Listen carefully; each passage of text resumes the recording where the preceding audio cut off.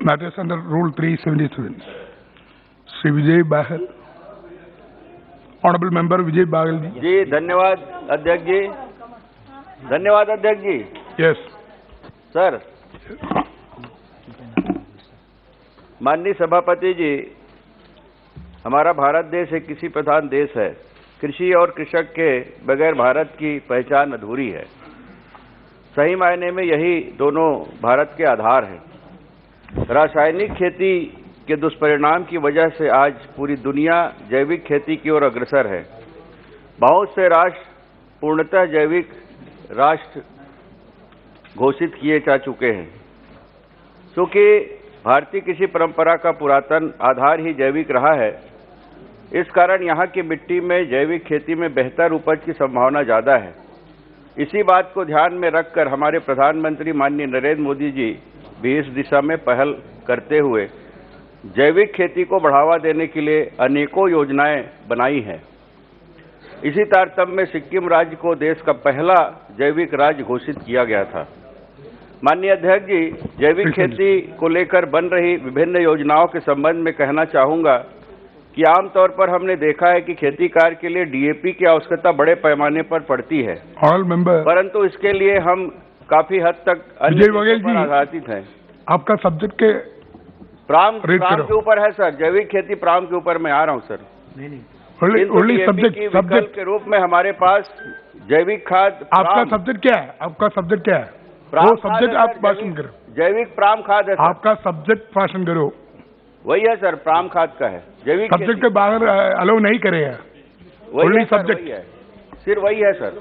आप सब्जेक्ट को पढ़ के, सब्जेक्ट को पढ़ ले जी। आपका एक अप्रूव टेक्स्ट दिया था, लोकसभा सेक्रेटरी के अप्रूव टेक्स्ट दिया था, वो अप्रूव टेक्स्ट आप रीड करो। सर मैं वो दिया था, लेकिन और मैं रिप्लाई और दिया था।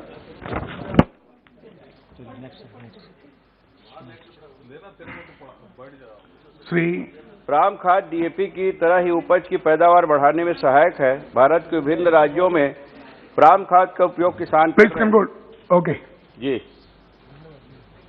श्री भगीरथ चौधरी जी।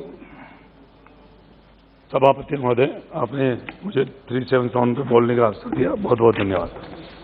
मेरे संसदीय क्षेत्र अजमेर का मुख्य एवं बड़ा रेलवे स्टेशन अजमेर में संचालित है। उक्त रेलवे स्टेशन पर पर्याप्त रेल यातायात सुविधाओं के साथ साथ नई ट्रेनों के संचालन के साथ साथ संचालित ट्रेनों के विस्तार, इनके नामकरण कराने की महती आवश्यकता हेतु आप रेल मंत्रालय से रेल बोर्ड के निम्नांकित बिंदु पर सक्षम एवं प्रभावी कार्रवाई हेतु आगामी बजट 2022-23 की विभागीय कार्य योजनाओं में सम्मिलित कराकर आवश्यक दिशा निर्देश जारी कराकर मुझे अनुरोध कराएं। नंबर 1, अजमेर से आबू रोड तक मेमू ट्रेन का संचालन प्रारंभ कराएं। इस हेतु उत्तर पश्चिम रेलवे को मेमू रेकों की उपलब्ध कराते हुए आवश्यक बजट का प्रावधान स्वीकृत कराएं। नंबर 2, उदयपुर अजमेर हरिद्वार ऋषिकेश दूरगामी ट्रेन संख्या 19,609, 19,610 का संचालन सप्ताह में 3 दिन किया जा रहा है, जिसे सप्ताह में 7 दिन संचालित करावे। इस हेतु उत्तर रेलवे की सहमति एवं रेलवे बोर्ड की स्वीकृति आवश्यक है। नंबर 3, अजमेर जम्मू तवी ट्रेन संख्या 12,413, 12,414 का संचालन कटरा तक विस्तारित कराकर अजमेर राजसमंद भीलवाड़ा नागौर संसदीय क्षेत्र के श्रद्धालुओं को लाभान्वित करावें। Number 4, Jaipur Prayagraj train number 12,403, 12,404 प्रतिदिन का संचालन अजमेर या पुष्कर तक विस्तार कराकर देश के 2 प्रसिद्ध तीर्थ स्थानों को आपस में जोड़ा जाए।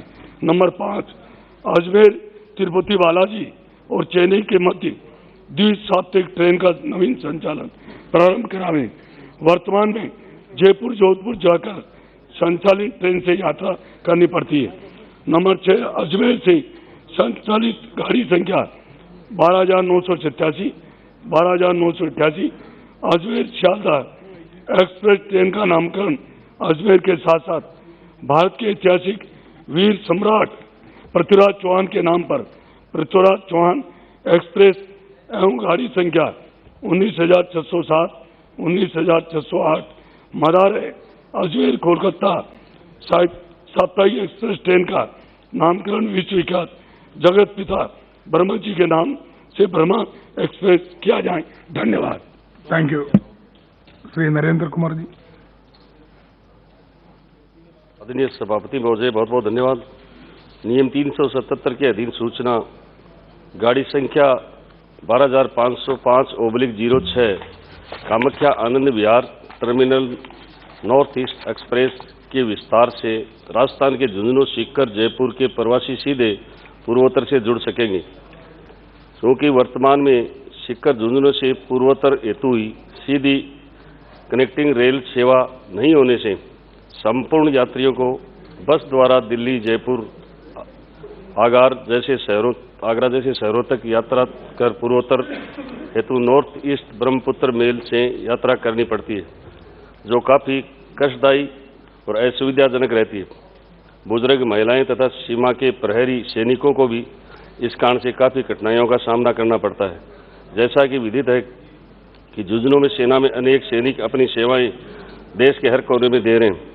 ऐसे में उनकी यात्रा में भी इस प्रकार सीधी रेल न होने से व्यवधान रहता है, क्योंकि 12,505/06 रेल का प्राथमिक अनुसरण कामाख्या में होता है तथा आनंद विहार टर्मिनल पर ये रेल करीब 10 घंटे यार्ड में स्थान घेरती है। इस रेल को एक रैंक बढ़ाकर आसानी से झुंझुनू सीकर के रास्ते जयपुर भेजी जावे और सैनिक एक्सप्रेस झुंझुनू के लिए 3 दिन जाती है, उसको नियमित की जाए। धन्यवाद। Thank you. Shri Ravikrishna ji. Honourable member Shri Ravikrishna ji. Shri Mitesh Ramesh bhai Patel जी। धन्यवाद सभापति महोदय। हजीरा पोर्ट सूरत पोर्ट गहरे पानी का तरलीकृत प्राकृतिक गैस टर्मिनल और multi cargo deep water port है, जो भारत के सूरत से लगभग 20 मील दक्षिण पश्चिम में स्थित है। यहाँ LNG सुविधा चालू है, जबकि कार्गो पोर्ट विकासाधीन है। महोदय, हजीरा पोर्ट सेंट्रल गुजरात के वडोदरा, भरूच, पंचमहाल, मेरे मत विस्तार आनंद आदि जिलों जहाँ के बहुत सारे सूक्ष्म, लघु और मध्यम उद्योग हैं, उनके लिए कार्गो ट्रांसपोर्टेशन की दृष्टि से बहुत अहम साबित होने वाला है। आनंद डिस्ट्रिक्ट जहाँ दालों की और चावल और फूड प्रोसेसिंग का बहुत सारे इंडस्ट्रीज हैं और वहाँ से दाल और चावल और फूड इंडस्ट्री से काफ़ी निर्यात का बड़ा केंद्र है। उनके लिए अफ्रीका जैसे कंट्रीज से और काफ़ी सारे कंट्रीज के लिए हजीरा कार्गो पोर्ट शुरू होने से व्यापार वर्तमान से ज़्यादा आसान हो जाएगा, क्योंकि सेंट्रल गुजरात विशेषकर वडोदरा और आनंद डिस्ट्रिक्ट से नज़दीक कार्गो पोर्ट मुंबई 450 किलोमीटर है और कंडला पोर्ट 400 किलोमीटर पड़ता है, जबकि हजीरा पोर्ट 200 किलोमीटर की दूरी पे है। महोदय, आपके माध्यम से संबंधित विभाग को आग्रह करना चाहता हूं कि हजीरा पोर्ट के तेजी से विकास एवं कार्गो सुविधा को दूरस्थ कर शुरू करने हेतु तुरंत कदम उठाए जाए। धन्यवाद। Thank you. Shri honourable member Shri Rajendra Agarwal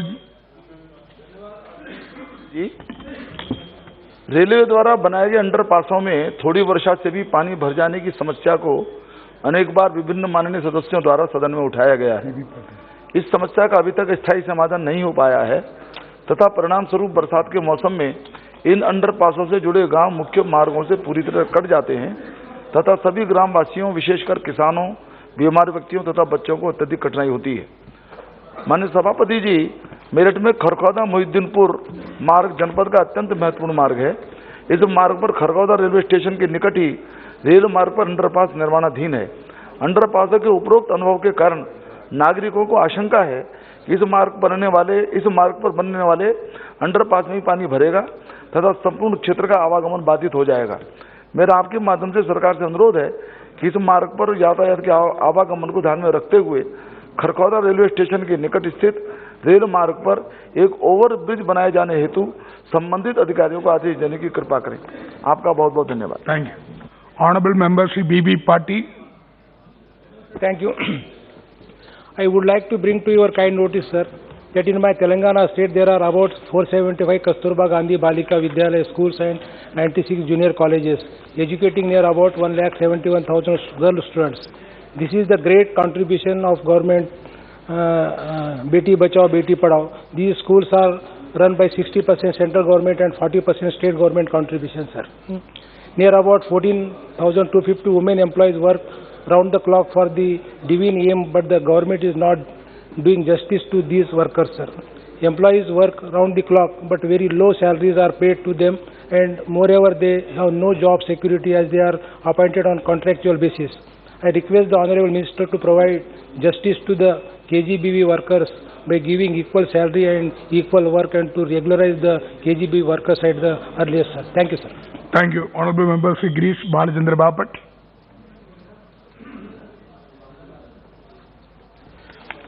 sir, मैं आपको धन्यवाद देना चाहता हूँ। सर, महाराष्ट्र में पूना में मैं पंतप्रधान नरेंद्र जी मोदी और केंद्र सरकार को भी धन्यवाद देना चाहता हूँ कि मेट्रो काम चालू होकर मेट्रो चालू हो गई। पूना एक इम्पोर्टेंट सिटी है जिसमें 60-70 लाख की आप आबादी। रीड करो किया ना सर? पास नहीं है, रीड करो। हाँ, करता हूँ। हाँ। Maharashtra Metro has stated continuing survey and planning of the phase 2. It is preparing a DPR and extend the existing 33.1 kilometer phase 1 and 82.2. So we have given the list of Vana, Chandani Tok, Ramwadi, Wagholi, Hadapsar, Swargate. So I am requesting to the Finance Minister, Urban Minister and Housing Minister to start the phase 2 immediately, because it will be a convenient for the Pune people, and whatever DPR we have prepared for it, that it will get sanctioned immediately. Thank you. Thank you. Honorable Member Sri L.S. Surya. Surya ji. नहीं, मेरा सुभाष जी बढ़िया। No number Tejasvi Surya जी नहीं। Next Shri Subhash Chandra बघेरिया जी। धन्यवाद सभापति महोदय। भारत सरकार mega textile park की स्थापना का मंतव्य रखती है, परंतु इसकी स्थापना के लिए राज्य सरकार के प्रस्ताव की अनिवार्यता है। मेगा टेक्सटाइल पार्क के लिए राजस्थान में भीलवाड़ा सर्वाधिक उपयुक्त स्थान है। भीलवाड़ा संपूर्ण विश्व में वस्त्र नगरी के नाम से विख्यात है। मेगा टेक्सटाइल पार्क हमारा हक है। भीलवाड़ा में 9 करोड़ मीटर कपड़ा प्रतिमाह बनता है तथा 1 लाख से अधिक श्रमिक काम कर रहे हैं। यहाँ देश भर से कपड़ा व्यापारियों का आना जाना लगा रहता है। भीलवाड़ा कपड़े की बड़ी तथा बढ़ती हुई मंडी है, इसलिए आवश्यक है कि भीलवाड़ा को मेगा टेक्सटाइल पार्क की सौगात मिले। मेगा टेक्सटाइल पार्क भीलवाड़ा का अधिकार है, इसलिए मैं भारत सरकार से आग्रह करता हूं कि मेगा टेक्सटाइल पार्क के लिए एकाधिक स्थानों के प्रस्ताव राज्य सरकार से पुनः लिया जावे तथा टेक्सटाइल मंत्रालय सर्वे के पश्चात उसमें से एक स्थान का चयन करे। यह न्याय संगत होगा तथा भीलवाड़ा के साथ न्याय होगा। Thank you. Honourable member Shri Raju Bista ji. धन्यवाद सर। दार्जिलिंग, कालिम्पोंग समेत उत्तर बंगाल के, नॉर्थ बंगाल के कई जिले आज खराब स्वास्थ्य सुविधा के कारण पीड़ित है। हमारे क्षेत्र में अधिकांश लोग चाय के बागानों में काम करते हैं और बाकी बचे हुए लोग ज़्यादातर जो पहाड़ी खेती है उस पर निर्भर करते हैं। चाय बागान के जो श्रमिक हैं उनकी प्रतिदिन केवल 205 रुपया ही मिनिमम वेज भुगतान किया जाता है।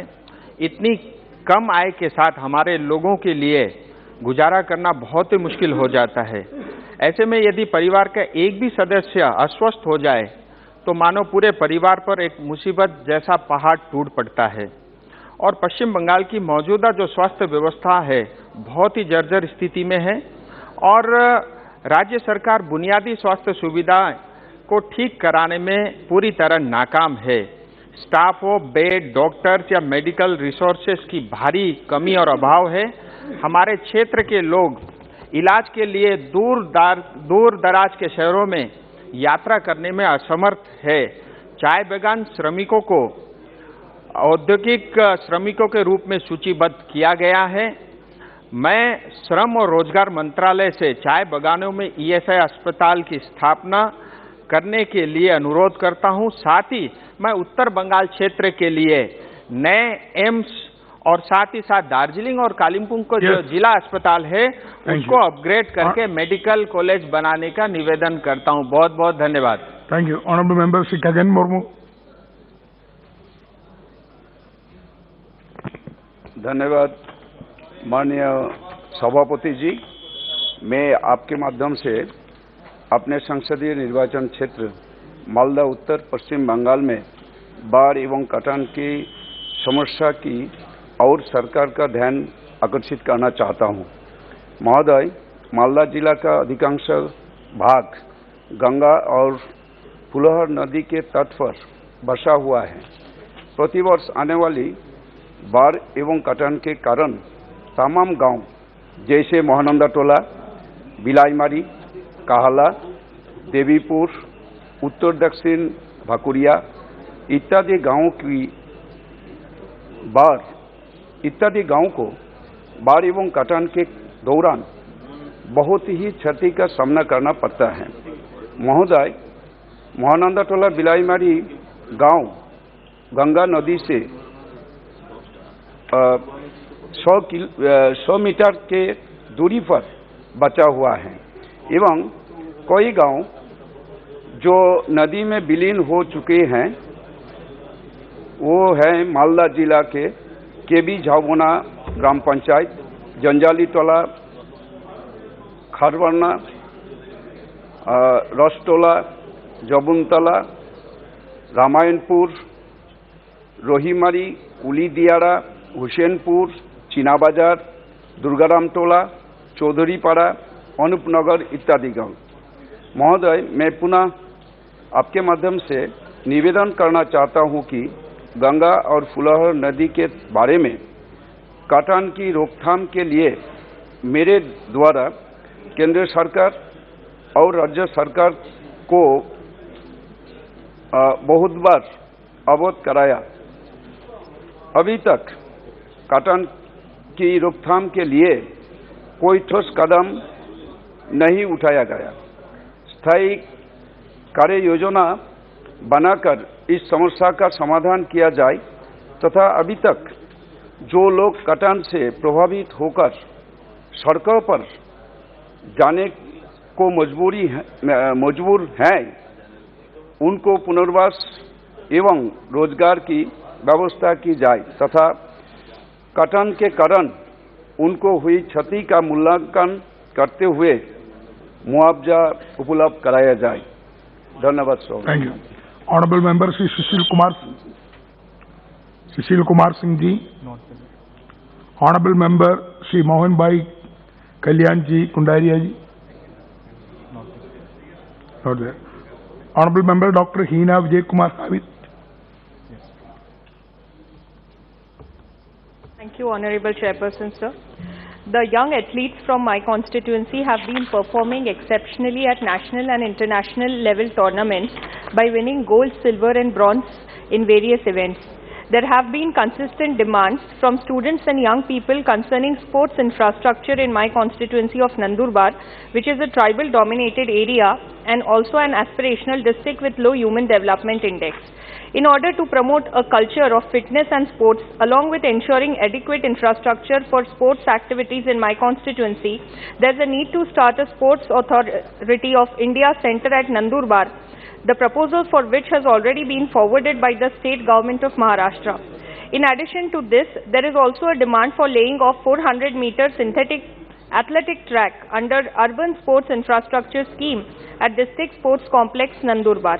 The creation of these facilities will bolster the training facilities for athletes, and I request the government to kindly expedite the functioning of Sai Center and synthetic track for the benefit and development of our athletes who will be trained as medal prospects in the future.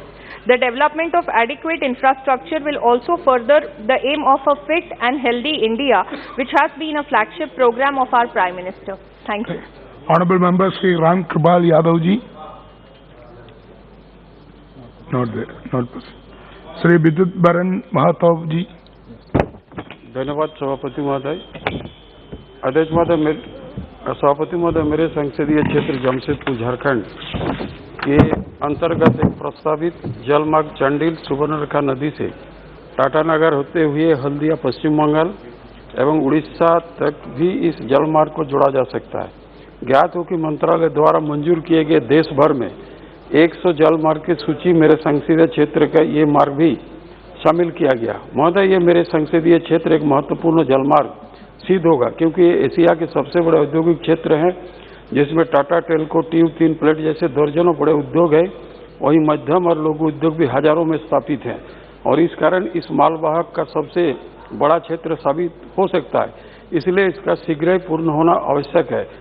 अतः महाशय, आपके माध्यम से माननीय मंत्री जी से जानना चाहता हूं कि जलमार्ग की वर्तमान स्थिति क्या हो, और साथ ही ये भी बताने की कृपा करें कि यह जलमार्ग यात्रियों के लिए कब तक चालू कर दिया जाएगा। धन्यवाद। धन्यवाद। Honourable member doctor Krishnapal Singh Yadav ji. धन्यवाद सभापति महोदय।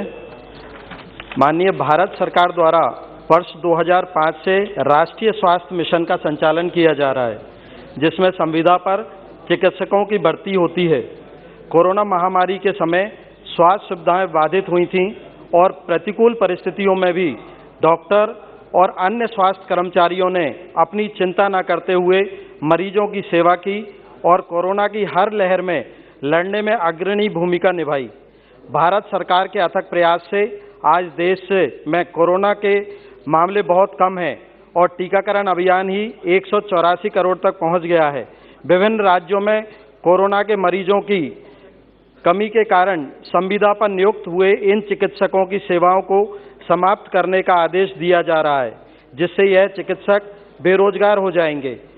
मेरा सरकार से आग्रह है कि लाखों की संख्या में नियुक्त हुई इन चिकित्सकों और कर्मचारियों की मेहनत को सम्मानित करते हुए इनकी सेवाओं का नियमितीकरण के साथ इनको नियुक्त किए गए पदों पर स्थायी नौकरियां दी जाएं, जिससे हमारे देश के डॉक्टर पेशेंट रेशो को सुधारा जा सके और जनता को अच्छी स्वास्थ्य सुविधाओं से वंचित न रहना पड़े और आयुष्मान भारत का सपना साकार हो। धन्यवाद। धन्यवाद। Honourable member Shri Saptagiri Sankar Ulaka ji. Thank you, Chairman. There is a strong demand for various underground passages and ROBs in various places in Raigad and Koraput district of Odisha as follows. The rail underground passages kilometer 121/9 to 121/10 near Narigaon, Chatua GP addressing 15 plus villages between Darliput railway station and Gorapur railway station of Koraput Visakhapatnam railway line. Railway underground passes at Musariguda near North and Manbal station in Marmar GP in Koraput Visakhapatnam rail line. Rail underground passes at Kirandigуда, Chancharaguda of Bisamkotak GP in Bisamkotak block, Raigad district. Rail underground passes at Lataguda of Chatigona GP in Raigad district. Rail underground passes at Sanno Brundabadi of Bhatpur GP in Raigad district. Rail underground passes near mile number 308/17 at Maji Halma of Chatigona GP in Raigad district. Rail overbridge in Munigada town. I would like to request the Ministry of Railways to kindly look into the matter and approve the above projects to mitigate the sufferings of the people. Also, I would like to request the Ministry of Railways to ensure that train stoppage at Laksabha road station be restored at the earliest. It's a genuine demand of the people. It's almost 2 years and there is hardly any progress on Raigada rail division. I would like to request the government to approve the DPR at the earliest. Thank you, sir, for giving me the opportunity. Honorable Member Advocate Ador Prakash. Honorable Member Sri Tirunavakar sir. Sir, thank you, Mr. Chairman, sir, for giving this opportunity to raise the important matter under Rule 377. So the broad gauge conversion of Thiruvarur, Aranai, Karaikudi, this section of Southern Railway was completed in 2019. However, the train services have not yet resumed because of the pandemic and non-deployment of gatekeepers at level crossings. Nearly rupees 1,000 crores was spent for this project. Unnecessary delay is causing hardships to about 1 crore people of 7 districts along this route. So railways have planned to engage ex-servicemen on contract basis to man the level crossings. However, due to demands from various quarters, Trichy division has invited applicants from retired paramilitary also. It is learned that during medical tests, they were not entertained, stating that only ex-servicemen will be considered for the posting. The paramilitary personnel have contended that they had all the courage and vigor to guard all frontiers of the country. I wonder whether they do not have the capabilities to guard the railway gates. They normally do not get opportunities in getting employment in civil duties, and they deserve due consideration. Moreover, it's not a high-tech job. Local unemployed youths with necessary training can also be recruited. I shall therefore humbly urge upon the Honorable Minister for Railways to resume regular train service on Thiruvarur-Karaikudi section immediately and engage paramilitary personnel and local jobless youths also in guarding the unmanned level crossings. Thank you, sir. Thank you. Honorable members, S. Gnanadrivam ji.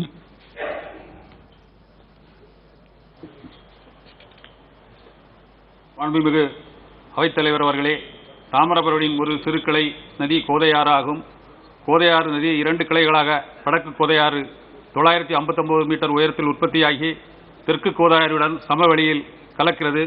மழை காலங்களில் ஒவ்வொரு வருடமும் வெள்ளம் ஏற்படுவதால் அதிகப்படியான வெள்ள நீர் கடலில் கலக்கிறது. தண்ணீர் பற்றாக்குறை உள்ள இடங்களுக்கு கோதையாறின் குறுக்கே நீர்த்தேக்கம் அமைத்து தனிக்கல்வாய் மூலம் தண்ணீர் வழங்குவது மட்டுமே தீர்வாகும்.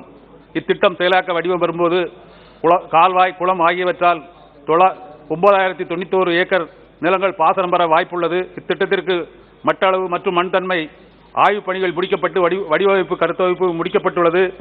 நில ஆர்ஜிதம் செய்யவிருக்கும் வனப்பகுதி ஈடாக அரசு நிலம் மற்றும் வருவாய் காடுகளை வனத்துறைக்கு மற்றும் மாற்றம் செய்வதற்கு தமிழ்நாடு அரசு தயாராக உள்ளது. விக்ரமசிங்கபுரம் கிராமத்தில் கோதையாற்றின் குறுக்கே நீர்த்தேக்க திட்டம் அமைக்க மத்திய அரசு சிறப்பு திட்டத்தின் கீழ் சுமார் 800 கோடி ரூபாய் நிதி ஒதுக்கீடு செய்ய வேண்டுகிறேன். நன்றி. Thank you. Honorable Member Dr. Sanjeev Kumar Singhari.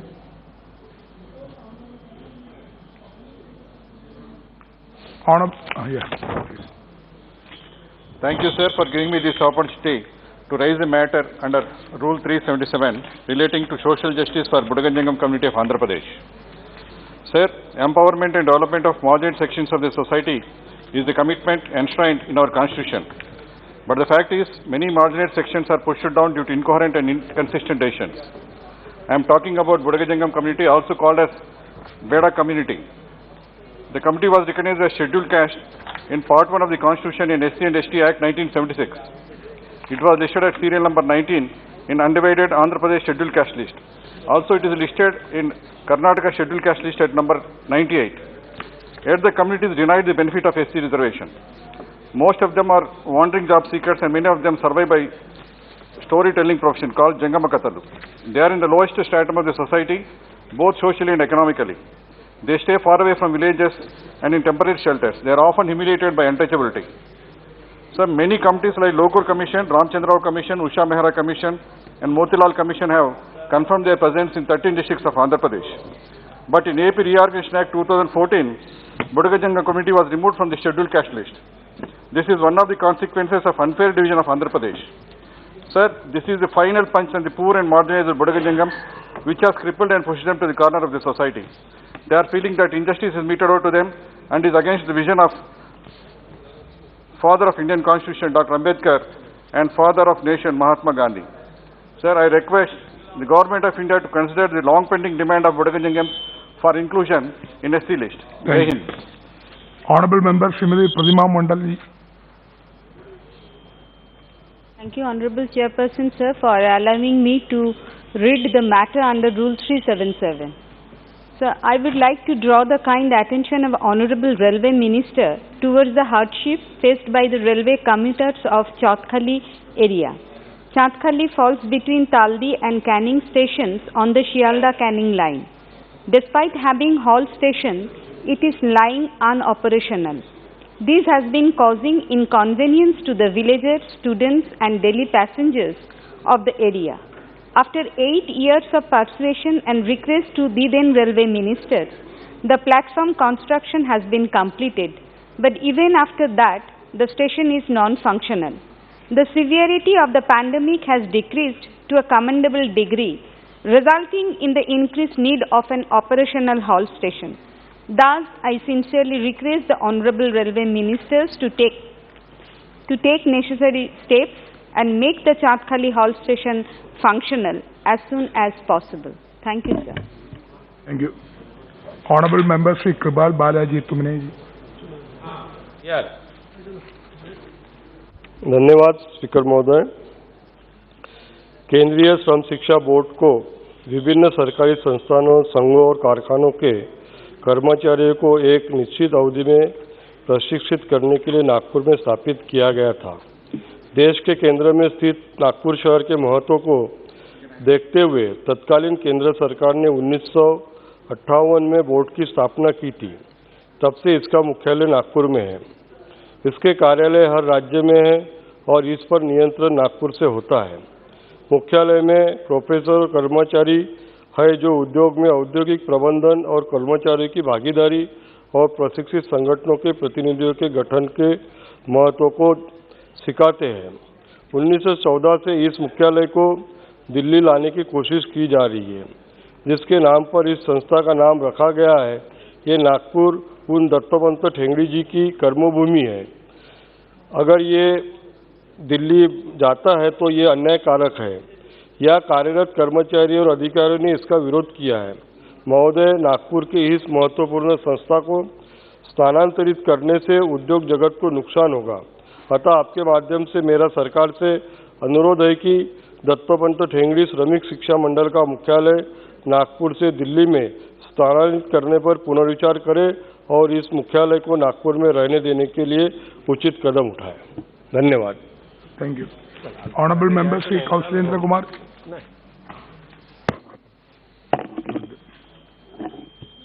Honourable member Shri Anubhav Mohan ji. Honourable member Shri Ram Shiromani Verma. धन्यवाद।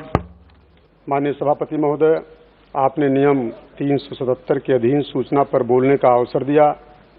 सभापति महोदय, उत्तर प्रदेश के मेरे लोकसभा क्षेत्र श्रावस्ती बलरामपुर जिले की विधानसभा श्रावस्ती, भिनगा, गैसड़ी, तुलसीपुर, बलरामपुर के असिंचित पथरीली एवं तराई क्षेत्र नेपाल बॉर्डर से सटे हुए हैं। यहाँ पर सिंचाई की पर्याप्त व्यवस्था न होना एवं पीने योग्य स्वच्छ पानी न होने के कारण सारी फसलें सूख व बर्बाद हो जाती हैं, जिसके कारण किसानों की आर्थिक स्थिति अत्यधिक दयनीय हो गई है तथा पीने योग्य स्वच्छ जल नहीं मिलने के कारण उन्हें अनेकों बीमारियों का सामना करना पड़ता है।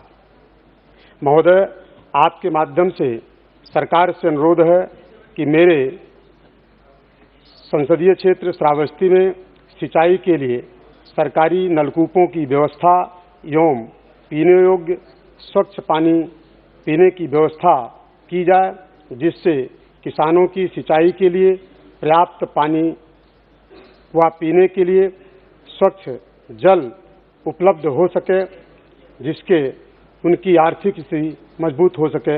धन्यवाद। Thank you. Honourable member Shri Mohammad Faisal. Thank you very much, Chairman Sir, for allowing me to read the matter under Rule 377, and this is pertaining to the land snatching away with the land of the scheduled tribe of Union Territory of Lakshadweep. The unprecedented and massive land acquisition notice now being issued by the District Collector in Lakshadweep Islands during the last few months are several times more than the total land acquired by the administration for various developmental activities, including tourism projects during the last 75 years. Majority of the tribal land is going to be acquired for the purpose of tourism activity alone and is going to be handed over to non-tribal multinationals in total disregard to the protection that has been guaranteed to us by the founding fathers of our Constitution. Total area of land notified by the present administration is to the tune of nearly 52 lakh square meter, including inhabited and uninhabited islands, and the areas now identified for new projects. This is in addition to the land already taken by the administration through acquisition and lease from the locals for the developmental activities during the last 75 years. Sir. If the land used for the construction of roads and free space of 1.5 meters stipulated from the edge of the road and the 20 meters NTZ surrounding the islands is taken into consideration, 50% of the land in few islands have already been lost by the inhabitants. All the above notifications are without following the caudal formalities of the Land Acquisition and Rehabilitation Act 2013 and Integrated Island Management Plan. Therefore, I urge upon the government, the Home Ministry and the Tribal Affairs Ministry to take note on this issue against the Scheduled Tribe Community Acts, Atrocities Act, Union Territory of Lakshadweep, and please intervene to stop such proposal where the Scheduled Tribes lands are being acquired unnecessarily. Thank you. Honorable Member Dr. M.B. Abdul Samad Samadani ji.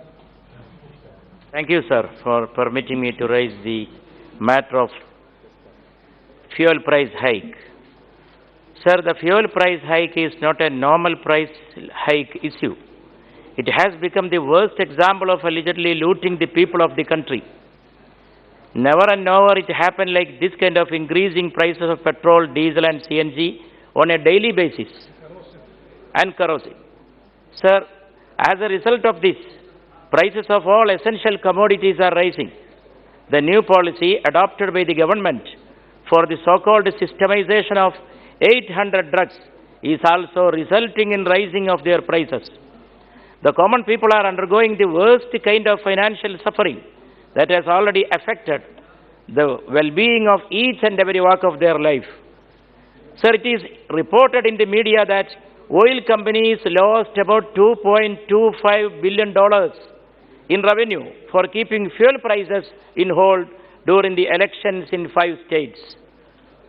So it is apprehended that this price hike may be for the purpose of compensating the same. There must be an end to it, and this House should discuss it. Sir, I request the government to take urgent action to control the situation and roll back prices. Thank you, sir.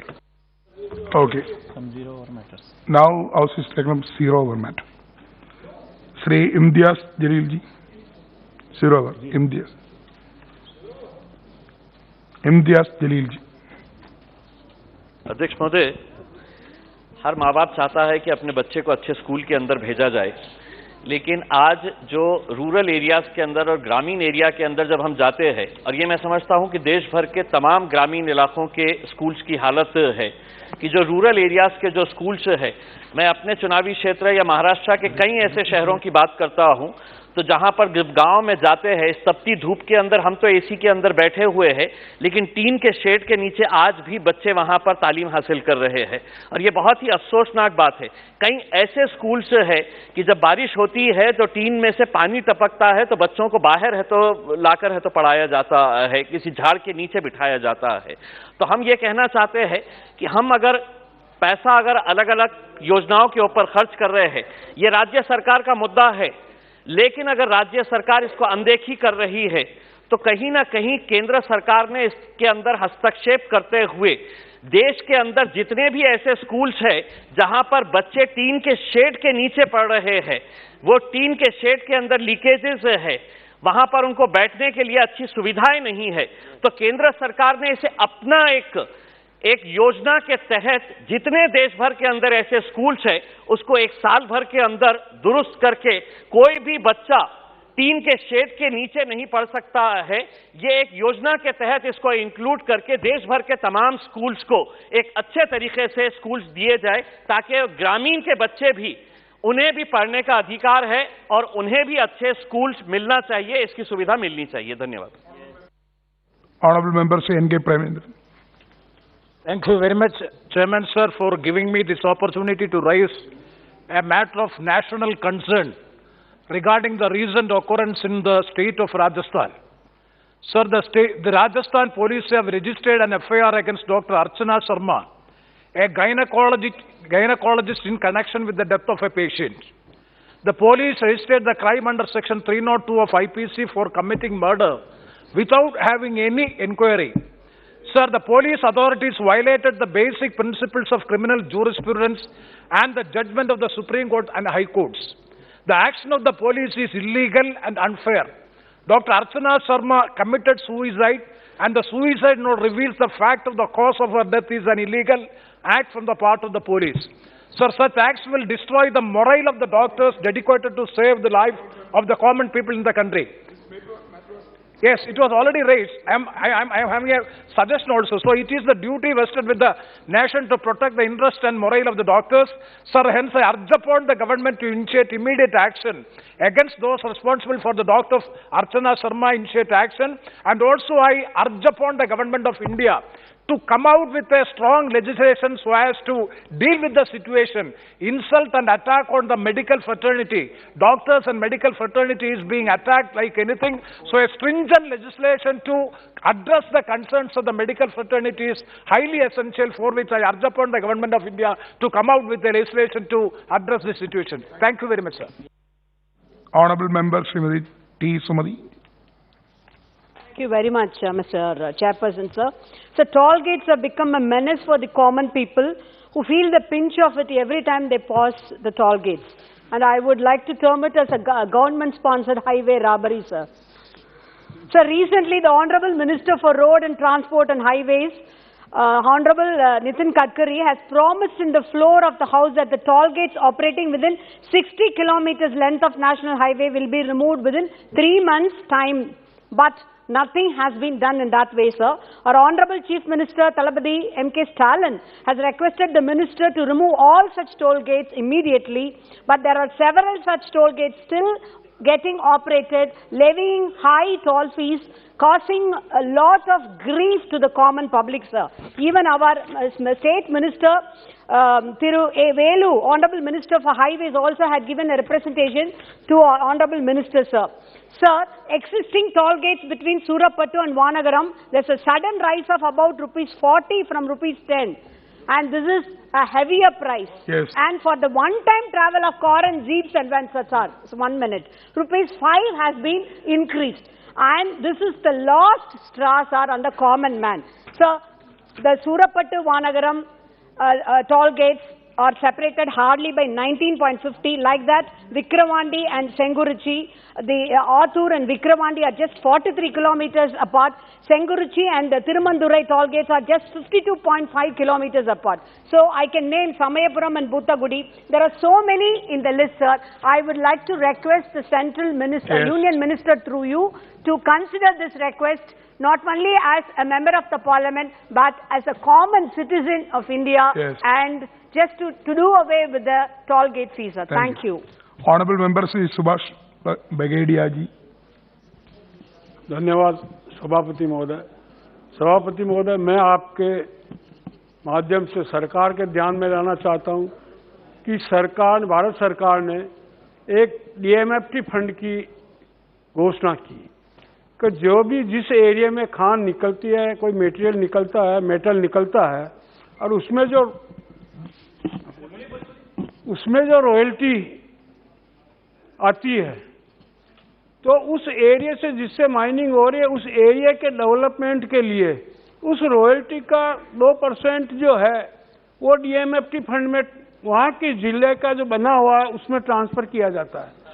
और वो transfer केवल इसलिए किया जाता है कि वहाँ के स्थानीय क्षेत्र का उसमें जो भी नुकसान हुआ है माइनिंग के कारण उसकी भरपाई हो सके और वहाँ विकास हो सके। परंतु मेरे जिले में क्या 800 करोड़ रुपए का ये डीएमएफटी फंड है। राजस्थान सरकार ने अपने एम्प्लॉइज की तनख्वाह चुकाने के लिए वो पैसे ले लिए और वो जो क्षेत्र का जो जिले का विकास होना चाहिए जहां से ये माइनिंग हो रही जो डीएमएफटी फंड में कंट्रीब्यूशन आया, तो मेरा आग्रह आपके मार्फत कि जो डीएमएफटी ट्रस्ट के अंदर जो नियम है कि 20% एजुकेशन पे 20% हेल्थ पे 20% ऐसा करके उस नियम से खर्चा किया जाए। बहुत बहुत धन्यवाद। सर ये बड़ा चिंता की विषय होते हैं सर कि हिंदुस्तान में खाद की कीमत धड़ल्ले से बढ़ रहे हैं। जैसे कि डीएपी के बैग में 150 रुपया की इजाफा हुए हैं, एनपीए की बैग में 110 रुपया की इजाफा हुए हैं और पिछले 2 हफ्ते में 12 बार तेल मतलब पेट्रोल डीजल हर चीज की दाम में बेतहाशा इजाफा के चलते आम लोगों की परेशान दिन पे दिन बढ़ते जा रहे हैं। सीएनजी से लेकर पीएनजी हर चीज में दाम की बढ़ोतरी हो रहे हैं। 800 दवाइयां उस पर भी 11% दाम की बढ़ोतरी हुई है। टोल टैक्स में 18%। तो मैं ये सलाह देता हूं सरकार को, मोदी है तो मुमकिन है, ये छोड़ के अभी बोलने लगो मोदी है तो महंगाई है। सर हिंदुस्तान को इस तरह की लूटने की मतलब क्या है पता नहीं। सर ये सरकार को मैं बार बार इनकी ध्यान आकर्षण करने के लिए कोशिश करता है, लेकिन आज तक 26.5 लाख करोड़ रुपया कमाया है। सिर्फ तेल में दाम की वृद्धि करती है, धीरे रुकता नहीं। Item number 21. शोषण करते हैं। Thank you. Thank you. Item number 21, Criminal Procedure Identification Bill 2022. Honorable Minister.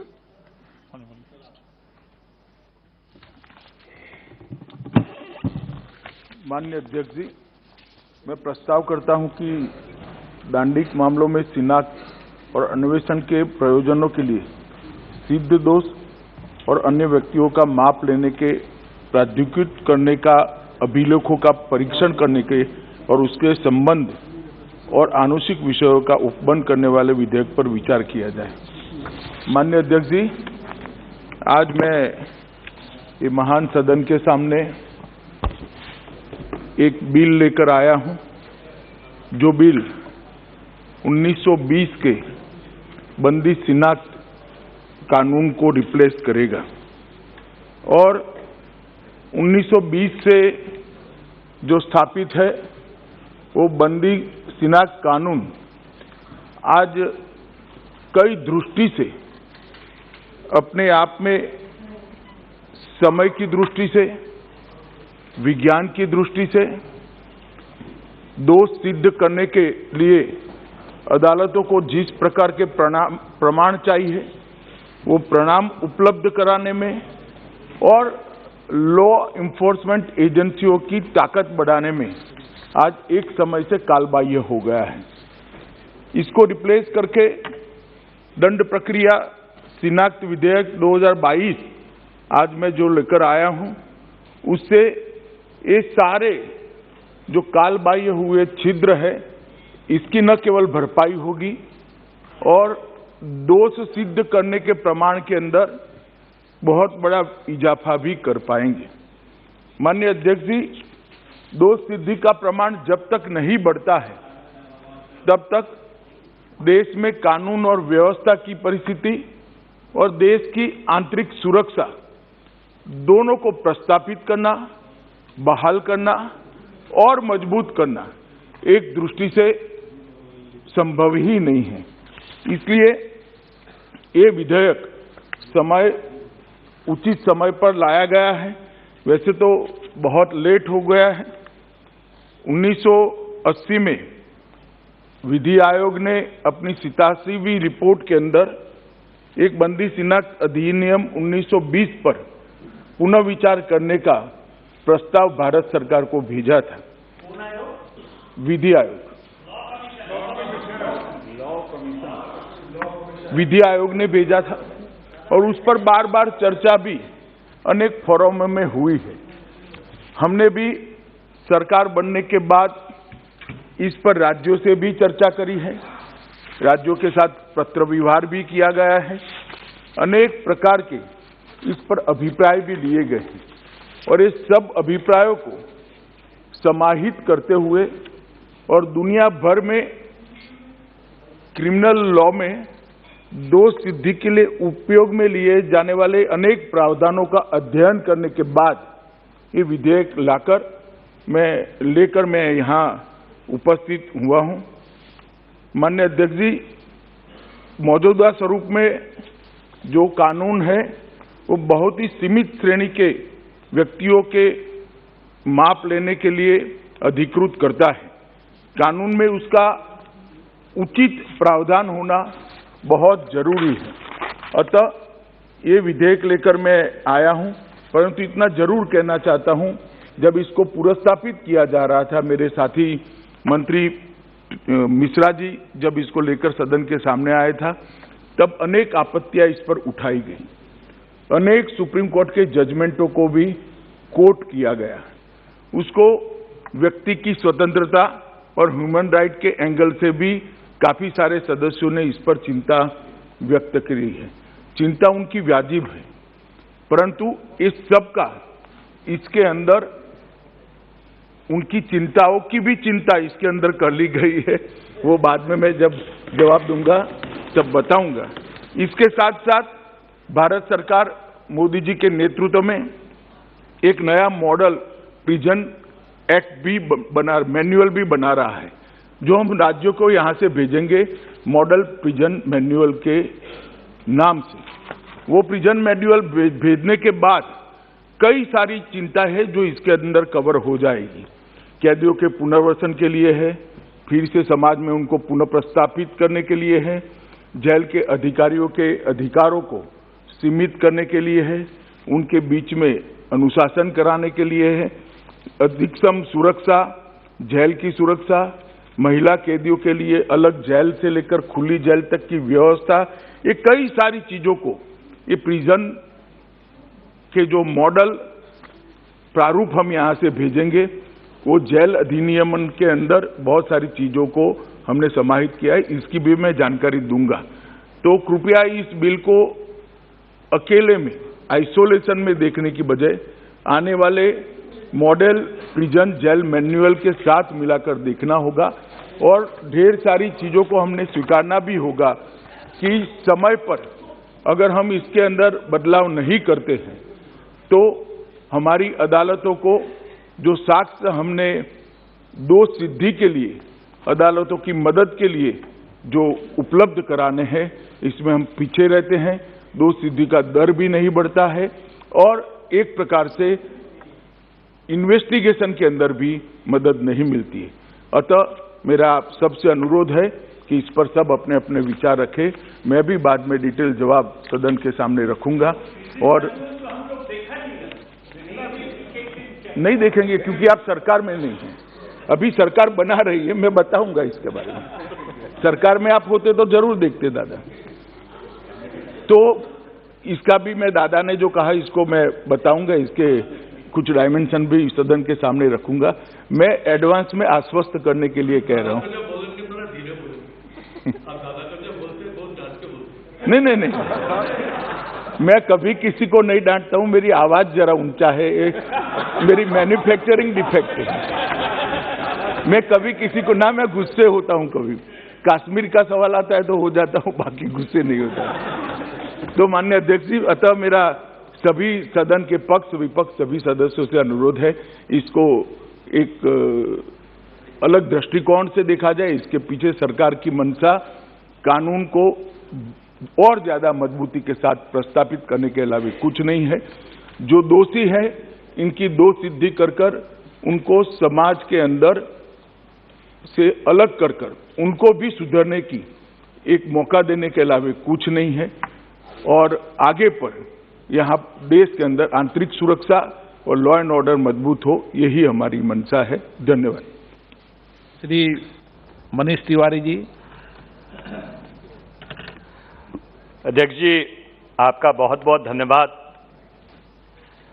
अध्यक्ष जी, ये जो सरकार विधेयक लेके आई है, जो कैदियों को चिन्हित करने का 1920 का विधेयक कानून है, उसको रद्द करने के लिए उसका एक इतिहास है और उसका एक परिप्रेक्ष्य है, और मैं समझता हूं कि वो इतिहास और वो परिप्रेक्ष्य इस सदन के समक्ष रखना बहुत जरूरी था।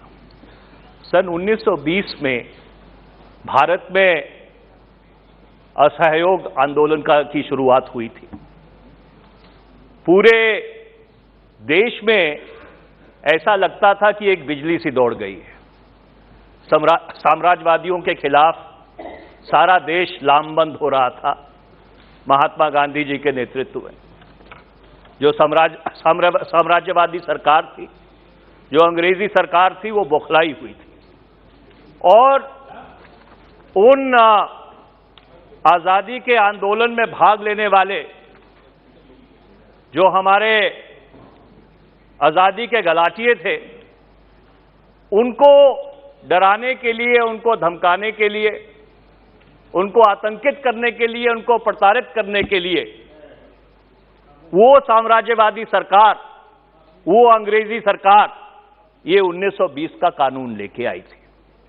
उसका मंशा ये थी कि लोगों में एक डर पैदा किया जाए कि अगर आपके फिंगरप्रिंट्स ले लिए जाएंगे, आपकी तस्वीर खींच ली जाएगी, वो तस्वीर थानों में लगाई जाएगी, वो आपके फिंगरप्रिंट सर्कुलेट किए जाएंगे, तो आपको ना कोई नौकरी मिल पाएगी, ना कोई आप व्यवसाय कर पाएंगे। तो ये साम्राज्यवादी सरकार का एक मंसूबा था भारत के आजादी के आंदोलन को कमजोर करने के लिए।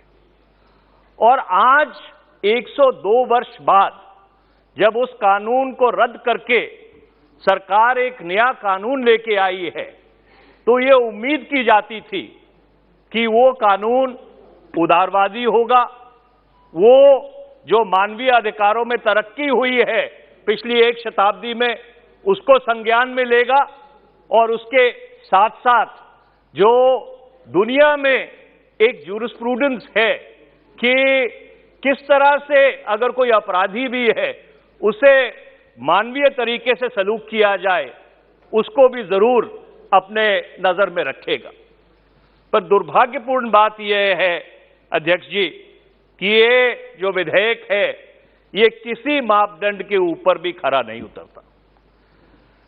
भारत के संविधान में 3 धाराएं हैं, धारा 14, धारा 19 और धारा 21। इन 3 धाराओं को संविधान का गोल्डन ट्रायंगल माना गया है कि जो मूलभूत अधिकार हैं जो भारत के संविधान ने भारत के नागरिकों को दिए हैं और भारत के नागरिकों के अलावा भी बाकी लोगों को दिए हैं, ये उसका मूलभूत निचोड़ है, धारा 14, 19 और 21।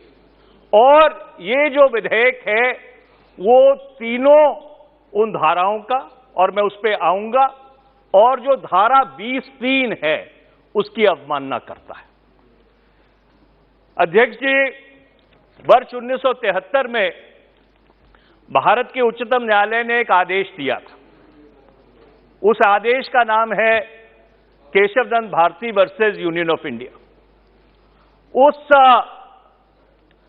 फैसले में उच्चतम न्यायालय ने यह कहा था कि अगर इस सदन में किसी एक राजनीतिक दल को 543 में से 543 सीट भी मिल जाए, राज्यसभा में 238 में से 238 सीट भी मिल जाए, जो विधानसभाएं हैं उन विधानसभाओं में 2/3 बहुमत भी मिल जाए कि 2/3 जो विधानसभाएं हैं वो एक राजनीतिक दल के पास हैं, फिर भी इस संविधान के कुछ ऐसे अंश हैं जिनको ये सदन नहीं बदल सकता, जिनको उन्होंने बेसिक फीचर्स करार दिया था। और जो आपके मूलभूत अधिकार है जो संविधान की चैप्टर 3 में, पार्ट 3 में उसको दर्ज किया गया है, उसको उच्चतम न्यायालय ने ये बेसिक फीचर करार दिया था। आज जो ये विधेयक आया है वो जो मूलभूत अधिकार हैं उन मूलभूत अधिकारों की अवमानना करता है।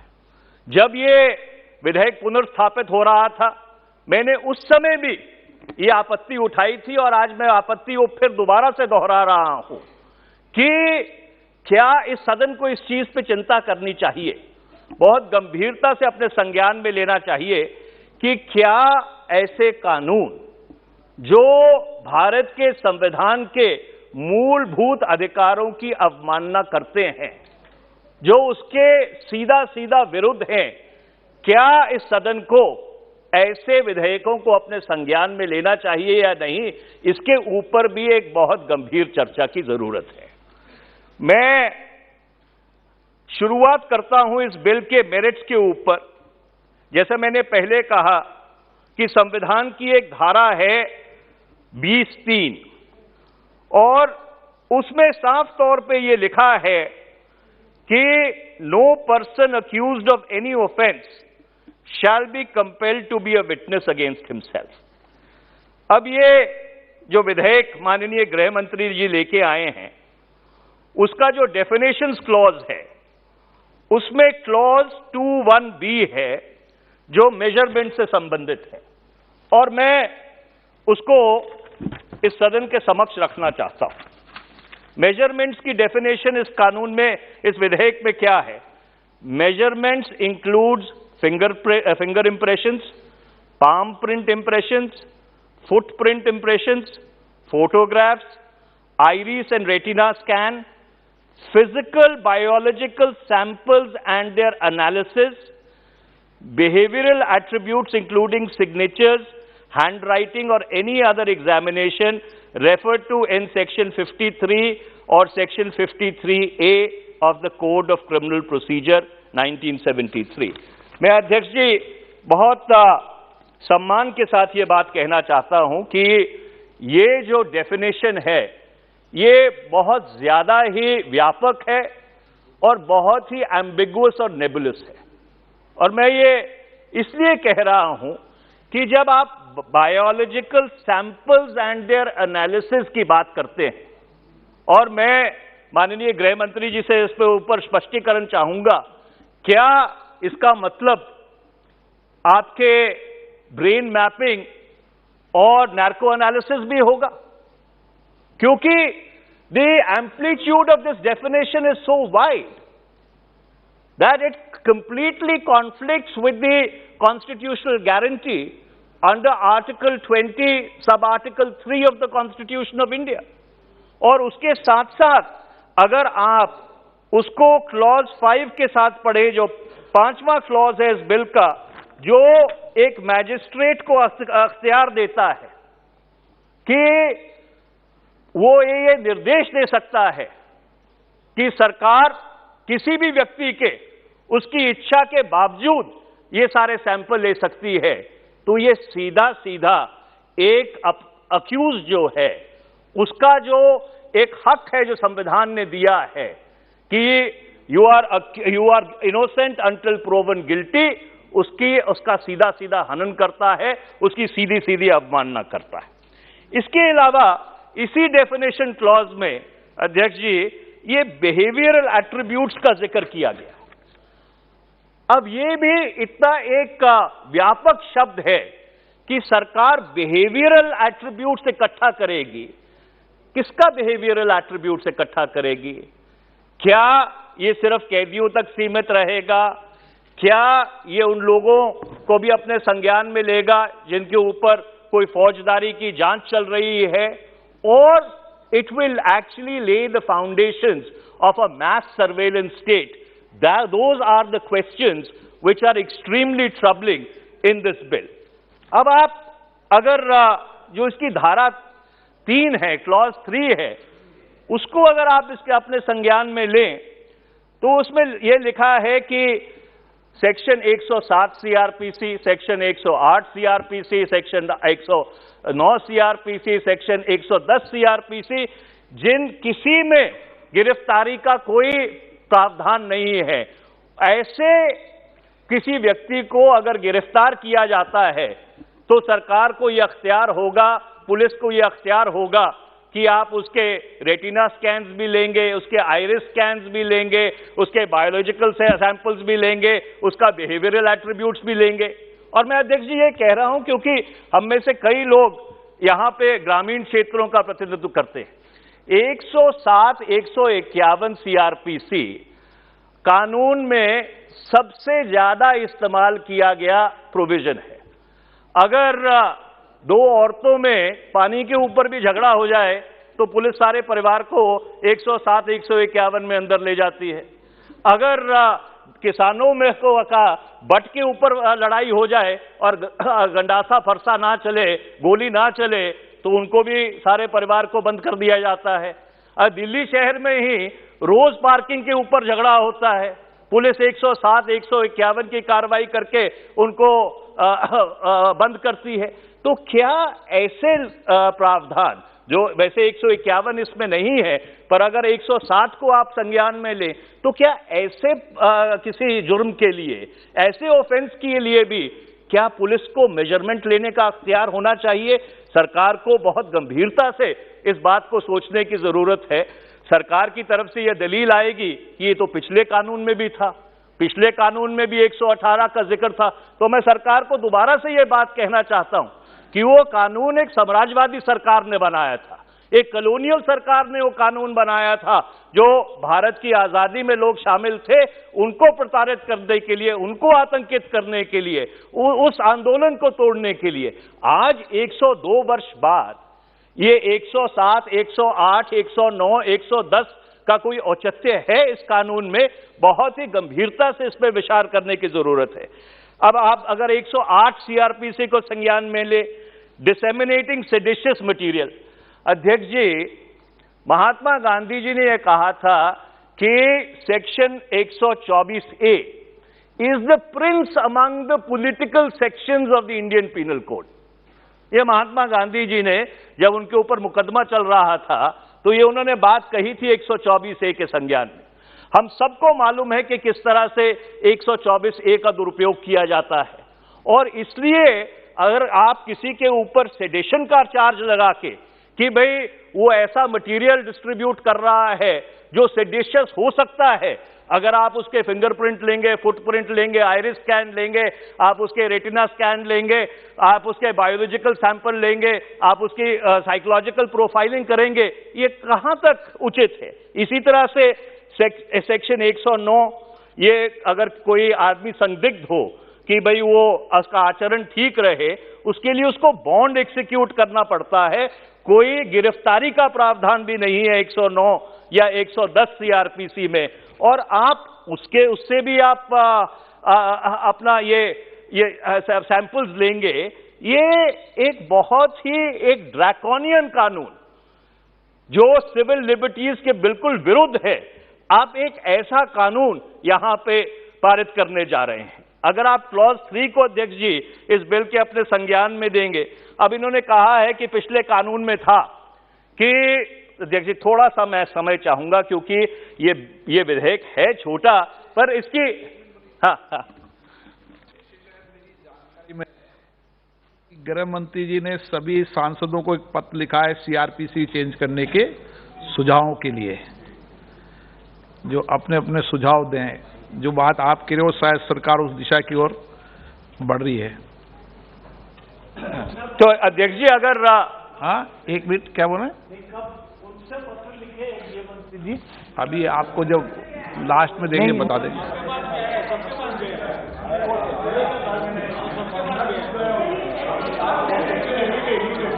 पर अध्यक्ष जी मैं एक बात जरूर कहना चाहूंगा कि आपकी बात सही है कि माननीय गृह मंत्री जी ने क्रिमिनल प्रोसीजर कोड के सुधार के लिए पत्र लिखा है और पत्र हमको मिला है, पर इस सरकार में एक परंपरा भी रही है, एक प्री लेजिस्लेटिव कंसल्टेटिव पॉलिसी भी है कि कोई विधेयक लाने से पहले जो लार्जर सिविल सोसाइटी है उसे एक प्री लेजिस्लेटिव कंसल्टेशन करना जरूरी है, और वो 2014 की पॉलिसी है। मैं बहुत ही अदब और सत्कार के साथ कहना चाहता हूं कि मेरे संज्ञान में ये बात नहीं है कि सिविल सोसाइटी से किसी तरह की भी कंसल्टेशन हुई हो, पर मैं जो बाकी प्रावधान है जिसके ऊपर मेरे को आपत्ति है उसके ऊपर आता हूं। अब सरकार ने इस विधेयक में यह कहा है कि अगर किसी व्यक्ति को 7 साल से कम सजा के जुर्म में गिरफ्तार किया जाए तो उसको ये सैंपल देने की जरूरत नहीं होगी। पिछले कानून में ये अवधि 1 साल थी, सरकार ने बढ़ा के 7 साल कर दी है। पर अगर अध्यक्ष जी उसकी वर्डिंग को अगर आप अपने संज्ञान में लें तो उसमें लिखा है provided that any person arrested for an offense committed under any law for the time being in force, except for an offense committed against a woman or a child, or any offense punishable with imprisonment for a period of not less than 7 years, may not be obliged. ये may not be obliged, मेरे को भी 30 साल हो गए वकालत करते, ये may not be obliged मेरे को समझ नहीं आया है। may not be obliged to whom? अगर सरकार एक पॉजिटिव स्टॉपेज लगाना चाहती कानून में कि भाई हां, अगर 7 साल से कम के जुर्म में आपकी गिरफ्तारी हुई है, you shall not be obliged और you shall not give the samples, there should have been a positive stoppage. ये मे नॉट बी ओब्लाइज्ड, और वो भी फौजदारी के कानून में।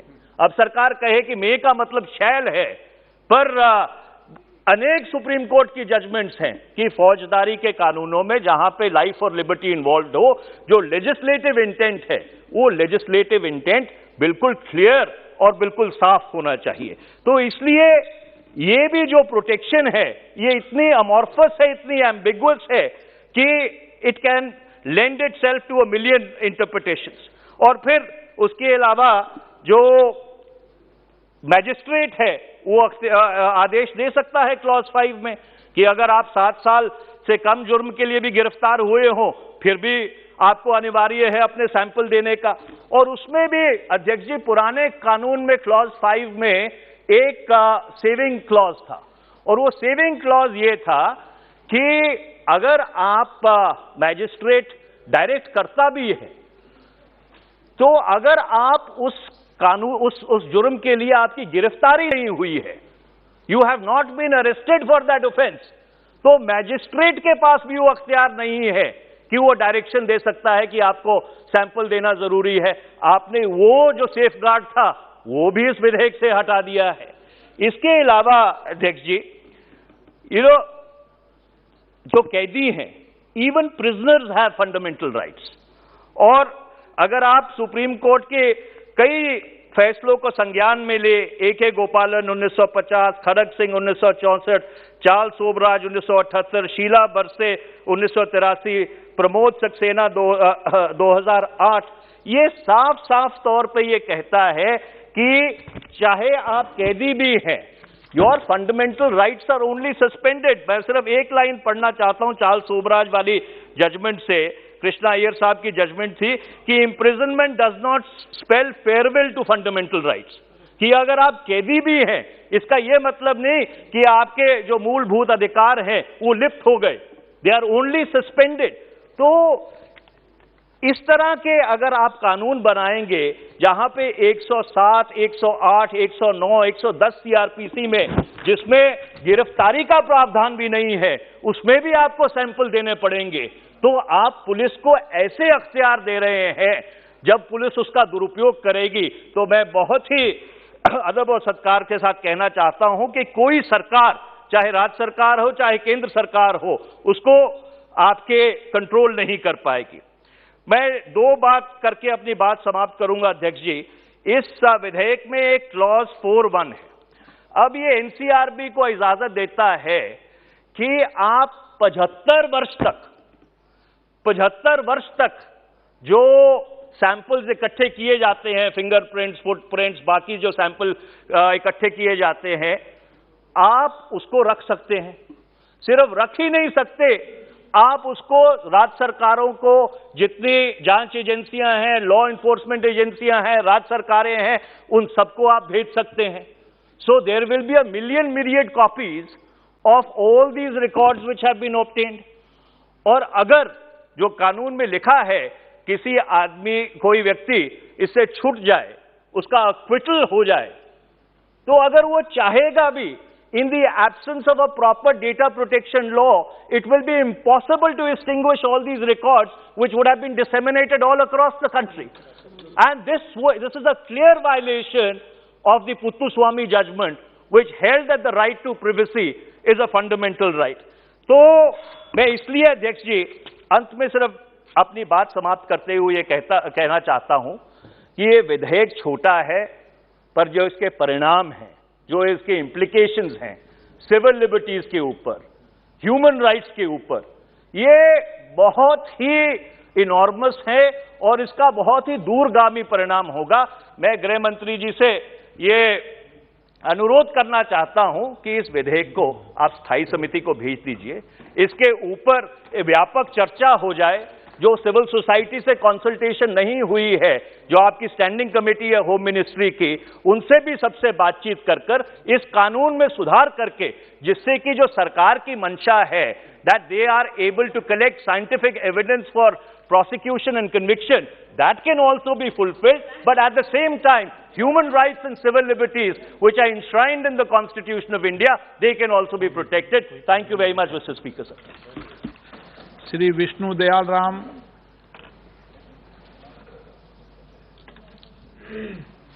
धन्यवाद अध्यक्ष जी, आपने मुझे एक अत्यंत महत्वपूर्ण bill the criminal procedure identification bill 2022 पर बोलने का अवसर प्रदान किया।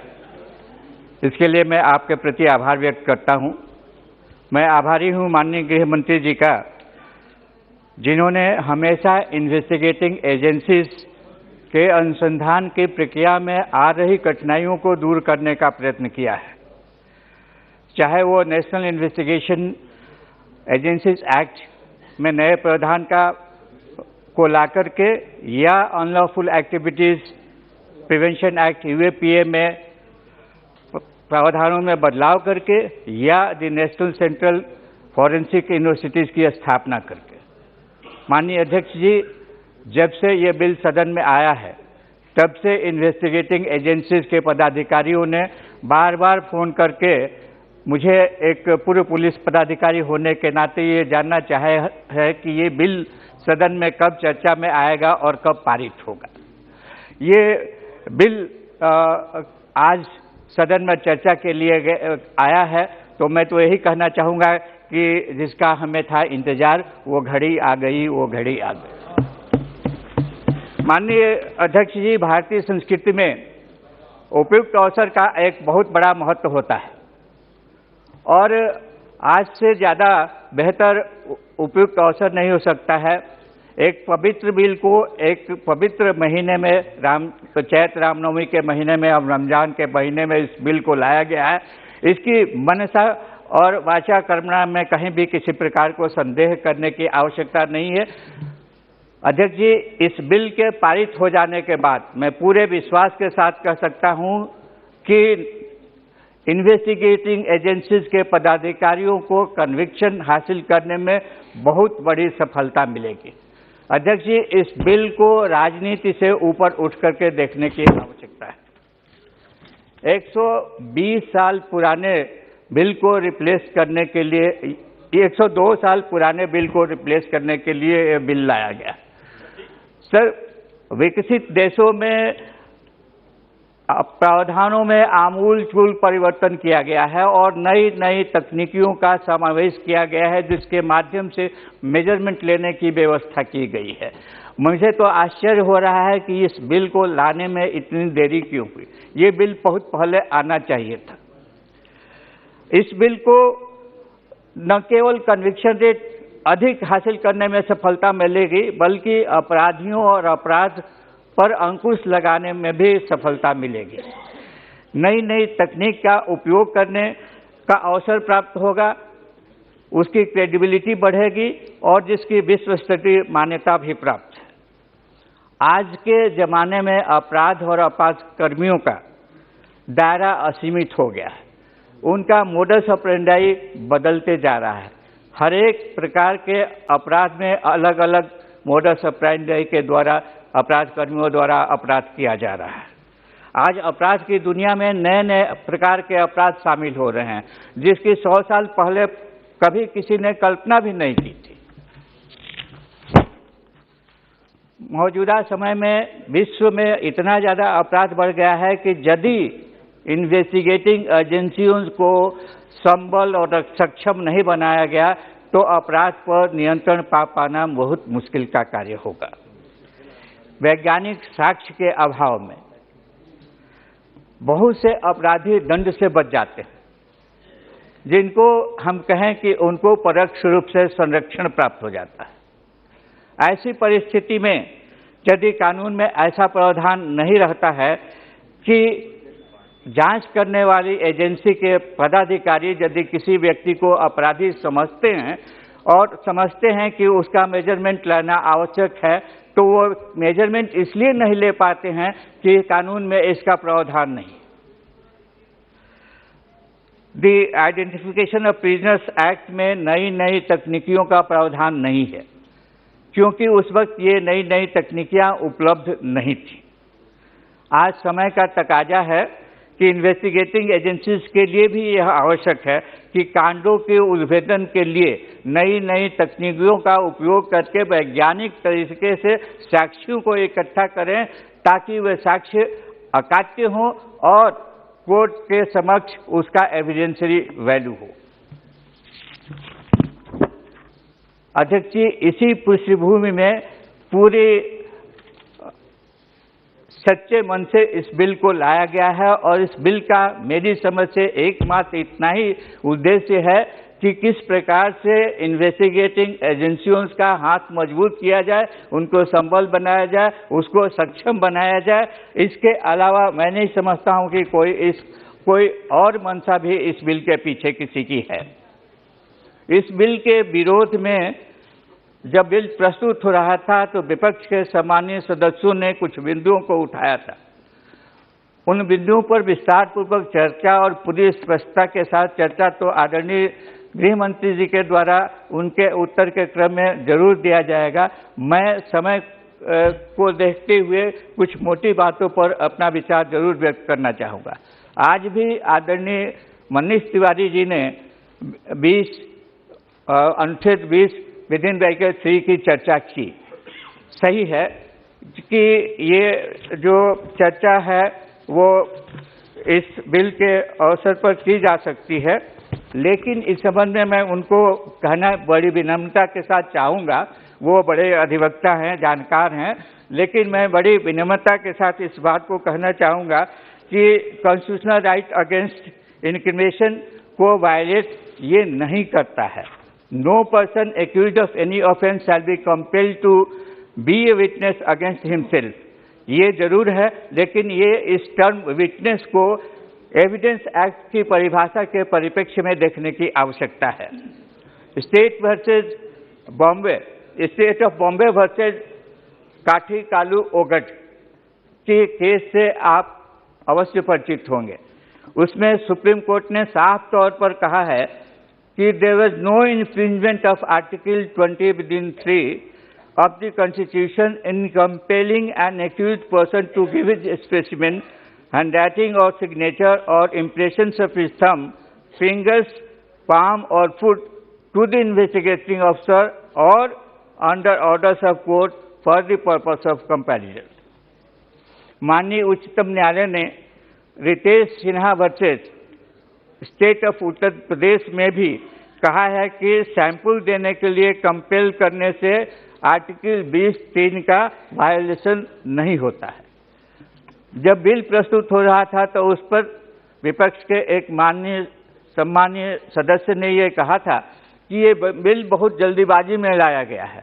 ये बिल में स्टेक होल्डर्स को संज्ञान में नहीं लिया गया है और बिना पूरी चर्चा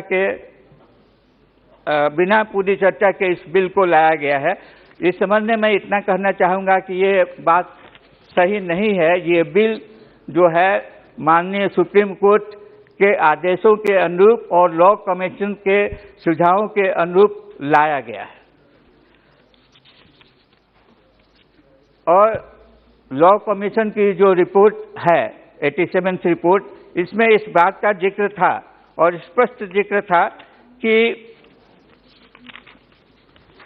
आपराधिक जांच को आधुनिक प्रवृत्तियों के अनुरूप बनाने के लिए अधिनियम को संशोधित करना आवश्यक हो गया है।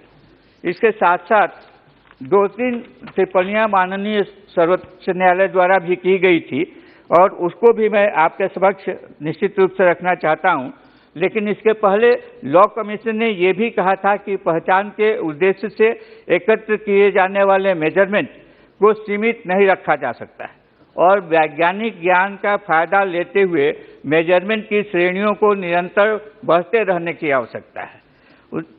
विधि आयोग ने यह भी कहा था कि अपराधों के संबंध में इस तरह के सबूत एकत्र करने की आवश्यकता हो सकती है, उनका विस्तार करने की आवश्यकता हो सकती है और जिन व्यक्तियों का मेजरमेंट लिया जाना है उनके भी दायरे को विस्तृत किया जा सकता है। सुप्रीम कोर्ट ने एक सुझाव दिया था जो उत्तर प्रदेश बनाम राम बाबू मिश्रा के केस में उल्लिखित है कि मजिस्ट्रेट को आरोपी सहित किसी भी व्यक्ति का नमूना हस्ताक्षर, स्पेसिमेन सिग्नेचर और लेखन हैंडराइटिंग देने का निर्देश जारी करने की शक्ति मिलनी चाहिए। सुप्रीम कोर्ट ने रितेश सिन्हा बनाम यूपी राज्य में 2019 में न्यायिक व्याख्या करते समय ये विचार व्यक्त किया था कि जब तक संसद द्वारा सीआरपीसी में स्पष्ट प्रावधान नहीं कर दिया जाता है कि एक न्यायिक मजिस्ट्रेट को किसी व्यक्ति के अपराध की जांच के लिए आवाज का नमूना का आदेश देने की शक्ति को स्वीकार किया जाना चाहिए। मतलब specimen signature, handwriting, voice sample, ये सब देने की बात माननीय उच्चतम न्यायालय ने अपने समीक्षा के क्रम में, न्यायिक प्रक्रिया के क्रम में कही थी।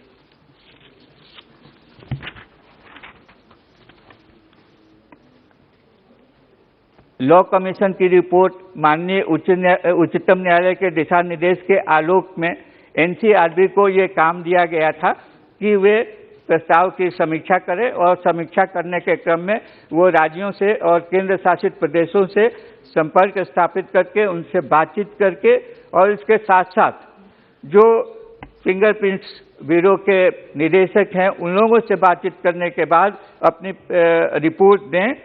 तदनुसार एनसीआरबी ने राज्य के अधिकारियों और केंद्र शासित प्रदेश के अधिकारियों से बैठकें की, बल्कि और साथ साथ 2018 में फिंगरप्रिंट ब्यूरो के निदेशकों के साथ उन्होंने अखिल भारतीय सम्मेलन में भी चर्चा की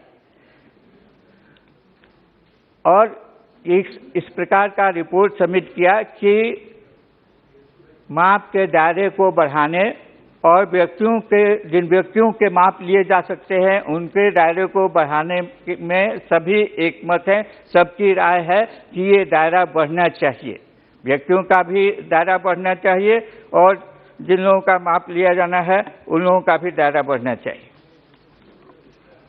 दूसरा जो बिंदु उठाया गया था उस वक्त जब ये बिल सदन में लाया गया था कि फेडरल स्ट्रक्चर पर इससे कुठाराघात होता है, राज्यों के अधिकार क्षेत्रों में अनावश्यक दखलंदाजी है और इस पर कानून बनाने का अधिकार राज्यों को है। यहाँ मैं उल्लेख करना चाहता हूँ कि दंड प्रक्रिया संख्या 1973 भारत के संविधान की 7वीं अनुसूची की सूची 3 और प्रविष्टि 2 में दर्ज है। समवर्ती सूची में कानून बनाने का अधिकार, जैसा आप सभी जानते हैं, राज्यों को भी है और केंद्र को भी है। विधि आयोग ने अपने रिपोर्ट में कहा था कि माप आदि लेने का सीआरपीसी में विशेष रूप से उल्लेख नहीं किया गया है, लेकिन उसने साथ साथ ये भी कहा था कि इससे इनकार नहीं किया जा सकता है कि यह जांच प्रक्रिया का ही हिस्सा है, इसलिए संसद की विधायी क्षमता पर संदेह नहीं किया जा सकता है और ये आपराधिक प्रक्रिया के अंतर्गत ही आता है।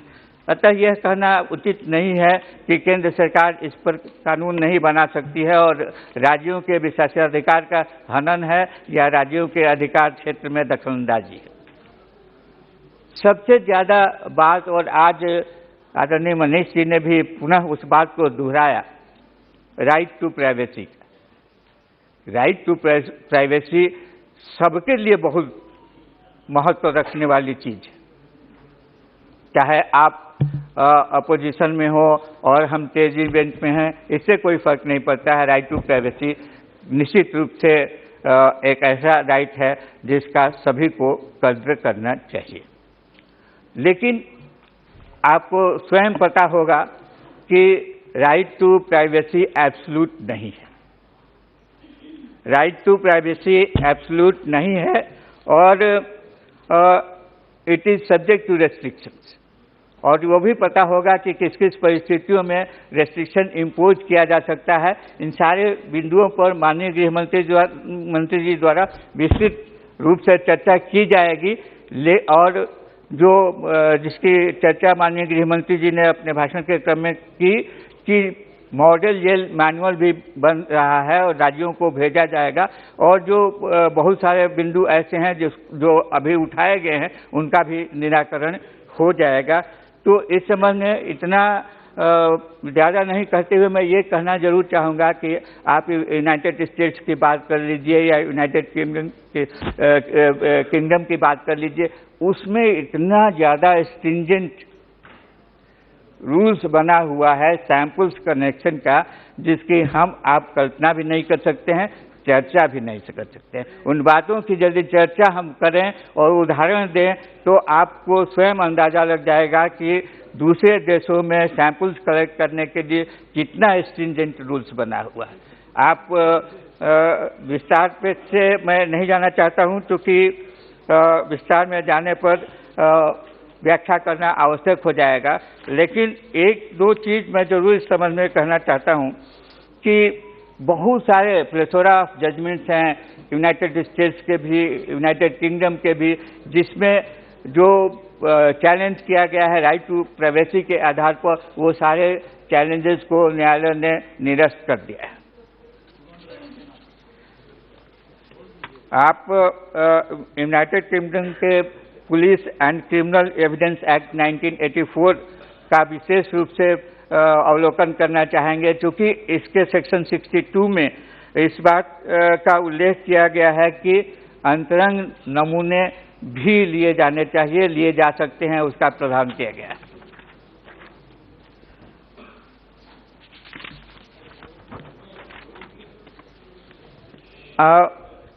आपने मेजरमेंट की बात की। इस एक्ट का सबसे महत्वपूर्ण यदि कोई शब्द है तो मेरी समझ में मेजरमेंट है।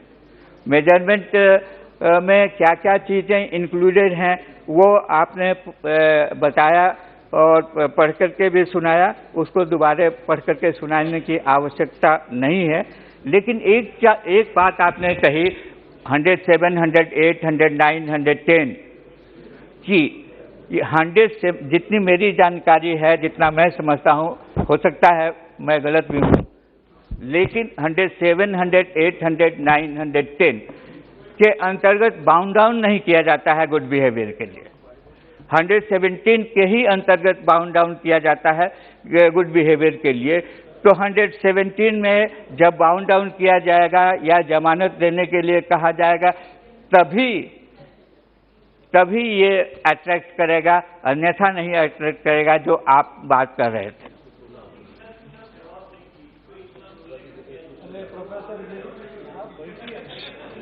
आप बोलिए। किन किन व्यक्तियों का नमूना लिया जा सकता है? जो कन्विक्ट हैं उनका नमूना लिया जा सकता है, और जो जिसकी चर्चा अभी मैंने की उसका नमूना लिया जा सकता है, जिसने भी कॉग्निजेबल ऑफेंस किया है उसका नमूना लिया जा सकता है, या जो प्रिवेंटिव सेक्शन में अरेस्ट हुआ है उसका भी नमूना लिया जा सकता है। लेकिन इसमें जो प्रोविजो है उसका उल्लेख आपने विस्तार से नहीं किया। प्रोविजो में यदि कोई महिला या किसी बच्चे के विरुद्ध अपराध नहीं किया गया है, या ऐसा अपराध नहीं किया गया है जिसमें 7 साल या 7 साल से अधिक की सजा हो, वैसे व्यक्ति को कंपेल नहीं किया जाएगा बायोलॉजिकल सैंपल देने के लिए। एनसीआरबी को आपने कहा कि 75 वर्ष तक रिकॉर्ड को संधारित किया जाएगा एनसीआरबी के द्वारा। तो यहाँ तो अवधि भी निर्धारित की गई है। बहुत सारे देशों में तो वो एक बार रिकॉर्ड आ गया उसको डिस्ट्रॉय करने का कोई प्रोविजन नहीं है, वो हमेशा चलते रहेगा। तो यहाँ जो निर्धारित अवधि की गई है, मैं समझता हूँ उसमें बहुत ज़्यादा आपत्ति नहीं होनी चाहिए किसी को। लेकिन ये किस लिए कहा गया है? ये इसलिए कहा गया है कि वो जो रिकॉर्ड संख्या दादा ये तो सुनिए दादा, एक मिनट, मैं जल्दी बात समाप्त कर दूंगा, आपको बोलने का मौका मिलेगा।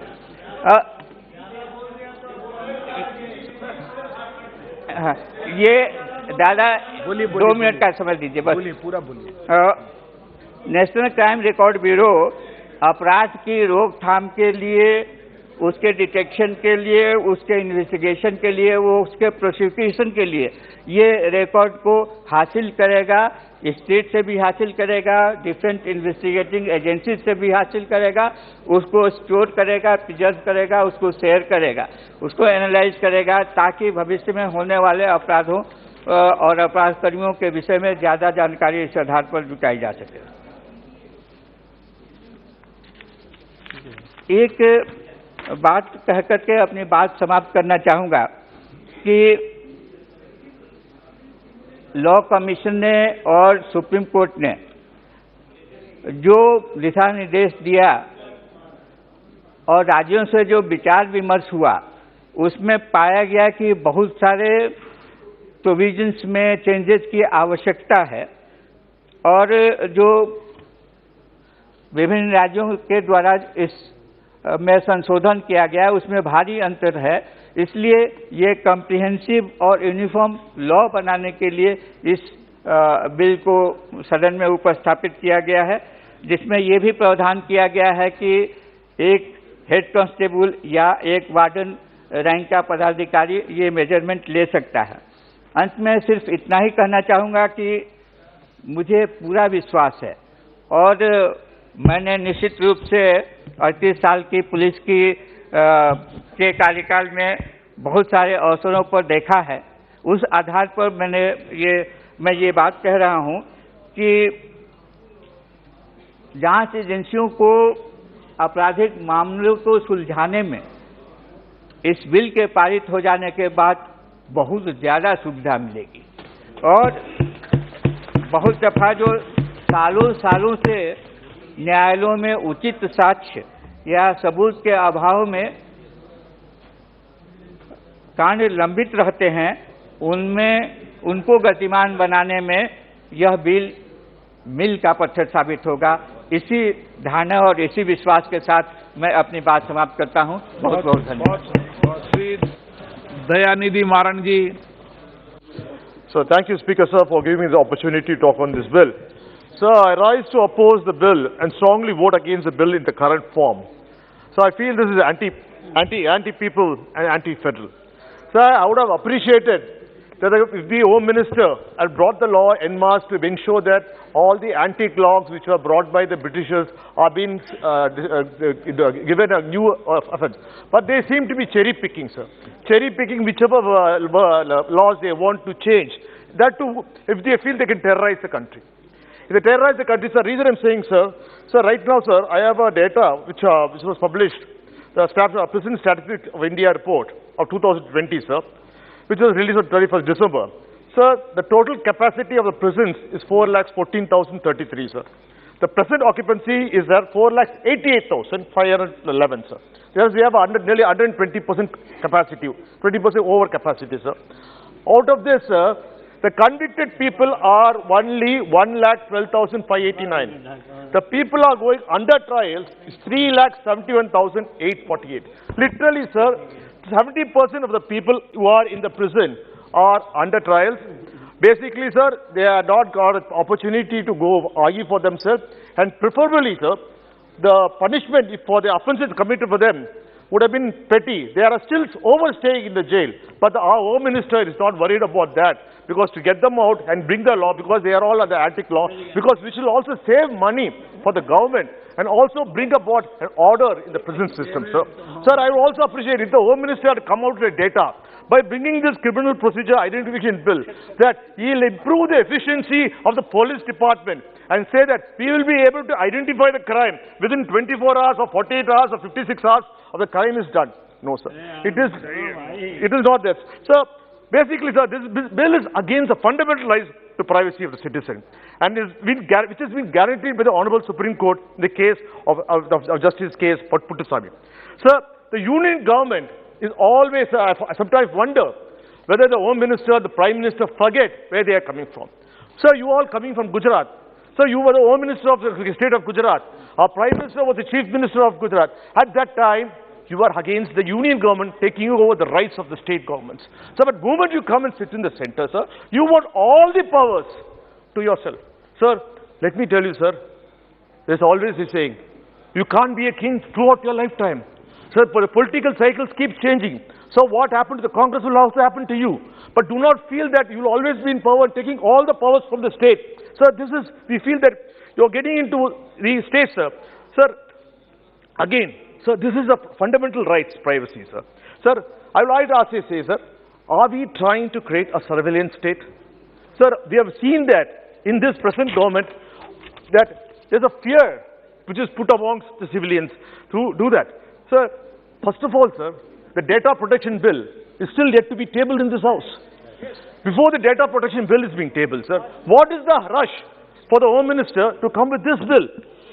Sir, I'll also say, sir, any bill that collects data has to comply with rights to privacy. This is a decision of the Supreme Court, sir. Sir, the bill is neither of those. Sir, I would like to say, sir, when the honorable member from the ruling party spoke that this bill is like the USA, we are trying to do what the UK is doing. Sir, there is no fundamental rights in our bills, in our laws. Let me tell you, sir, in every prisoner, when he is arrested for a petty crime, he is made to sit in his underwear in the jail. Sir, have we tried to change that? Sir, there are custodial deaths which are taking place throughout the country, irrespective of whichever state government is ruling. Have you tried to address that, sir? No, you're not worried about that. Sir, but one thing, we fear that when you try to collect a large amount of data of this kind, sir, this brings a fear amongst us. Sir, you say the bill is needed right now, will help solve the crisis. Sir, why do you want to hold it for 75 years? Sir, the charging section bill provides that any police officer may insist on measurements to be taken of any person who is convicted or who is just accused of an offence. It is an open-ended. It does not even prescribe any classification on basis of the gravity of the crime or the nature of the crime, the length of sentence. Every citizen is entitled to privacy and in any manner. So the thumb impression, signature, everything is being taken off. So when such records are stored under the guise of investigation and are shared, there are large avenues of abusing the same and misusing the same. Yet you claim to be upgrading the technology of a system which is double-edged. Sir, as a common man, I'm concerned. Sir, don't you feel that this will be misused, targeted against individuals? Sir, your government is known to target the minorities.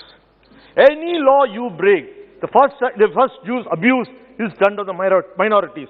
Sir, we feel that this will be used by you, by your government to do it. Sir, when you are bringing this law, I would like to ask the Home Minister, sir, what about Lalit Modi, sir? What about Nirav Modi, sir? What about Mehul Choksi, sir? What about Vijay Mallya, sir? They all went under your nose, through the airports, through your own airports which are guarded by you. What law did you do to bring them back? And how did you send them? You have not changed. Sir, you still now, sir, for Lalit Modi, your own former ministers, your former chief ministers have given statements to the UK government for their political asylum, for his political asylum. Sir, this has been recorded. You can't bring Lalit Modi back to India because you can't be, every time Lalit Modi name comes, you will bring Vijay Mallya. But what about Lalit Modi? Who are the BJP leaders who are given statements in support for his political asylum in the United Kingdom? There is no law. So you may say anything, but sir, end of the day, you always believe in distraction. Whenever there's a major price rise or a fuel price rise and people are talking about fuel price rise, you want to throw this and derail and distract the entire Indian population so that we keep talking about this. Sir, I would like to ask, sir, in your law, sir, the Delhi government, police comes under the Union Home Ministry. Sir, the recent Chief Minister of Delhi government's house was vandalized. What happened, sir? How many people were arrested? None. There are cameras there and nothing could happen. Sir, you yourself, in a union territory which is governed by the Home Ministry can't do anything. So what about the JNU riots or the Delhi riots? Nothing. There are so many cameras and you decided to keep quiet. Sir, always, sir, you are in a hurry to bring laws. Sir, when the COVID situation came in, you accused the minorities. You wanted to blame someone. So subject, sir. This is subject, sir. Out of subject. No, sir, sir, I have to say. मंत्री जी out of subject बोलेंगे तो फिर आप बोलना मत. Sir, you accused the Tabligh Jamaat of saying that they were spreading COVID, and you ensured that you arrested the Malaysian citizens here. What happened, sir? In reciprocation, the Malaysian government arrested all the Indian civilians there, and they were for overstaying. Sir, every time you do, it is having a reciprocal effect. Sir, the devil's in details. As an ordinary citizen, let me break down my concerns into three parts. What is the data being collected? Whose data is being collected? Who is collecting the data? Sir, the bill has, what data, sir? The bill has defined measurements to include an incredibly wide and loosely defined set of data points about individuals. You want to collect the expected medical examination referred in section 55 and 53A of the Code of Criminal Procedure 1973, which includes DNA, hair, etc. But you also want to collect finger impression, palm imprint impression, footprint impression, photographs, iris, retina scan, physical biological samples, and the analysis are loosely defined behavioral attributes, including signature and handwriting.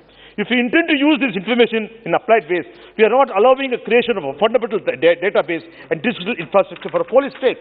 Sir, there's a huge inroad into the rights of privacy and is very loosely worded and open-ended.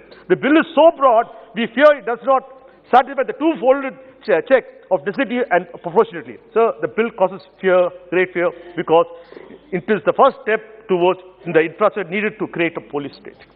The bill also seeks to hold the data to 75 years. Once profiled, it will become a legal maze for an ordinary citizen to get his data removed from this database. Even if a person is arrested for a crime, be it the smallest crime, the police can exercise the power under this act and insist that all the data must be taken only after the accused proves his innocence. Even if he proves his innocence, sir, which will take 15 to 20 years, sir, it is not a finality. The magistrate can still say all the data preserved has to be preserved, and that's it will be there, sir. Sir, whose data is being collected? The bill expands the ambit of person, whose measurements can be taken to include the person directed by the magistrate to give their measurements, and allows police and prison officers to take measurements of any person anyone who resists giving measurements, sir, will be considered under the offence obstructing public servant in discharging of public functions under section 186 of the Penal Code. So, to what level does the bill suggest develop profiles? Ordinary individuals who do not even been convicted of a crime, or just a suspect, if an ordinary citizen, any person accused or suspected of anything can be profiled to the extent. We are giving the union government sweeping powers.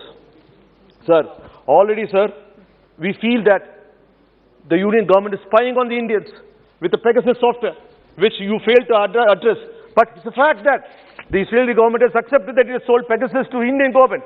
And already we have been surveilled on that, sir. But, sir, nothing is spoken about. Sir, the Chief Justice of India himself made an open statement saying that the CBI and Enforcement Directorate are not doing the job. They're either sleeping or overdoing. Sir, you have been using your allies. Allies means not the political allies. Your CBI, your income tax, your enforcement department, your RAW, your NI, for all your political gains. Sir. Any politician, sir, there we see they overreach. Sir, half late. You're using NCB also. NCB also has joined the alliance. Narcotics Bureau has joined the alliance. And sir, this is creating a fear. Sir, I'm not arguing, sir. I'm the only speaker, sir. I'm the only speaker, sir. So, we have already seen ordinary citizens being harassed in the name of religion, hatred, and pseudo-nationalism, and the fundamental rights to dignity have been trampled on. So how can we be sure this will not be used to profile groups, small citizens who want to go and make a protest for fuel price hike? They can be arrested.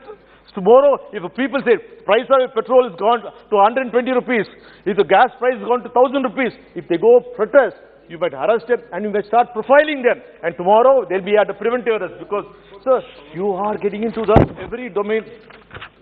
Sir, and who's collecting the data? So you seek to empower the National Crime Records Bureau of India to collect, store and preserve the record of measurements and for sharing, dissemination, destruction, disposal of records. Currently, as president and polls are state subjects, how do you see the interaction between these two? It is not encroaching to the state subject, sir. That apart, the present bill confers unbridled powers to the police officials and prison officials and always keeps their rights of citizens in central rooks at the mercy of different investigation agencies. So the bill says that all data that has been collected will be stored with the National Crime Record Bureau for the purpose of prevention, detection, investigation, sir. So all data sample collected will be stored at the national level, processed with the relevant records and given to any law enforcement agency as prescribed. Sir, I understand the prison management is subject of importance and you are naturally interested in consolidating the centre's power, but you cannot have such blatant disregard to the state's autonomy and the independent functioning of such matter. I fear this law could be misused. Sir, and I feel, sir, the very fact that when the Home Minister brought a law for the citizen amendment bill in this, I had raised a point to the Honorable Home Minister and said, you are not the Home Minister only for North India, for the entire India. Sir, today, when we said you laughed at us, you said it's not important. Today we have an issue. Sir, today Sri Lanka, our tiny island, Sri Lanka, is in severe economic crisis. Refugees are pouring into India. There's no law. There are Muslims also coming. But sir, we pleaded you, don't do that. Don't boycott the Muslim. Make it inclusive. Today we have a reality. Sir, in your own government, in your own term, as a Home Minister, you are realizing such impossible situations are happening across the world. Sir, COVID is bringing a lot of changes. Sir, now what are we doing? Those refugees who are coming into our country are being arrested. Sir, I'm saying, sir, please have a wider scope. Sir, this law, first of all, sir, the data protection bill has to be tabled. We have to know what data can be protected. And moreover, sir, you have to give clearly how you are going to protect this data. So when this data is going to be given to all multiple agencies, how sure are you of privacy of an individual citizen? I'm not talking like a lawyer, I'm talking like a common man. How sure that my data will not be misused or given or sold to anything? Sir, and right now, sir, we see our own system, our web pages, our government web pages being hacked. Sir, how sure that you are bringing in systems to protect this data? Sir, please don't be in a hurry. Sir, please stop terrorizing people. Sir, there's a need. There's other laws which you have to do. Keep this as a law priority. Yeah. Please send it to the standing committee. Let it go to the due process. I request the Home Minister, sir, like the CAA, you were in a hurry and see what happens, sir. Today, please don't be in a hurry trying to terrorize people, sir. I'm sure, sir, the Honorable Home Minister will definitely give a good thinking on this and will not be rushed after seeing whatever he has done, sir. I respect the Home Minister does the right thing. Thank you, sir. Thank you for giving me this opportunity. Srimati Mahua Motra. Honorable Speaker, sir, I stand on behalf of my party, the All India Trinamool Congress, to oppose the Criminal Procedure Identification Bill 2020, which was introduced by the Minister of State in this House last week. It was a repealment of the original Identification of Prisoners Act 1920. The introduction of this bill was met with very vigorous protest by the opposition, and in one of the very rare instances that I've seen, that introductory stage of the bill itself, we had sought a division. The original Act of 1920 was passed by our British colonizers, and they did this in 1920 to control nationalist forces and increase surveillance. And they had authorized authorities to take photographs, to collect footprints, and to collect palm prints, fingerprints of convicted people, and also in certain cases non-convicted, and store them.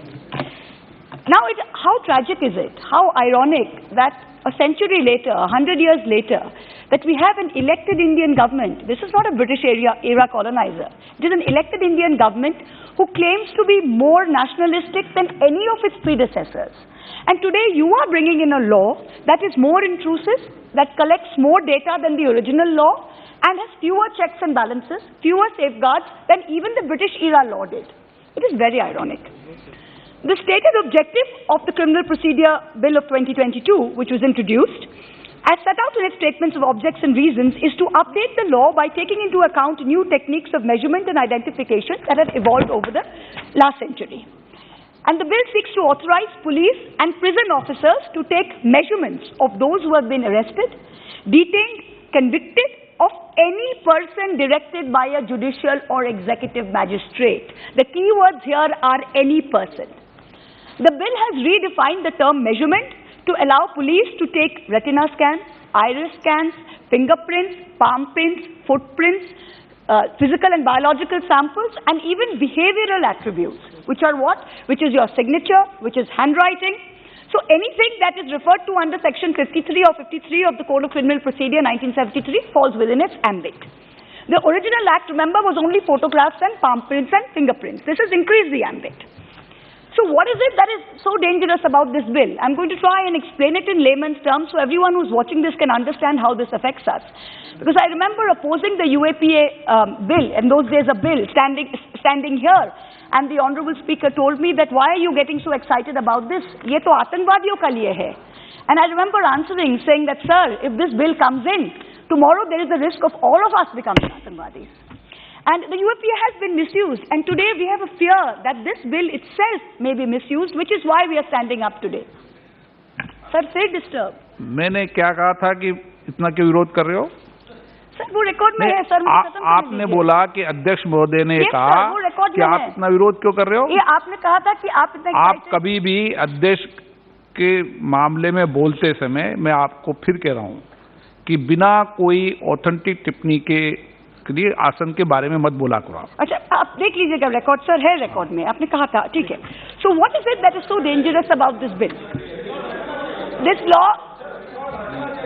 Record रखते हुए कैसे बात कर सकते हैं आसन के खिलाफ? Record is in their, it is in the Lok Sabha in the archives. No, you have to put the record. पहले सदन स्थगित करके record I can show you in the speech. Let me finish. I'll show the speech. मैंने आपको record का copy रखना चाहिए। कभी भी सदन के It is not in the record expense. Is it so simple? पहले बोल जाओ फिर एक्सप्लेन करो, ये कोई तरीका है? लाइव टेलीकास्ट होता है सर, ऐसे नहीं होता है। देखा है सर, देखा है।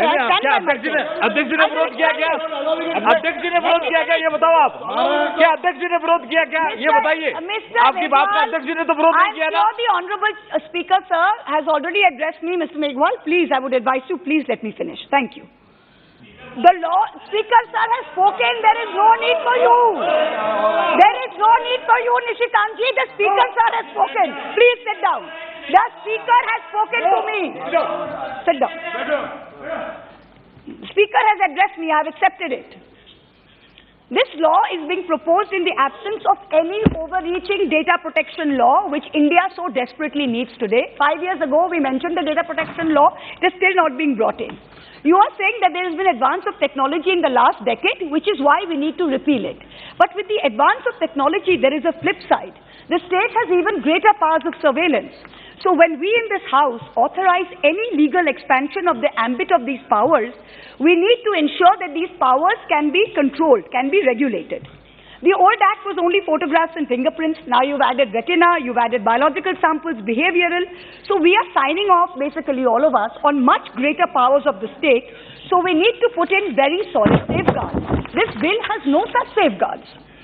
The malafide of this bill are apparent not only in the unconstitutional provisions it seeks to enforce, but it seeks to blur out all distinction, any and all distinction between an under trial, a detainee, a suspect, and a convict.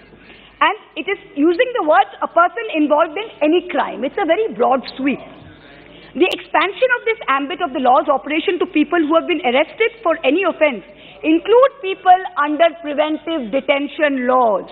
So therefore, the privacy of individuals who are not convicted of any wrongdoing are being put at the mercy of the state. If I would like to quote Faiz Ahmed Faiz, who said, "Tere ilzam bhi, sange dushnam bhi." So you're putting not only ilzam, you're also giving us infamy.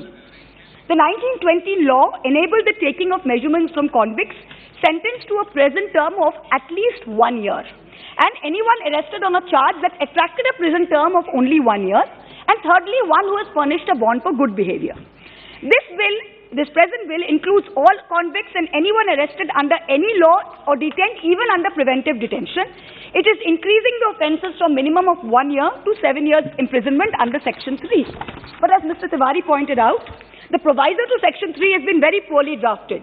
If it is intended to mean that a person who has been arrested with a connection with an offence punishable with less than 7 years, it is a good thing. However, the use of the word may in that section itself is an escape route, because when you use it with the power of the magistrate to order the taking of measurements, it is nullifying this beneficial aspect of this proviso.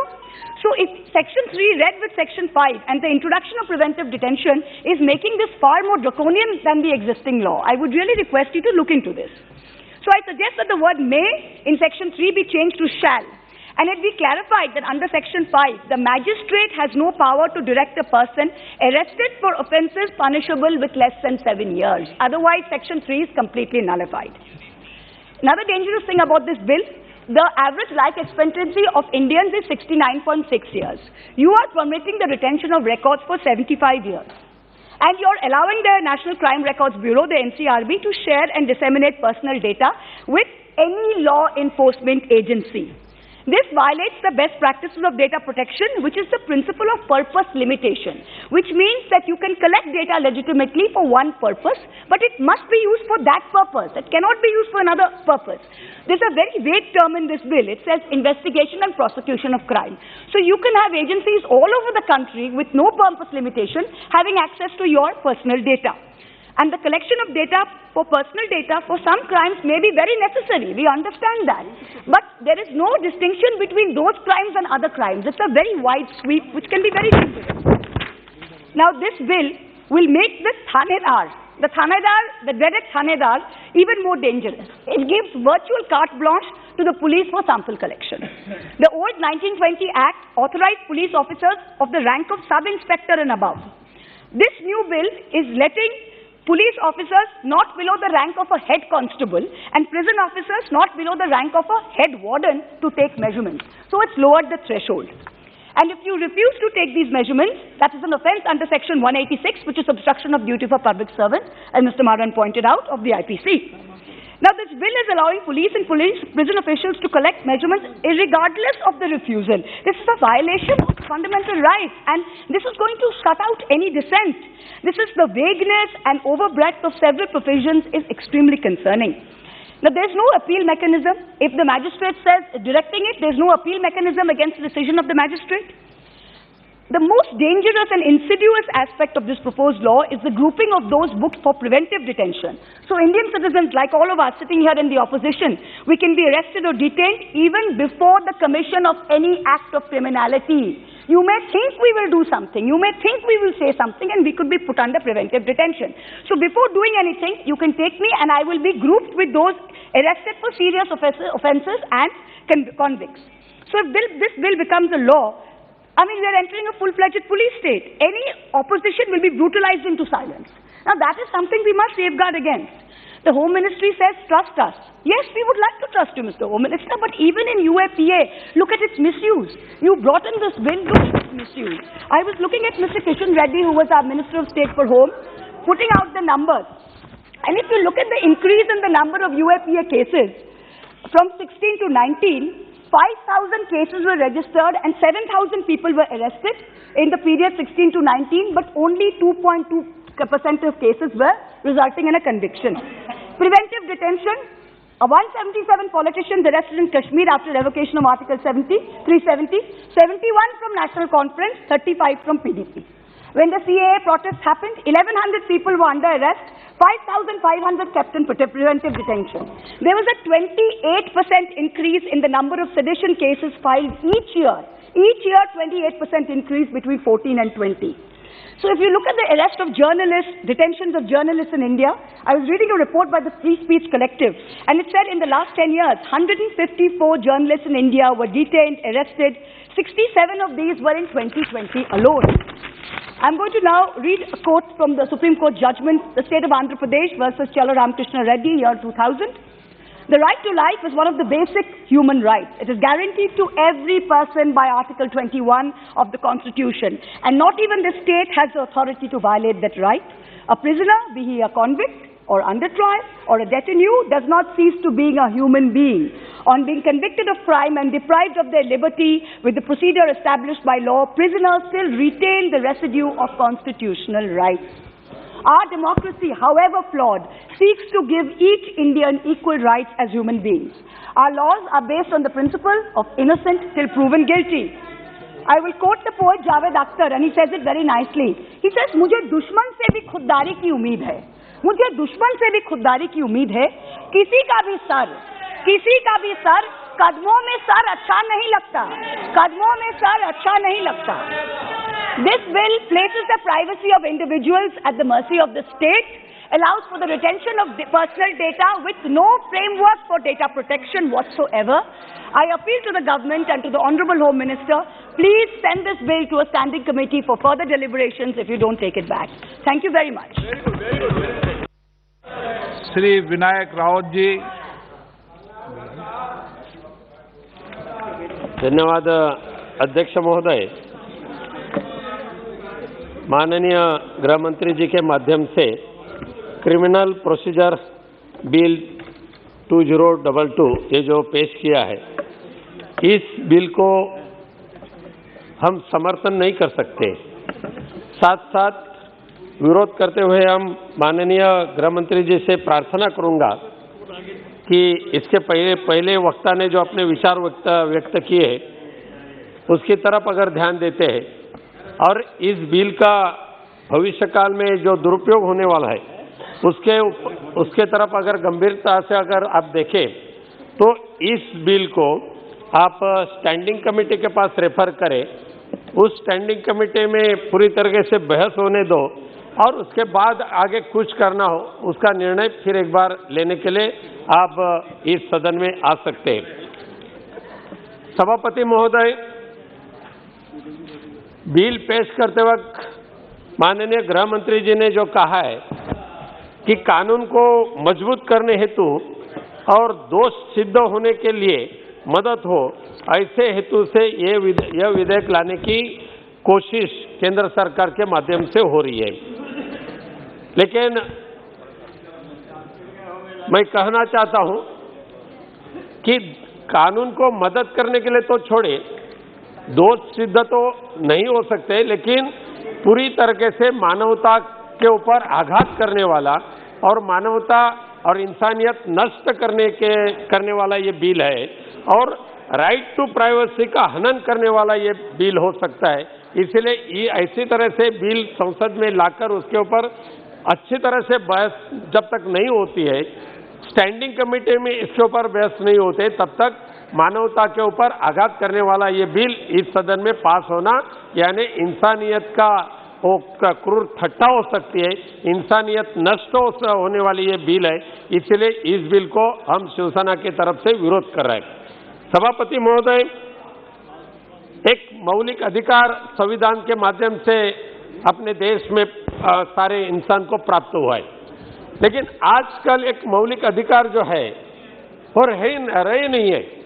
मौलिक अधिकार के ऊपर हर एक तरीके से आक्रमण करना, अतिक्रमण करना, कई एजेंसी का दुरुपयोग करके लोगों को परेशान करना, ये जिस तरीके से आज हो रहा है और इसीलिए अधिकार में या कानून में जब बदलाव करना चाहते हैं सरकार के माध्यम से, तो उसके दुष्परिणाम जो होने वाले उसकी भी चिंता करने की आवश्यकता है. सभापति महोदय, दुर्भाग्य से इस बिल में उसके दुष्परिणाम की चिंता हुई नहीं है, उसके तरफ ध्यान नहीं गए. आज पूरे देश में जितने भी आरोपी यानी पकड़कर जेल में रखे उसमें से 71% अपराधी अनट्रायल अपराधी है. उनके ऊपर आज तक कोई भी आरोप साबित नहीं हो चुका है, लेकिन बरसों से वहां पड़े रहे. 2 दिन पिछले हफ्ते में सर्वोच्च न्यायालय के न्यायमूर्ति ने भी चिंता जताई है कि लाखों की करोड़ों की संख्या से जो अपराधी पिछले 10-15 बरस से अंडर ट्रायल है उनका भविष्य क्या है, ये चिंता सर्वोच्च न्यायालय ने तो व्यक्त की है. इसीलिए मैं कहना चाहता हूं कि जो जिनके ऊपर कुछ न कुछ शक है या कोई अपराध थोड़ा सा हो, लेकिन उसके ऊपर उनको पकड़ने के बाद उनको सही वक्त में उनके ऊपर कोर्ट में मामला न चलने की वजह से उनका पूरा जिंदगी बर्बाद हो रही है यानी जेल में, तो ऐसे अपराधियों को कुछ राहत देने के लिए सोचना चाहिए था. ऐसे अपराधियों को कुछ उनकी जिंदगी कैसे सुधार सकते हैं इसके बारे में सोचने की आवश्यकता थी, लेकिन ऐसा हुआ कि हमारे मराठी में एक कहावत है, आगीतून उठून पोपाट्यात टाकलं, वैसे हो रहा है कि उनको ऐसे आरोपियों को कुछ मदद करने के बजाय सर्वोच्च न्यायालय ने जो कुछ चिंता व्यक्त की उसका ध्यान देने के बजाय और कानून कैसा ज्यादा से ज्यादा परेशानी कानून के माध्यम से हो सकते इसके तरफ इस बिल के माध्यम से ज्यादा ध्यान दिया गया है। सभापति महोदय, the criminal procedure identification bill 2022 के माध्यम से अभी पुलिस अथॉरिटी है या प्रिजनरी अथॉरिटीज है, उनके माध्यम से फिजिकल एंड बायोलॉजिकल सैंपल, उसमें से including retina and iris scan आप ये भी ले सकते हैं। और ये लेने का अधिकार किसको दिया है सभापति महोदय? एक पुलिस स्टेशन का सादा कांस्टेबल अपने दिमाग से पकड़े हुए सारे आरोपियों को ये कानून के माध्यम से परेशान कर सकता है। और इसलिए जो अथॉरिटी होनी चाहिए थी, जैसे आइरस हो, रेटिना हो, ऐसे या बायोलॉजिकल आप सारे टेस्ट या सैंपल इकट्ठा करने जा रहे हैं तो उसकी अथॉरिटी फाइनल करनी चाहिए थी। वो न करने की वजह से एक सादा पुलिस स्टेशन का हेड कांस्टेबल उनके दिमाग से जो आए वैसा कर सकेंगे और सबको दम देना चालू करेंगे, हम ये करेंगे वो करेंगे। आज नार्को टेस्ट करने के लिए भी जाते हैं तो भी उस आरोपियों का सम्मति मिलना आवश्यक है, उसके बजाय नार्को टेस्ट नहीं होते। लेकिन इस बिल के माध्यम से चाहे सम्मति हो या न हो, इजाजत हो या न हो, लेकिन उस पुलिस स्टेशन का हेड कांस्टेबल वो बोलेंगे चलो हम आपको ये सबकी जांच करने के लिए अस्पताल लेके जा रहे हैं। और कितनी तरीके के जांच हो और कितना सैंपल इकट्ठा करने जा रहे हैं। आज सभापति महोदय इस कानून के अंदर यानी सबसे आज हम सारे पॉलिटिशियंस हो, सारे सामाजिक कार्यकर्ता हो, अलग अलग तरीके के आंदोलन में उनका हिस्सा तो रहते ही है। अभी महंगाई बढ़ चुकी है, डीजल पेट्रोल के भाव बढ़े और कई महंगाई इतनी आसमान से छूने के लिए जा रहे, उसके खिलाफ कई सोशल वर्कर आंदोलन में आते हैं, सामाजिक कार्यकर्ता आंदोलन में आते हैं, राज्य के कार्यकर्ता आंदोलन में आते हैं। और ऐसे सारे कार्यकर्ताओं के ऊपर चाहे वो दंगा फसाद करे या न करे, पुलिस वाले आते हैं, पुलिस स्टेशन में लेके जाते हैं, उनके ऊपर 144 के अंदर उनको केस दर्ज करते हैं, 107 उनके ऊपर नोटिस देते हैं और नोटिस देने के बाद उनको जमानत देनी पड़ती है।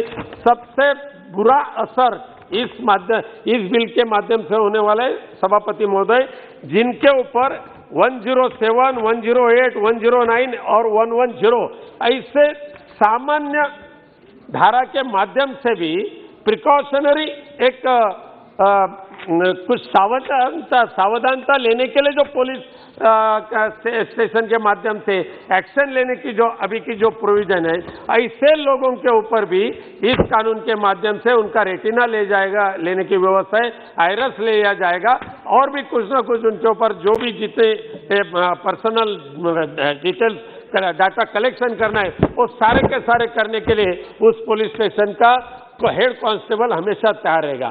सभापति महोदय, आज 107 हो या 110 हो, जैसे मनीष तिवारी जी ने कहा, कोई एक चाल में सामयिक नल के ऊपर झगड़ा हुआ तो भी पुलिस वाले उनको 110 की नोटिस देते, 107 की नोटिस देते। क्या ऐसे जिनके ऊपर 110 की नोटिस देकर शांतता भंग न होनी चाहिए, ऐसी वार्निंग जिस नोटिस के माध्यम से मिलते उनके ऊपर भी उनका भी ये सब डाटा कलेक्शन करने का काम उस पुलिस स्टेशन वाले करें तो भविष्य में इस भारत माता के सुपुत्रों की जो निजी आजादी है, ये निजी आजादी का रक्षण कौन करेगा सभापति महोदय?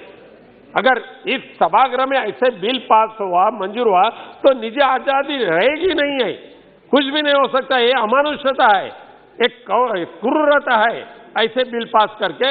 इसके लिए हम तो इसका विरोध करते ही है। और साथ साथ में और बताना चाहता हूं सदस्य महोदय, जो संविधान के माध्यम से हम सारे देशवासियों को जो मौलिक अधिकार मिला है, ये संविधान के माध्यम से मिला है, किसी की मेहरबानी से मिला नहीं है। इस संविधान को ही तोड़ने फोड़ने का काम इस बिल के माध्यम से करने की सरकार विचार कर रही है क्या? क्या बाबा साहब आम्बेडकर जी का ये संविधान ये किसी ने पेन लिया और किताब लिया और लिखा, ऐसा नहीं हुआ है। 350 लोगों का ये संविधान का बेंच उनके माध्यम से कई वर्ष अध्ययन करके संविधान लिखा गया है और इस संविधान से हम जीते हैं। भारत माता में स्वतंत्रता जो मिल रही है, ऐसे संविधान का रक्षण करना ये कर्तव्य शासनकर्ताओं का है, लेकिन ऐसे संविधान को दुर्भाग्य से इस विधेयक के माध्यम से तोड़ने का काम हो रहा है। इसलिए मैं इस विधेयक को विरोध करके फिर एक बार कहना चाहता हूं, जैसे कि मारन साहब ने बताया, विनंती की कि हम आपके पास विनंती करें कि इतने महत्वपूर्ण बिल है जिसका सीधा असर एक भारत के सारे देशवासियों के ऊपर होने वाला है, 130 करोड़ देशवासियों के ऊपर असर होने वाले, ऐसे बिल की जबरदस्ती मत करें, सोचिए, अध्ययन करें और इसके ऊपर बहस होने दो और फिर एक बार कुछ नया बहस के माध्यम से अच्छा और कानून मजबूत करने के लिए और दोष सिद्ध करने के लिए जो आवश्यकता है वो जरूर करें, लेकिन सही सोचकर करें, कोई जबरदस्ती मत करें। धन्यवाद सभापति महोदय। श्री मिथुन Reddy. Thank you, sir. Thank you for letting me talk on this Criminal Procedure Bill 2022. So this bill basically seeks to repeal the Identification of Prisoners Act 1920, which is a very age-old act, where only the fingerprints and palm prints and other basic things were collected from suspects or other people. And basically, it is a very basic law which we have in the Identification of Prisoners Act 1920. And this bill, sir, Criminal Procedure Bill 2022, for us to be in line with the global standards, for our investigation agencies to be on par with other countries, other advanced countries. So this bill has been brought in, sir, and it basically provides the necessary statutory backing for the agencies to go ahead with this investigation. And basically, one thing we can understand from this is that it can also protect the innocent people. It can save the money of the government, it can save resources, and it will save time in the investigation, because we have seen cases not solved for more than years and years. We have seen cases abroad where, because of this various advanced techniques, they are able to catch offenders even after 10 years, 15 years. They are able to easily nab the culprits. So I think we have to be in line with the global standards. We should adopt modern strategies. And in clause 2B of the bill mentions biological samples and their analysis in the definition for measurement. And this clearly, it can be inferred that DNA falls under this definition of measurement. Almost around 70 countries around the world have central DNA database, and it is not something new, sir, or something which is only for India. I think we should go ahead with this central DNA database. We should collect samples, because with this, there's, the repeat or the serial offenders will deter them from committing more heinous crimes, and it will also solve the cases faster. And also, sir,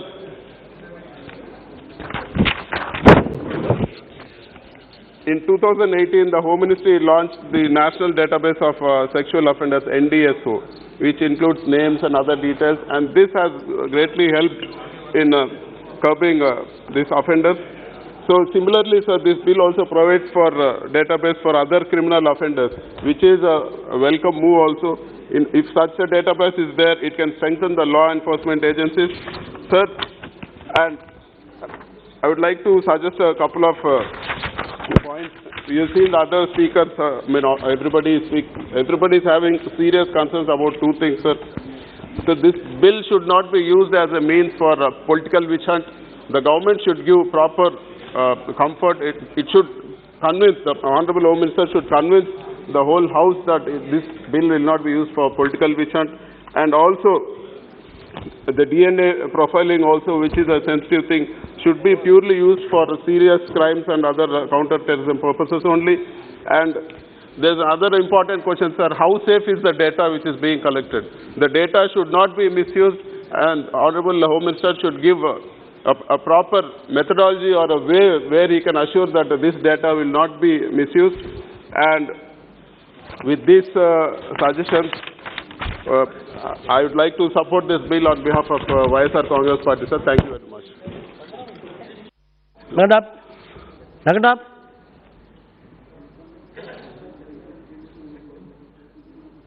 Sir? Yes. Oh, thank you. I'll just come. You gave your name, na? I was waiting for my predecessor from JDU to speak, but thank you, sir. Okay.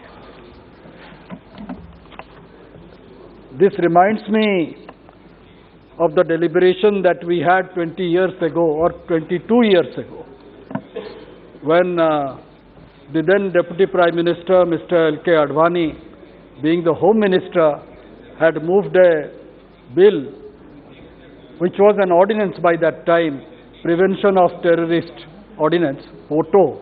Subsequently, it became POTA. And that time, Loksabha, of course, passed it in a hurry. It got stuck up in Rajya Sabha. And then subsequently, for the second time, the joint session was called to pass the bill. And in Central Hall, we all debated again on this bill. That has reminded me. I'll come to that aspect a little later. But I would say,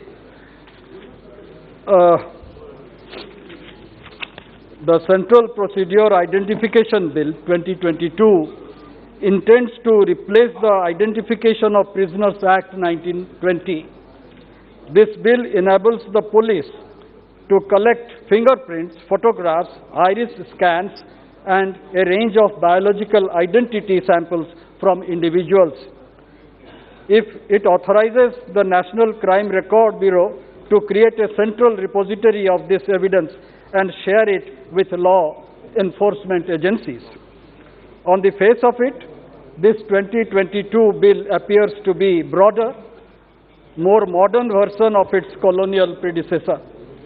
But is such a law too intrusive? That is the question which is being debated here in this House. Is such intrusion consistent with the Constitution? These are the two major questions that which needs to be discussed. Crime prevention, sir, is a core function of the government. But to be constitutionally valid, the law must be validly enacted, serve a legitimate purpose, and any curtailment of fundamental rights for this purpose must not be excessive. This is a delicate balance act, usually achieved by narrowing the scope of intrusive provisions and introducing safeguards to prevent abuse. As intrusion into an individual's right increases to combat crime, laws must put in place stronger safeguards to prevent abuse. Curiously, this bill has gone the other way.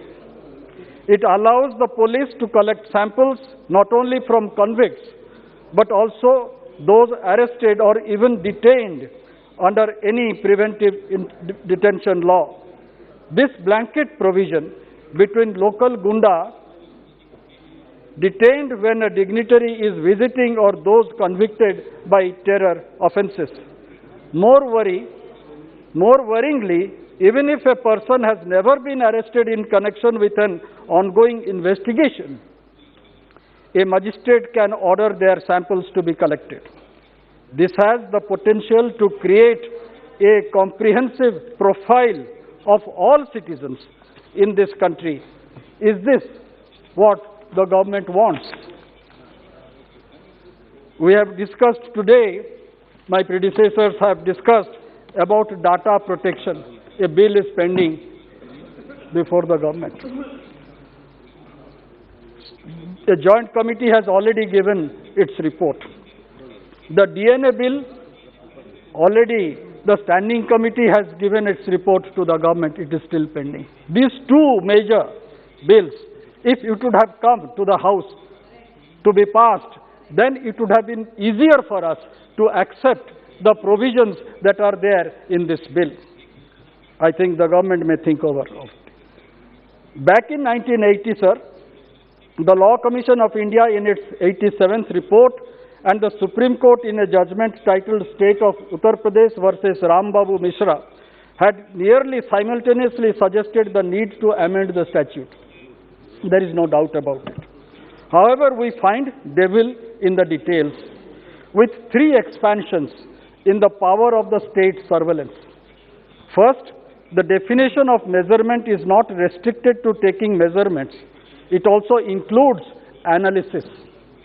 The definition now states iris and retina scan, physical, biological samples and their analysis, behavioral attributes including signature. This definition is nebulous and vague. It goes beyond the scope of law, which is designed for taking measurements. The definition of physical and biological sample, and I quote, physical and biological sample, is not provided in the definition provision of this bill, and then arguably extends to the collection of DNA samples. A bill is there since 2019. Standing committee has raised concerns about privacy and profiling. The second area of expansion of surveillance concerns from whom such measurement can be gathered.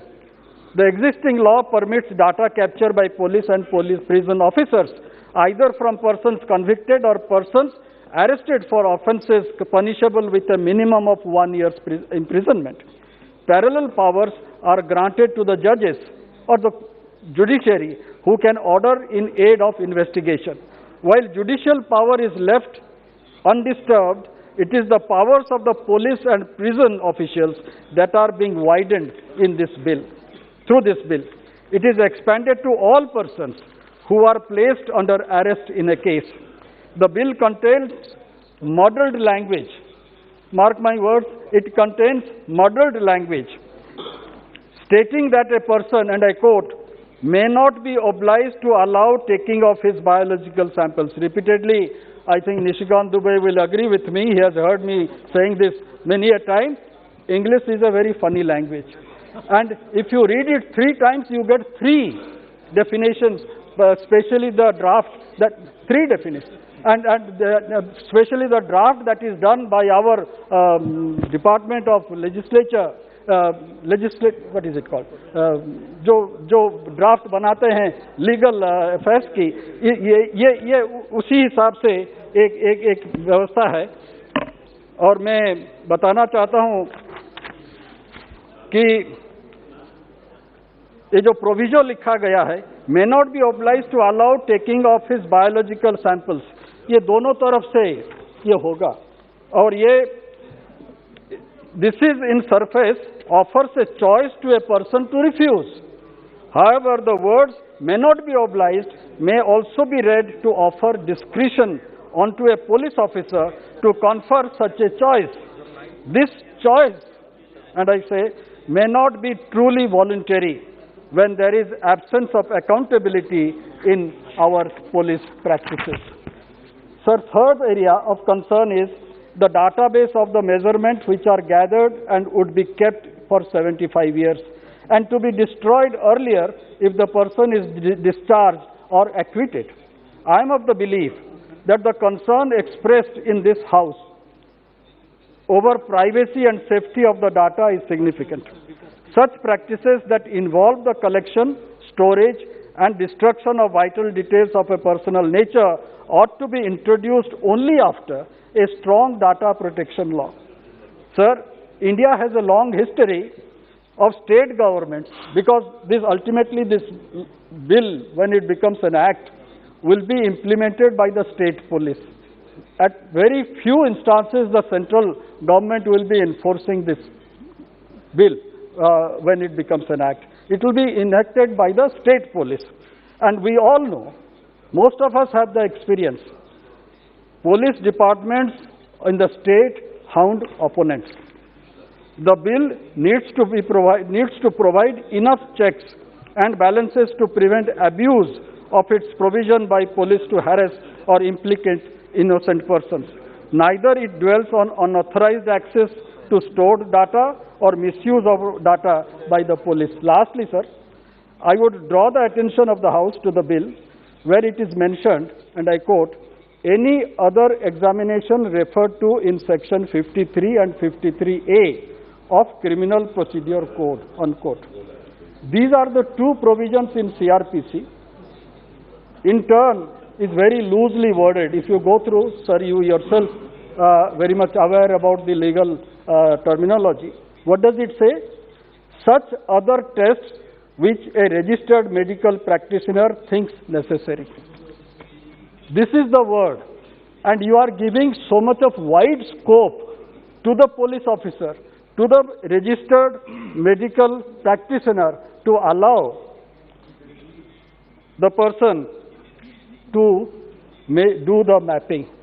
I conclude by saying this, sir, quoting a small paragraph from a very famous book that I had quoted long before, I think 22 years before, when the POTA or POTO ordinance was being debated in the joint session of both the houses. It was the best of times. It was the worst of times. It was the age of wisdom. It was the age of foolishness. It was the season of light. It was the season of darkness. It was the spring of hope.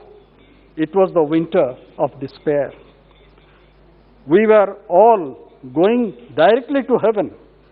We were all going the other way. These were the first few lines of a famous novel, Tale of Two Cities, describing of 1789. Are we in that situation today? Something is not dark or white. It's a mixture. Yes, we are fighting against terrorists. We want to control them, but at the same time, are we doing something which will protect innocent citizens? There actually the crux of the issue lies. We have to bring a balance. And here in this bill, that balance is lacking. Thank you, sir. Srimati Supriya Sule. Thank you, sir. Sir, I would like to begin my speech by quoting the father of the nation, Sri Mahatma Gandhi, which did the value of truth. And with his conviction is, I quote him, sir, that it was not impossible to practice law without compromising truth. With a cautionary note, even truthfulness in the practice of profession cannot cure it of the fundamental defect that vitiates. So law and order, as we are all aware, is a state subject. And the state that I come from is a very peace-loving state. I respect what Mehtabji said, but normally the state where I come from, laws are not used against opponents politically. That's the culture that we come from. And I hope we all live like that, because politics is about ideological differences, not about personal decisions. But from what you read or what's happening, or most of my colleagues have spoken before me, what really worries about this criminal procedure identification bill, I'm not completely against it. Let me put it on the record. हमारा राज्य इसके खिलाफ नहीं है, लेकिन we have concerns. Let me raise. Carte blanche, I can't say, अरे बहुत अच्छा bill है, we support it 100%. The answer is no. We have concerns of it. The concerns are, sir, which earlier, so I'll say that in a very small phrase, that the concerns are this violates Article 20, Part 3 of the Constitution of India. The concerns are it violates the Article 21 of the Constitution of India. It violates the right to be forgotten and the violation of right of prisoners. These are the serious concerns which the Honorable Minister, the Home Minister in his beginning of his speech mentioned that he will definitely clarify. So these are my pointed questions, that if these are the concerns raised, if he could kindly clarify them. The other concern is, sir, that the present bill is in the dictum that is laid down by the Honorable Supreme Court, sir, in a case Selvi versus State of Karnataka. Sir, now this has already been objected by the Supreme Court. The Supreme Court is not even a mile away, sir. I hope we don't make some legislation which in a few days is struck by the Honorable Supreme Court. So I think let's make legislation. I'm not taking away from the intention of this government. I'm sure that the intention is very, very good, and even from the state where I come from, we are completely open to doing these identification tests. We support it. But how far we want to go is the question we need to ask ourselves. Sir, the other law point which most people have made is about the data protection law. I totally agree. We have put the horse before the cart. So unless we get the data protection law, which all my earlier speakers have said, I am not going to talk about it, but this is something I'd like to raise. Then again, detainees. Now you're presuming, sir, that people are guilty. And I want to put this on record, sir. There are two laws like this which we have brought in. I mean, Mawa Moitra ji spoke about UAPA, she had serious concerns, but I would like to bring in a law of the PMLA. That was a law, we were a part of that government. And I still remember the BJP was in the opposition and Mr. Dubey is sitting here today. I would like to remind this whole house about the speech that he made, that you're bringing in PMLA as a law, it's a draconian law, do not do it, it can be misused. And sir, unfortunately, I hate to say this, but with full humility I say, today PMLA is a law which is misused in this country. Innocent people, I'm not saying guilty must be punished, but according to the Constitution, everybody is innocent till he's proven guilty. So to arrest somebody without having even finished the entire inquiry, is that a fair law, sir? I just hope that all this data is not misused just because this is my personal opinion, that PMLA is something we should have thought it through so that it's never misused. And that exactly takes back to the thought of what the father of this nation, Mahatma Gandhi, said, put yourself at the other side when you make the law, because you are never going to always be here. And good legislation is when it's fair, equal and just and within the purview of the Constitution. So I would like the Honorable Home Minister to think of all this and think of, narco analysis, brain mapping. Sir, we all know, you've been in power in the center, in the state. Brain mapping and narco analysis are not necessarily good acts. It's not necessarily, it's always the truth comes out. You will be saving all such data, you will be misusing such data. I'm not saying just this government. Any government in the country can misuse it. There are selective leaks in this country, sir. Media sometimes knows more about inquiries than we do. How does these things, so if these can leak without having so much information, can you imagine, sir, with this kind of data available and the leaks that happened and with no data protection law, what can it be? It will be completely crazy, sir, in this country. People will misuse it all the time. So I'm not against what they are trying to do. Let me put it on record. But we have to draw a line. Like Mehtabji said, is absolutely true, that where are we going to draw the line of who and how? Otherwise, there's from a terrorist to a petty thief who has probably robbed 100 rupees from your wallet. You're going to use the same law for both of them. You're going to again fingerprint it, and do we have the labs and the technicians to do it in the first place? So I think this entire government should think about what they are, and there are two small stories I'd like to share. Sir, I come from a state where police do exceptionally good work, and the relationship between citizens and police is not about fear, it's about love and respect. उस वर्दी का हमको अभिमान है, हमको हमेशा लगता है कि जैसी तुम्हारी फैमिली है उसका एक्सटेंशन हमारी पुलिस है महाराष्ट्र की. And I would like to put it on record, 2-3 very good success stories without any such lab. I would like to bring Ankit Goyal and Somay Munde. These are our officers in Gadchiroli, sir. They went into this Naxal area. It's an area called Martin Tola. Over there, they are both SPs and additional SP in Gadchiroli. They killed 26 Naxals, sir. It had Chhattisgarh, Madhya Pradesh, and these two young officers with young families, young children. What outstanding work. We have worked together with this government. I would like, this is on 12th of November in 21, this Naxal area where in aspirational districts, even the Home Ministry gives us funding to improve. So what more can we do for each other is what we should be discussing, sir. There's another case, Nirbhaya Fund, जो केंद्र सरकार हर राज्य को देती है. How well we have used it, sir. I say this with lot of pride in my heart that the Maharashtra police, especially in Mumbai, Nasik and Pune, we have started a Nirbhaya squad. In this Nirbhaya squad, it's a surveillance squad which the response time is about 10 minutes, and within half an hour she gets help, she's taken to a police station, and there are 200 officers and 800 lady constables, and we have counseling for them, we have covered beggars, children, and all the vulnerable people in all these, whether it's women, whether it's children, whoever needs help in the Nirbhaya Fund, we have walked an extra mile, and it's a great success story. This is what we want to discuss and expect the Home Ministry to work with us. So there's another story of Tejasvi Satpute, one of our women leaders who is an SP in Solapur, sir. Illicit liquor, which is such a big challenge, and in Solapur she did something called Operation Parivartan. Sir, all these women over there and men, families who were involved in illicit liquor for years, उनका पूरा परिवर्तन कर दिया है. She used the entire infrastructure, she gave them guidance, she gave them loans, she used the skill development machinery, and all these people who would be booked as criminals before, just by a good social impact and an economic impact, the story has changed. So you don't necessarily need acts all the time, sir. So why are we putting this fear in people by bringing in so much legislation? Legislation is here to serve the people. Government is here to give good law order and protection to these people, not put fear of God in people. So I would like to ask this government just two pointed questions. These are few success stories without much legislation where the police and the state has absolutely delivered superior results in my state. So why can't we expand on these instead of bringing more micromanaging into people's lives without any protection of data for them?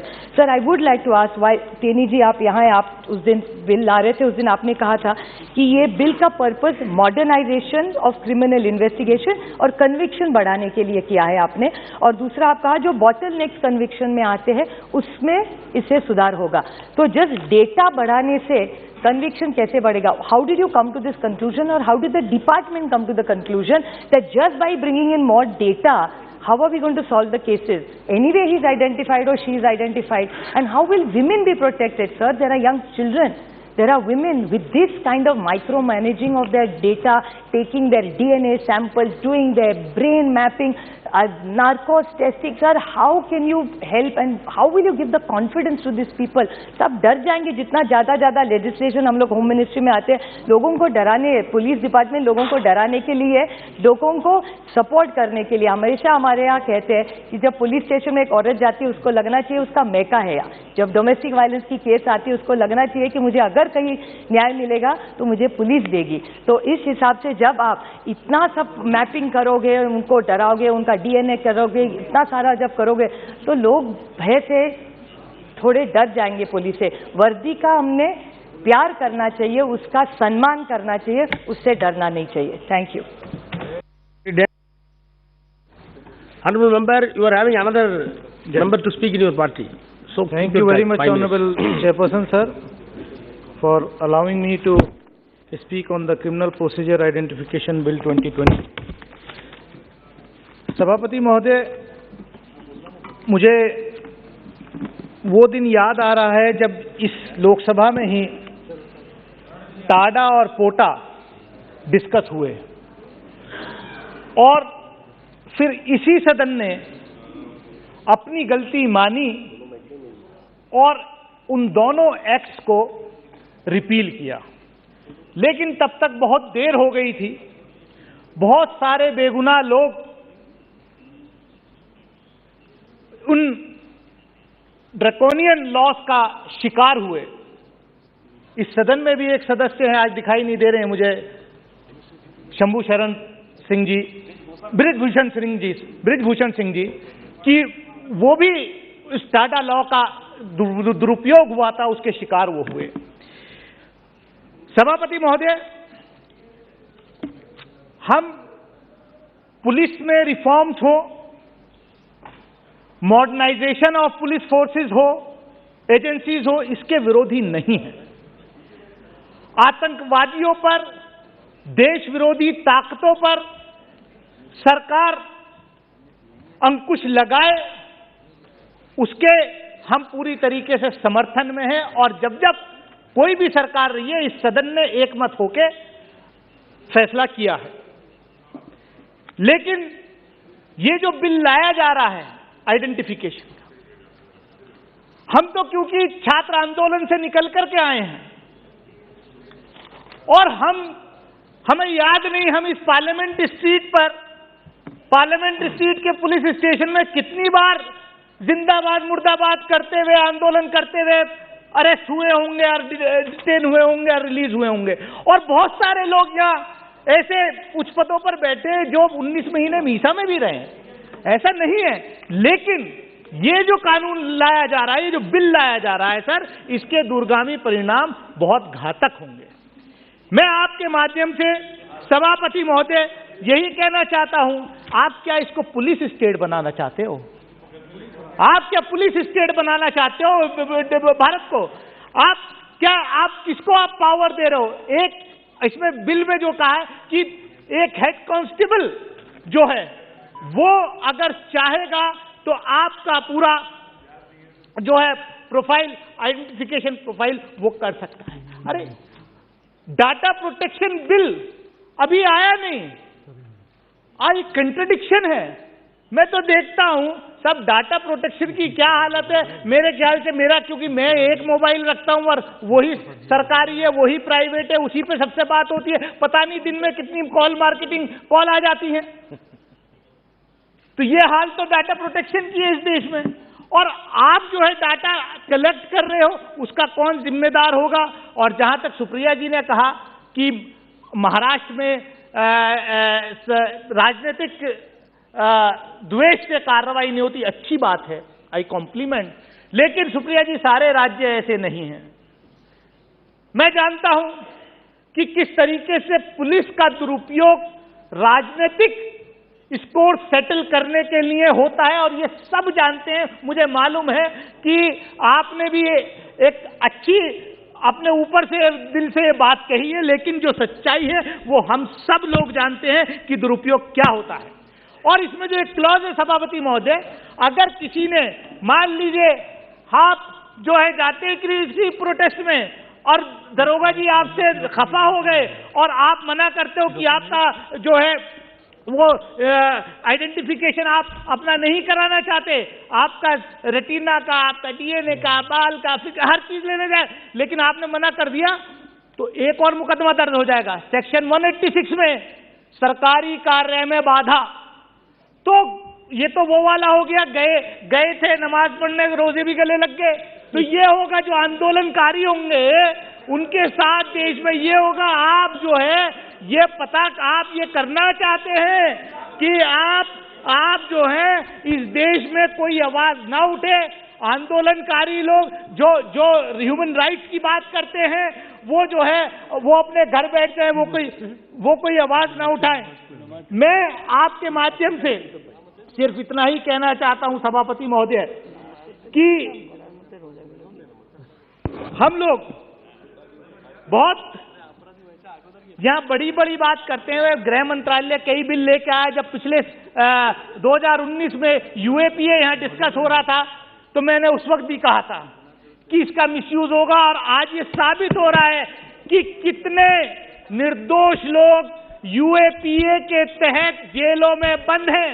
जो आंदोलनकारी जो citizenship amendment act के खिलाफ आंदोलन कर रहे थे, उनको झूठे यूएपीए के केस लगा करके जेलों में बंद किया गया है। ऐसे अनेकों छात्र आंदोलनकारी आज हैं जिनके खिलाफ चार्जशीट नहीं हुई, 2-2 साल हो गए लेकिन चार्जशीट नहीं हो रही, वो उनको जमानत भी नहीं मिल रही है। सभापति महोदय, हम क्योंकि इस सदन में कोई ऐसा कानून ना बनाए, कोई ऐसा बिल पास ना करे जिसका आने वाले वक्त में दुरुपयोग हो, मैं आपके माध्यम से सरकार से, माननीय गृह मंत्री जी से फिर ये अपील करूंगा कि आप इस पर विचार करिए, पुनर्विचार करिए, इसको स्टैंडिंग कमेटी में भेजिए, फर्दर इस पर डेलिब्रेशन हो और तब इसको बिल को दोबारा इस सदन में लाया जाए। ऐसा ना हो कि जैसे पिछले इतिहास रहे हैं कि जल्दबाजी में लाए गए बिल जो है उससे लोगों के राइट्स का भी हनन हुआ है और अल्टीमेटली सरकार को जो है उनको फिर रिपील भी करना पड़ा है। बहुत बहुत धन्यवाद। Shri Gaurav Gogoi. No cross talks please. Order please. No cross talks.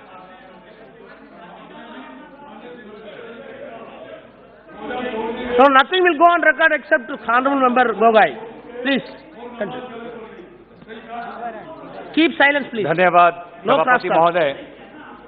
आज इस महत्वपूर्ण बिल पर चर्चा करने के लिए मैं खड़ा हुआ हूं और इस बिल में बहुत से महत्वपूर्ण प्रश्न पूछे गए हैं, जिन प्रश्नों का उत्तर बिल के statement of objects and reasons में विवरण नहीं किया गया है।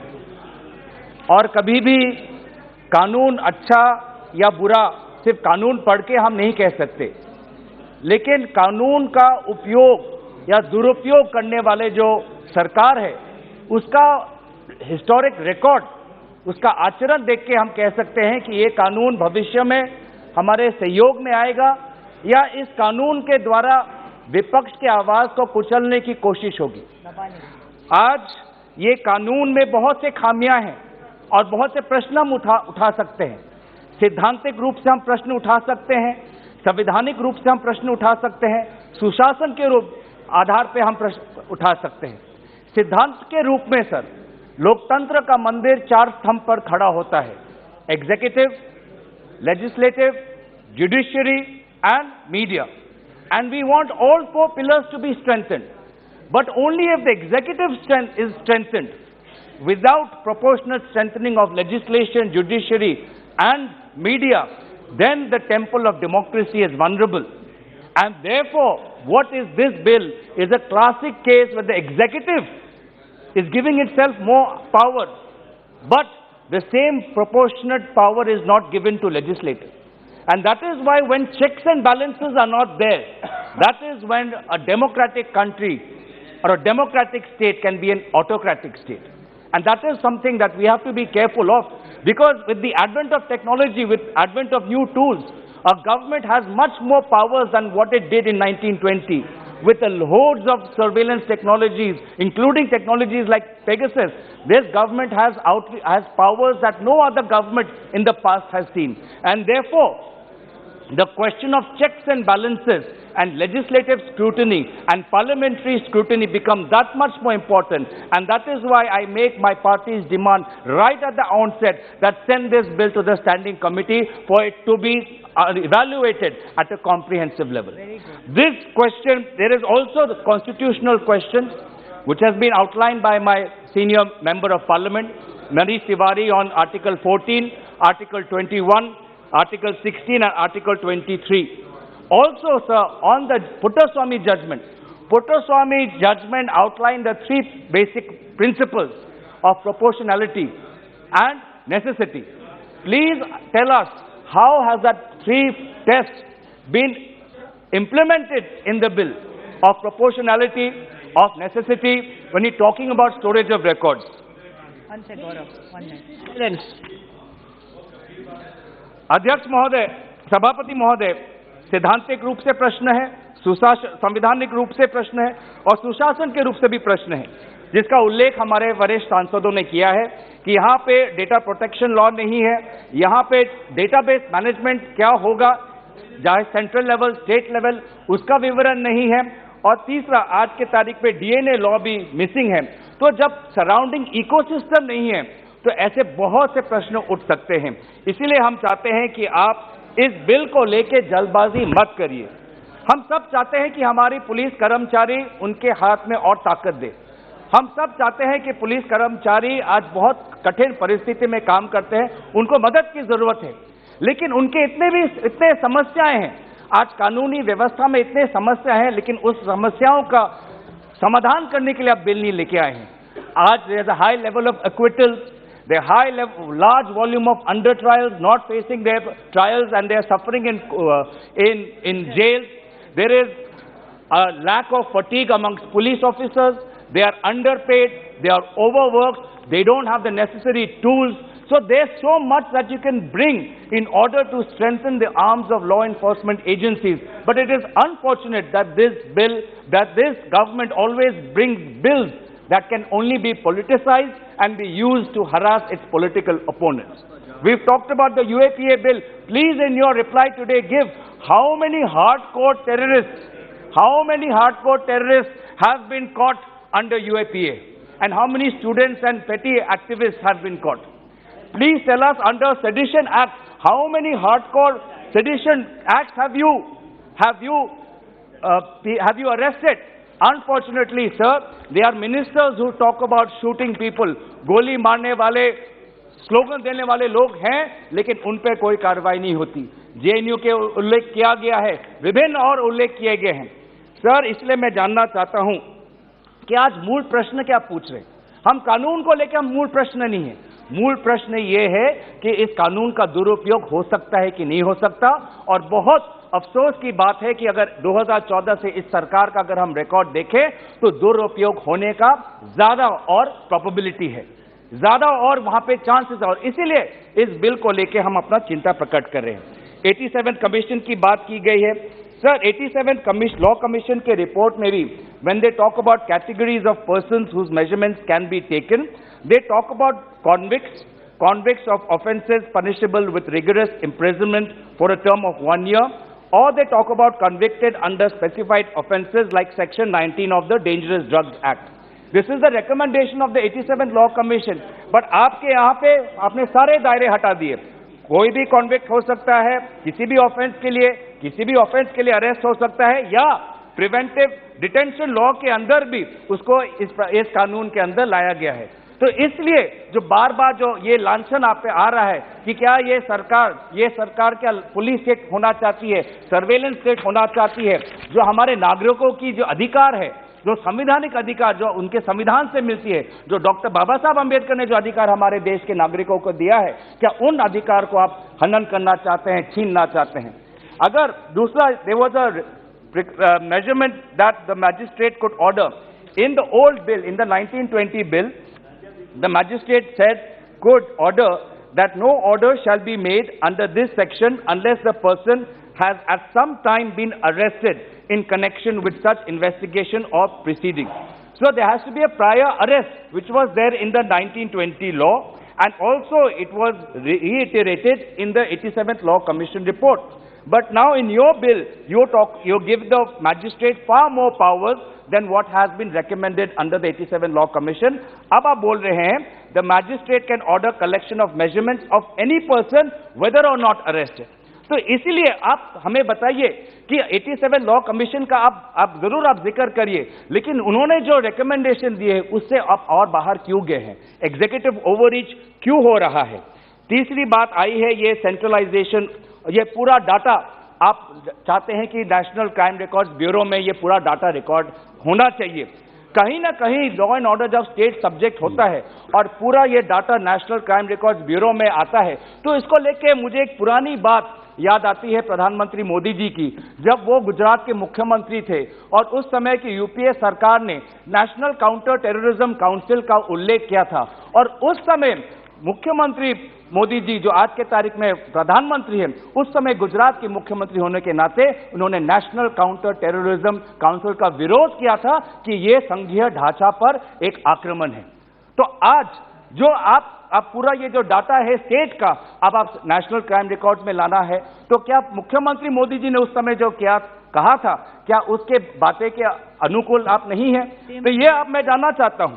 आप बात करते हैं विभिन्न देशों की, हमारे भाजपा के प्रथम प्रवक्ता ने बात की थी कि यूएस में भी ऐसे लॉ है, यूके में भी ऐसे लॉ है, दूसरे देश में भी ऐसे लॉ है। माना मैंने माना कि यूएस और यूके में ऐसे कुछ लॉज हैं जिसमें ये सारा डाटा ले सकते हैं, पर उनका इकोसिस्टम देखिए।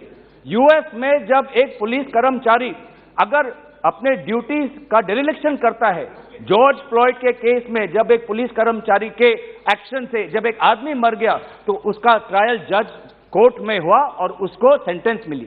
यहां पे क्या होता है? यहां पे अरुणाचल प्रदेश के 2 बच्चों को आर्मी गोली मार देता है, कोई नहीं। मोन डिस्ट्रिक्ट नागालैंड में 14 लोग मारे जाते हैं, कोर्ट ऑफ इंक्वायरी बैठी है लेकिन कुछ नहीं। तो इसीलिए आप यूएस और यूके की बात करते हैं, लेकिन वहां का इकोसिस्टम, वहां के ऑफिसर्स की ट्रेनिंग, वहां के ऑफिसर्स पे सुपरविजन यहां पे कहां है? आपका के अंदर आप देख सकते हैं कि अरुणाचल प्रदेश में 2 शूटिंग हुआ है, कोई हमें पता नहीं। मोन डिस्ट्रिक्ट के शूटिंग में कुछ नहीं पता, कितने सारे कस्टोडियल डेथ हुए हैं, आपने कितने सारे ऑफिसर्स को पकड़ा। यूके में पुलिस ऑफिसर्स जो अपने हर डिसीजन राइटिंग में रखते हैं।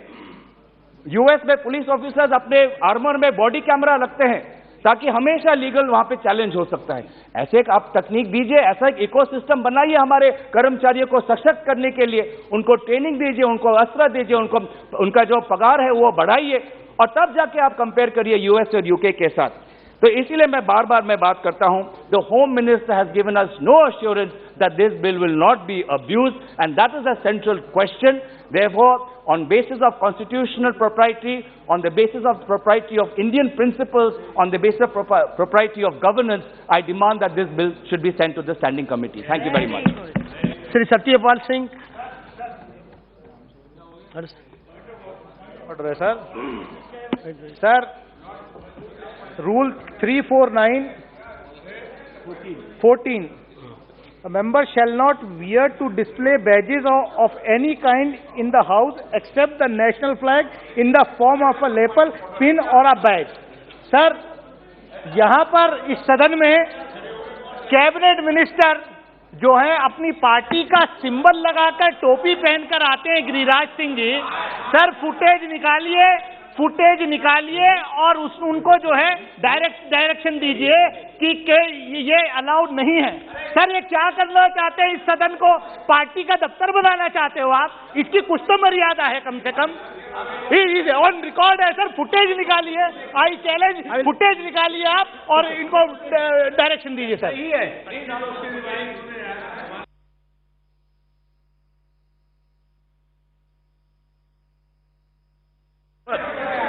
Please. Wait, please take your seat. No. Sir, we are discussing about the bill. So during the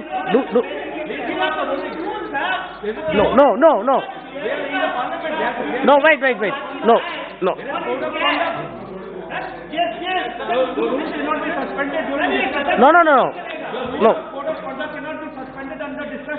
It's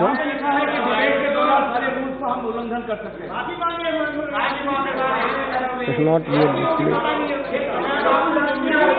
No, shall not wear to display. But the point is well taken.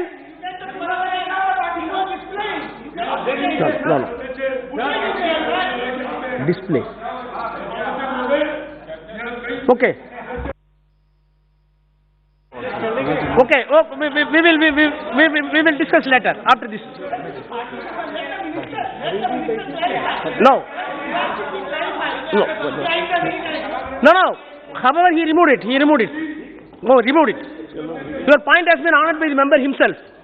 No further discussion. Please. Satyapal Singh.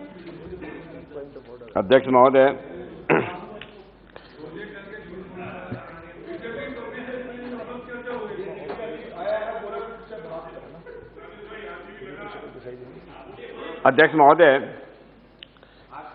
मैं आपके आसन से थोड़ा प्रेरणा लेकर के हमारे कुछ मित्रों ने, विशेष रूप से श्री गौरव गोगोई जी ने, सुप्रिया जी ने, दानिश अली जी ने कुछ ऐसी बातें रखी हैं कि अपनी बात में आपके आसन पे जो लिखा हुआ है उससे शुरू करना चाह रहा हूं. आसन पे लिखा है धर्म चक्र परिवर्तनाय.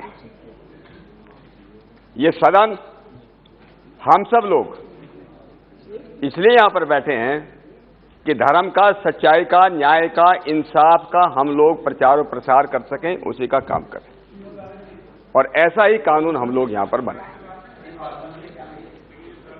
इंसाफ किसको दिया जाए?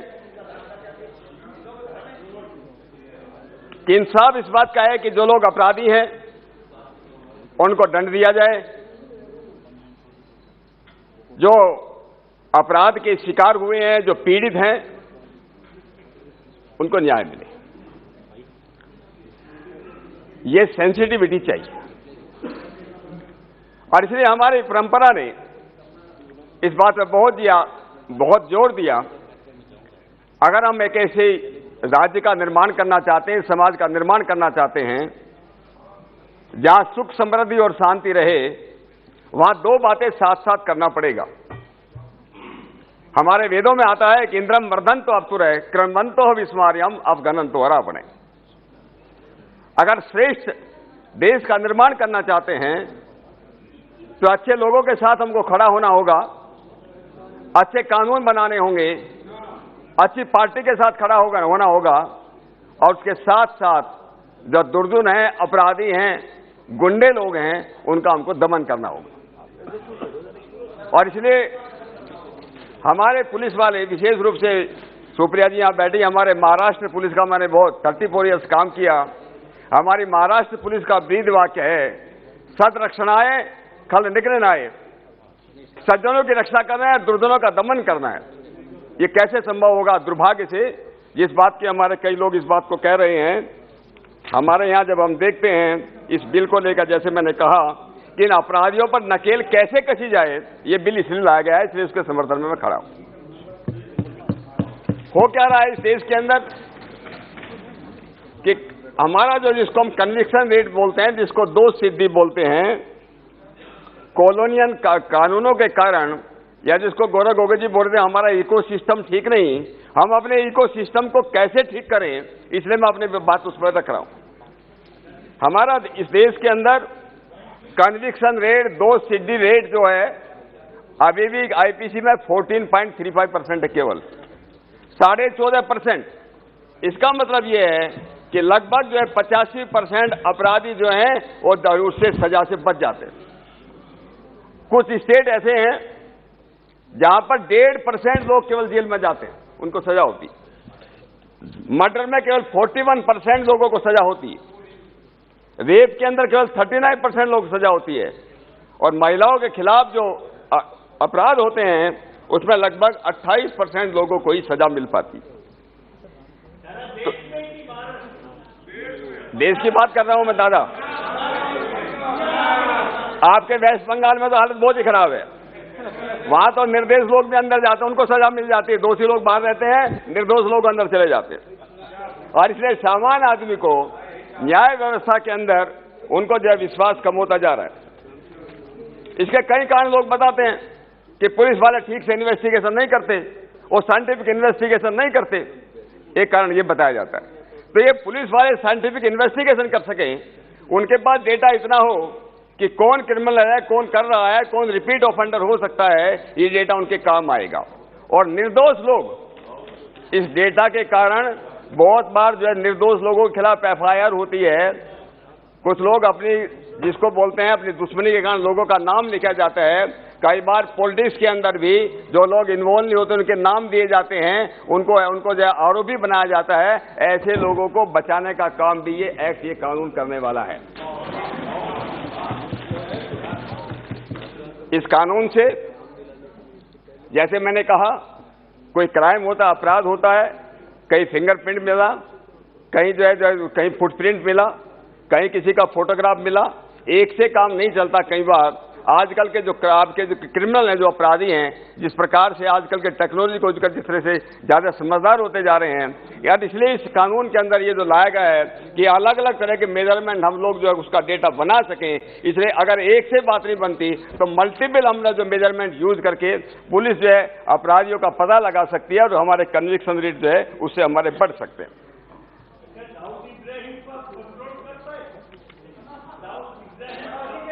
उसी के लिए बोल रहा हूं, इसीलिए बोल रहा हूं। Please address the chat. Honourable member, please don't yield to anybody, please address the chat.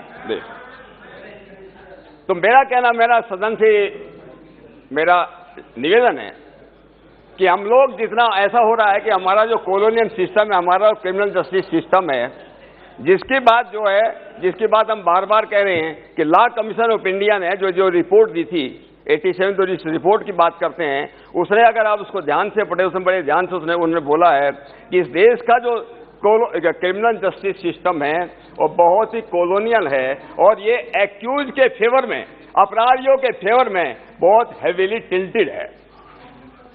अपराधी से पीड़ित उनके फेवर में नहीं, अपराधियों के फेवर में, और उसकी बात हम लोग कर रहे हैं। दुर्भाग्य की बात यह है कि हमारे सदन से लेकर के जुडिशियल तक हम लोग जो है अपराधी जो है, जब तक हम लोग ऐसा मानते हैं कि अपराधी जो है he is innocent unless proved guilty, जब तक उसका दोष सिद्ध नहीं हो जाता, हमारे इस देश के अंदर कभी भी ये, जिसको हम एडवर्सरियल सिस्टम बोलते हैं, एक जो है एक प्रकार से हमारे पब्लिक प्रोसिक्यूटर होते हैं, हमारा प्रोसिक्यूशन होता है, और दूसरी साइड से हमारे जो है डिफेंस काउंसिल होते हैं, डिफेंस काउंसिल होते हैं। ये जो है इस प्रकार का जो सिस्टम था, और दोनों क्या करते हैं, इस देश के अंदर क्यों इतना गड़बड़ होता है, क्यों कन्विक्शन इतने कम है, उसके पीछे एक बहुत बड़ा कारण है। और वो कारण ये है, मैं एक बोलना चाहूंगा, हमारे एक पूर्व राष्ट्रपति जी ने एक बहुत अच्छी बात कही है। उन्होंने कहा कि हमारे जो कोर्ट हैं, court is not cathedral, court is not cathedral but casinos. वो कहते हैं कि हमारे जो कोर्ट हैं वो न्याय के मंदिर नहीं बस जुआ घर हैं।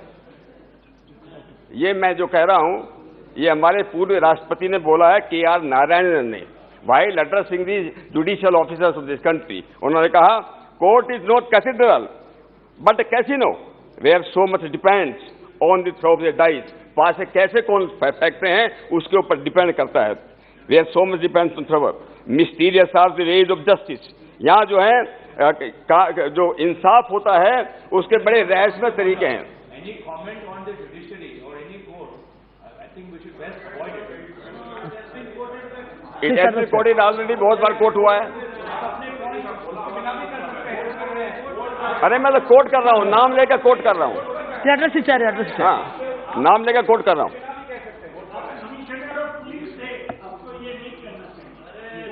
बैठ जाओ दादा।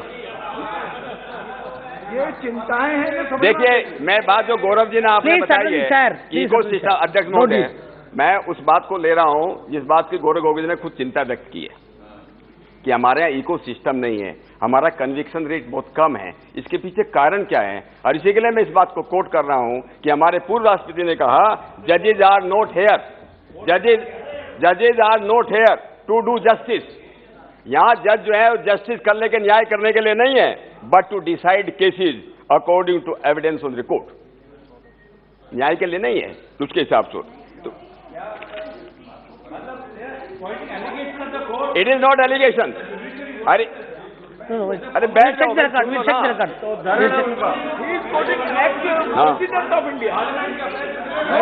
टिप्पणी की वो बोल रहे हो। Don't make comments on judiciary. You can. और ये किसी पर नहीं है, व्यवस्था पर है ये। हाँ ठीक है। किसी के खिलाफ नहीं है, ये व्यवस्था के खिलाफ है।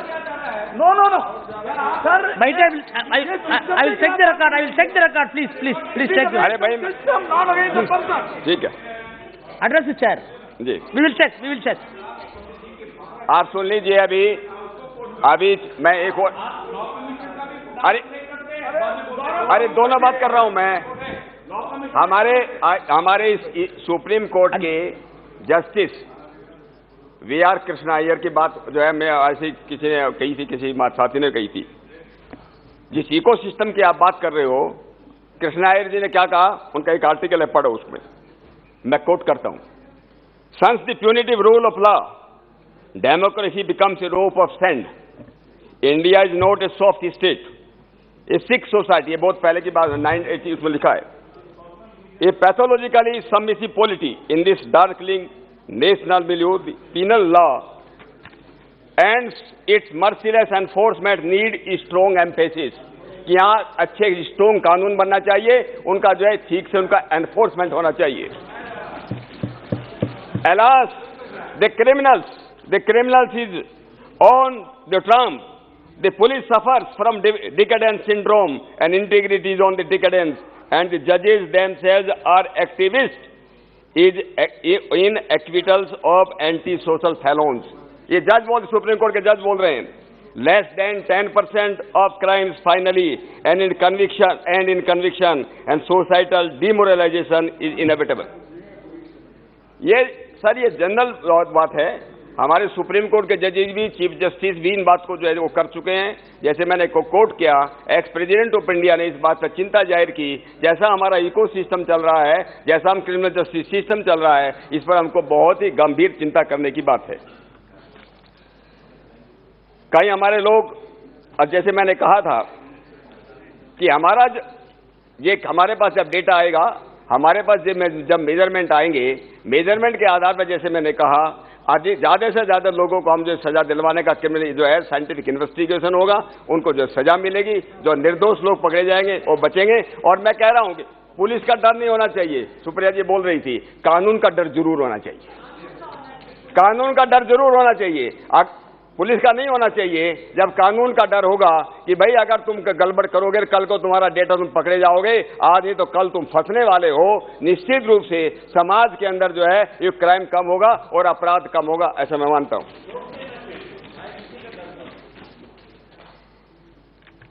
मैं एक और बात इसी सदन की कर रहा हूं, इसी इकोसिस्टम की बात कर रहा हूं। दादा, आपके पश्चिम बंगाल से श्री इंद्रजीत गुप्ता जी इसी सदन में बहुत सीनियर लोग थे, सीनियर थे वो, और यहीं के उस समय के माननीय गृह मंत्री थे।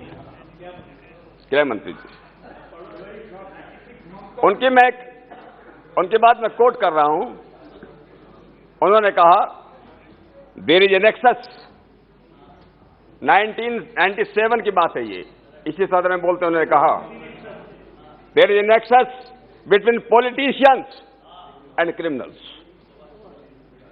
criminals and bureaucrats, and I see no hope, as there are criminals everywhere in different colors. We can pass the enactment, but will not be able to implement it. पर वो उस समय की बात है 1997 की। इनस्टेबल थी गवर्नमेंट, पॉलिटिकल इनस्टेबल थी, निराशा थी, हताशा थी, और अब हमारे प्रधानमंत्री मोदी जी हैं। अब ये हताशा निराशा नहीं, मोदी जी है तो मुमकिन ऐसा हम मानते हैं। अमित शाह जी हमारे गृह मंत्री हैं, तो हम कानून का जो है उसका एनफोर्समेंट कर सकते हैं। और इसलिए हमारे आने के बाद, मोदी जी के आने के बाद, जो कानून पिछले 32 ईयर्स से पेंडिंग थे, बेनामी एक्ट जिसको हम बोलते हैं, बेनामी transaction act, 32 years, prevention of corruption act, वो नहीं कर रहे थे। 70 साल से 370 को हम खत्म करने की बात कर रहे थे। ये जो है ये पॉलिटिकल विल चाहिए, उस समय पॉलिटिकल विल नहीं थी, अब पॉलिटिकल विल है कि हम इसको मिसयूज नहीं करेंगे। कि देखिए कानून को ये बार बार बात की जा रही है कि कानून का मिसयूज होगा। मुझे एक बात बताइए, कौन से कानून का मिसयूज नहीं होता है, मुझे बताइए। एक भी कानून आप बता दीजिए जिस कानून का मिसयूज जो है हमारे देश में नहीं हुआ। ये क्या नाम प्रेमचंद्र जी, केवल ये कह देना कि इसका मिसयूज होगा कि जो है गंदे पानी के साथ, टब के पानी के साथ बच्चे को बाहर फेंक देना, इसमें कौन सी बुद्धिमत्ता है कि हम कानून ही नहीं लाएंगे? अरे मिसयूज अगर कहीं हुआ, वो हमारा काम यह है कि मिसयूज न होने दे। हमारा काम यह है कि हम उसके लिए, अध्यक्ष जी प्लीज ऑनरेबल मेंबर एड्रेस। मैं नहीं कह रहा हूं, मैं ये कह रहा हूं कौन से कानून का मिसयूज नहीं हुआ और होता नहीं, कौन सी बात कर रहे हो जिसका। अरे 2006 में, आप 2006 में आपकी यूपीए गवर्नमेंट थी, 2006 में यूपीए की गवर्नमेंट थी। No cross talk please, honourable member, no cross talk. अध्यक्ष please address the chair. No, there cannot be a parallel debate. Mr. Gogai, don't yield. There cannot be a parallel debate. Please. अध्यक्ष महोदय, 2006 में UPA government थी, उसमें CrPC में संशोधन लाया गया कि हम एग्जामिनेशन करेंगे और ये डेटा, ये मेजरमेंट हम एक्यूज के लेंगे। तब तो किसी ने विरोध नहीं किया, हमारी पार्टी ने भी कोई विरोध नहीं किया, क्यों हम लोग चाहते हैं कि अपराधियों को सजा मिले, उनको दंड मिले, इसलिए तब हम साथ थे, किसी ने इस बात का विरोध नहीं किया। जब जो है 2006 के अंदर आपकी सरकार ने ये परिवर्तन लाए थे, संशोधन लाए थे सीआरपीसी के अंदर। और ये अभी दानिश अली जी बोल रहे थे कि ताड़ा का वो हुआ, पोटा का भी हुआ। देखिए हम लोग जब करते हैं, ये देश केवल मात्र इंडिया ऐसा है, हमारा देश ऐसा है कि जहां आतंकवादियों के खिलाफ, अपराधियों के खिलाफ हम कानून में कुछ कमी छोड़ने की बातें करते हैं, उनको बचाने की हम लोग बातें करते हैं। क्या जरूरत थी टाड़ा और पोटा को उसका खत्म करके? ये केवल इस देश के अंदर हुआ, सारी दुनिया के देशों के अंदर एक उससे सच कानून बनाए गए। केवल यहां पर ऐसा हुआ कि टाड़ा और पोटा को खत्म करके यूपीए के पुराने उसको हम चले गए। आज हमको जरूरत इस बात की है कि please conclude now. Satyapal ji please conclude now. अध्यक्ष महोदय, डैनिश डोंट। अध्यक्ष महोदय प्लीज कंक्लूड। 1920 का कानून, 1920 के कानून के बाद 100 जो है 102 वर्षों के बाद आज साइंस में, टेक्नोलॉजी में इतना जो है एडवांसमेंट हो गया। आज क्या हम ये देखेंगे सारी दुनिया के अंदर इस टेक्नोलॉजी का यूज किया जा रहा है। क्या हम अपने पुलिस वालों को रखेंगे कि हमारे पुलिस वाले उसका यूज ना कर सकें, हमारे जो है प्रिजन वाले उसका जो है यूज ना कर सकें? क्या हम चाहते हैं कि हम अपराधियों के खिलाफ शिकंजा न कर सकें? ये केवल इस देश के अंदर डिस्कस हो सकता है, ये दुनिया के किसी पार्लियामेंट में ऐसे डिस्कस नहीं हो सकता जहां पर जो अध्यक्ष जी कि हम बोलते हैं कि अपराधियों के खिलाफ ऐसा नहीं होना चाहिए।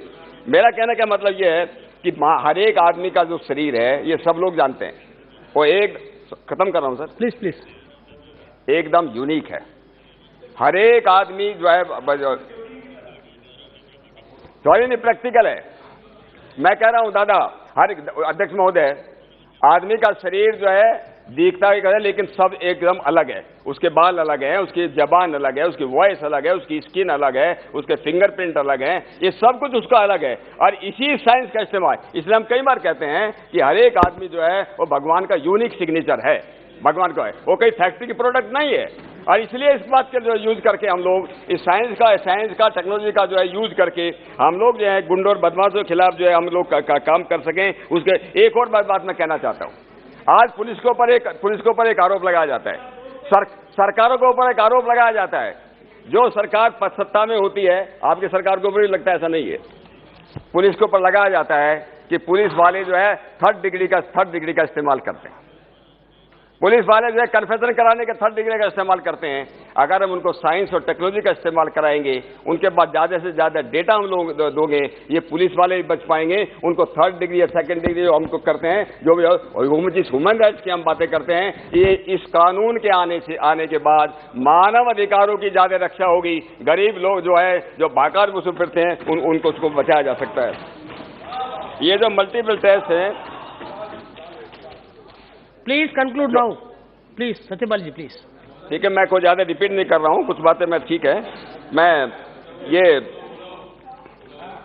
हम लोग जो वीसा लेने जाते हैं अमेरिका के लिए वीसा लेने जाते हैं, आईरिस स्कैन लिया जाता है, फिंगरप्रिंट लिया जाता है। कौन उसका ऑब्जेक्शन लेता है?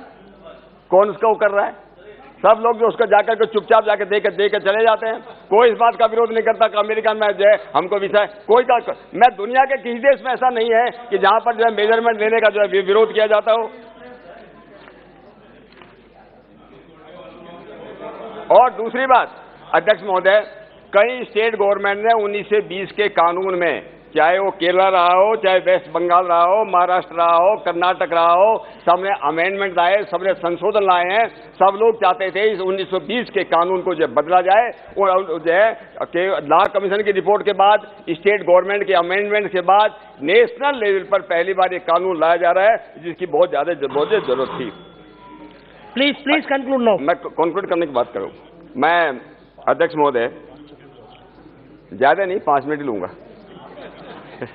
अध्यक्ष महोदय, नो, अध्यक्ष महोदय, somebody has to speak from your party again. अध्यक्ष महोदय, मैं आपके माध्यम से इस सदन से भी मैं निवेदन करूंगा और माननीय गृह मंत्री से भी निवेदन करूंगा। जिस इकोसिस्टम बनाने की बात हम करते हैं, जस्टिस मलिमत का एक कमेटी का रिपोर्ट है, उसके जो है रिकमेंडेशंस हैं। उन्होंने कहा कि अपने देश में जो क्रिमिनल जस्टिस सिस्टम है, जो अपराधियों के फेवर में ही ज्यादा काम करता है, और जो है जिसको जो है जो पीड़ित लोग हैं उनको विक्टिम्स को भूल जाते हैं। The plights and rights of the victims are forgotten in this country in criminal justice system. और ओवरऑल उसके जो है उसको लागू करने की बात करना चाहिए। नंबर 2 बात, हमारी जो है जो adversary. Conclude now. 3 more members are there from your party. They have to speak. अध्यक्ष महोदय, हमारे देश के अंदर मैंने कहा था, कॉलोनियल सिस्टम जो चला, जिसके अंदर एडवोकेट्स बने, और आज हम लोग जो है स्पीडी ट्रायल की हम लोग बातें करते हैं।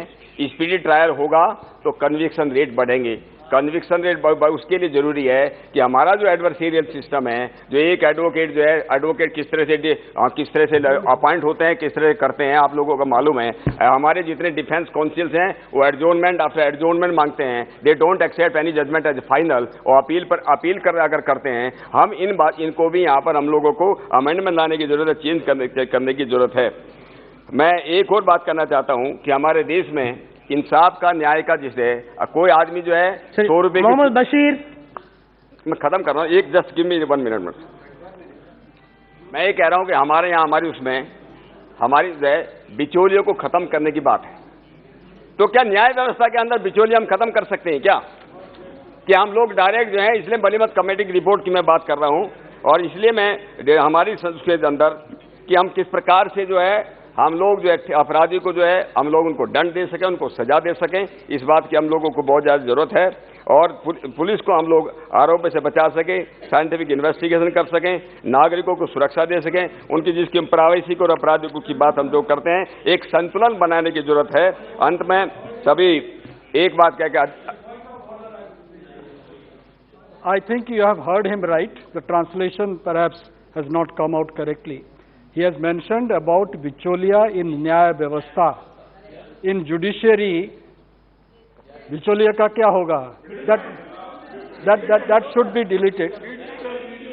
That should be deleted. You see the records. I will see the record and find place. We will do according. Please. अध्यक्ष महोदय, मैं केवल एक बात कहकर अपनी बात को खत्म कर रहा हूं। महाभारत में विदुर जी धृतराष्ट्र को समझाते हुए एक बात कहते हैं, विशेष रूप से दादा के लिए बोल रहा हूं मैं। वो कहा कि लास्ट में कि नैसा सभा यत्र ने संति वृदा, वो सभा नहीं, वो सदन नहीं जहां वृद्ध लोग न, ज्ञानी लोग न हो, अनुभवी लोग न हो। वरदान है ये ने वदंते धर्मम, वो वृद्ध नहीं है जो धर्म की बात और सच्चाई की बातें नहीं करते हो। वो धर्म नहीं जहां सत्य और इंसाफ की बात में होती हो, और वो नहीं है कि जहां सत्य जो उसको क्या छल के तर्क दिए जाते हो। कई बार यहाँ पर इसी सदन के अंदर हमारे कई मित्रों ने जो इस प्रकार के जो तर्क और कुतर्क यहाँ पर दिए जाते हैं, ऐसा नहीं होना चाहिए। हमें न्याय और इंसाफ के साथ खड़ा होना। मैं पुनः इस बिल के समर्थन में जो खड़ा हूँ और इस बिल का पूरा जोरदार समर्थन। धन्यवाद। Mohammed Bashir, Honorable Member Mohammed Bashir. Sir, thank you very much. Sir, I vehemently oppose this bill. Sir, if this law is passed, it will be an addition in the list of black laws in our country. Sir, my reasoning for opposing this bill is, number one, this will give extra constitutional power to the police officers from constable, SHO level to prison officer and magistrate. Two, sir, this bill violates the constitution in several ways, including Article 21 and the privacy of individual. My next reasoning, sir, this bill gives rooms for misinterpretation, misuse, and hence this is a badly drafted piece of legislation. Sir, this will not be confined only to the convicts from an office, but as it is like a double-edged weapon which anybody can use against their opponents. Sir, this tantamounts to giving like an open general license to the police officers to work according to their will and pleasure. Sir, number 7, this is really to terrorize the people. Sir, now coming to the clauses, there is so much time for me. I don't want to narrate about the measurement, things like that. Definition is there, everybody has quoted that. It's a lengthy list, sir. The only thing which remains is what? Whether there is any other item in the human body for further samples. That is the only thing. Sir, now coming to the Act, to whom it will apply? It is stated A, B, C, everything. And C says, sir, what? Arrested in connection with an offence punishable under any law for the time being enforced or detained under any preventive detention law. So is it not a high-handed kind of clause? Even for an arrested person, any police officer can arrest a person. So this really gives a kind of weapon in the hands of the government to disturb the people and to terrorize the people. Sir, similarly, how can you say that a person detained or arrested is a culprit until unless it is assured that He's an accused. Of course, you can try that. At the same time, on the shadow of doubts and things like that, if we use this kind of act, it is something highly objectionable and condemnable in that way. And another thing, after collecting all these kind of things, to whom you are circulating that? So Act says, Bill says that National Crime Record Bureau will be the central agency to maintain the record. It will share the data with law enforcement agencies. Further, state and duties may notify agencies to collect, preserve, and share data in the respective jurisdiction. Sir, such a provision, I am asking you, will it not open a floodgate of troubles in this country? Without thinking the far-reaching consequences of this bill, you have brought it here. Sir, now coming to the other things. My friends are saying, when you are making a law, you should be honest. What for you are making this law? You are making this law to disturb others or to victimize others. As an example, my friends were saying about the present laws. What is happening in this? When you make a law with bad intention, it will have reflection throughout. As an example, my friends were saying about UAP. Now, sedition charges. Even Supreme Court has said, sir, sedition charges should not be imposed in a simple way like this.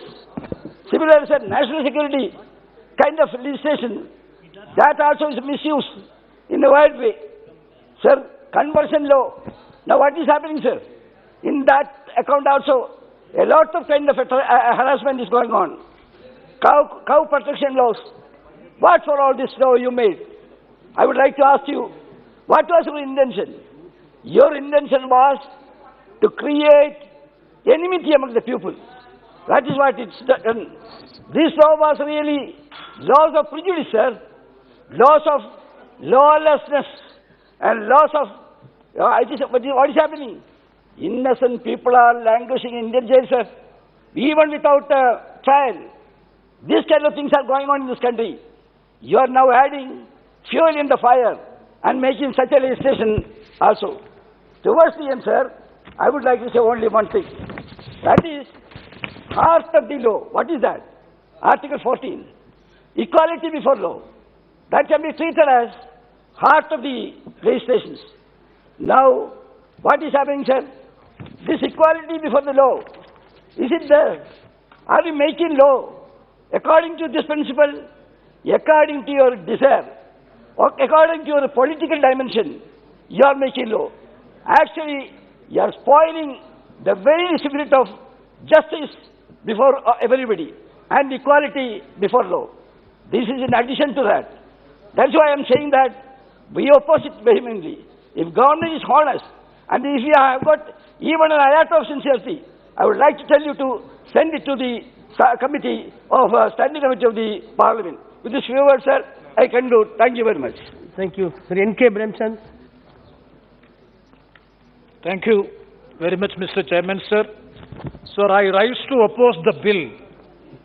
Even at the time of the introduction of the bill, I have vehemently opposed the introduction of the bill, and I have demanded a division in this House, and there was a division also. At that juncture also, we were under the impression that the Honourable Minister and the government may rethink their political position so as to send this bill to the Standing Committee for close scrutiny. Unfortunately, the Honourable Minister now comes and moving the bill for consideration and passing the bill. It is quite unfortunate because this is a very contentious bill by which the constitutional provisions are involved, human rights violations are involved, and so many ramifications, repercussions are there. Such a controversial, contentious bill have to be gone through the parliamentary scrutiny by a committee, either by a select committee or a standing committee, but without sending that bill, even after having a division in the House, 120 in favor and 58 against the bill, such a division was there in the House. Even after that, the government is not willing to send the bill to the scrutiny of a standing committee. Is quite unfair on the part of the government. That is the first point which I would like to make. Sir, I am opposing the bill mainly on three grounds. Number one, This is the total clear violation of the fundamental rights enshrined in Part 3 of the Constitution, number 1. And number 2, the right to privacy ensured by the Supreme Court in Puttaswamy's case is totally violated, totally abrogated, number 2. And number 3, the human rights violation or the human rights which has been declared in the UN Declaration of Human Rights, that is also not being respected in this case. These are the 3 main grounds by which I strongly oppose this bill, and again I request the Honorable Government, the Minister, please have a close scrutiny of the bill by sending to Standing Committee or Select Committee or Joint Committee, whatever be according to the women's hands of the government. Sir, what is this bill? The Criminal Procedure Identification Bill is to replace the Identification of Identification of Prisoners Act of 2020.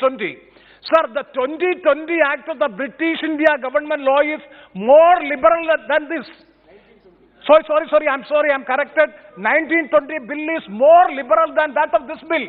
And when we are in the reformed democratic era, we are making the law more rigorous and stringent and giving unfettered authority to the police officials, especially the law enforcement agencies, and in respect of data collection and analysis, and that too at a time when the data protection bill is pending for consideration before the Parliament, and the scrutiny is over.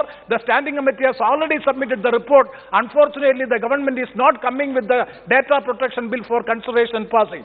Sir, violation of right to privacy, Puttaswamy judgment, it has already been stated. In the judgment, it is very clear that the Puttaswamy judgment made it clear that the law must be tested on the grounds of necessity and proportionality, purpose limitation, storage limitation, etc. These are the guidelines by which the Puttaswamy judgment is saying regarding the legislative process. But nothing is being attracted in this case. So the right to privacy, Article 21, no person shall be deprived of his life and personal liberty except in accordance with the procedure established by law. That is being taken away, number 1. And number 2, sir, unchecked, unfettered powers to have the surveillance, police surveillance. I am not going to the definition of the measurements, well enunciated by Manish Tiwari ji, and it is expanding and widening the scope of measurements. Even DNA can be taken from a person, and also further storage for a period of 27 years. Sir, the clause 3 of the bill, that is the contentious bill, that who has been convicted, who has been arrested, and any person who is detained by the preventive detention law. Sir, what is the definition of convict? I am seeking a clear-cut answer from the Honorable Home Minister. What is the definition of the convict? If you are not wearing a mask, if you are violating the lockdown guidelines, you will be convicted. Even a penal conviction for 1,000 rupees is a conviction. There is no definition in the bill. Sir, please, I'm fully within the scope of the bill. You made this point when you resisted yes, sir. So my point is, itself. Who is a what was the original bill, 1920 bill?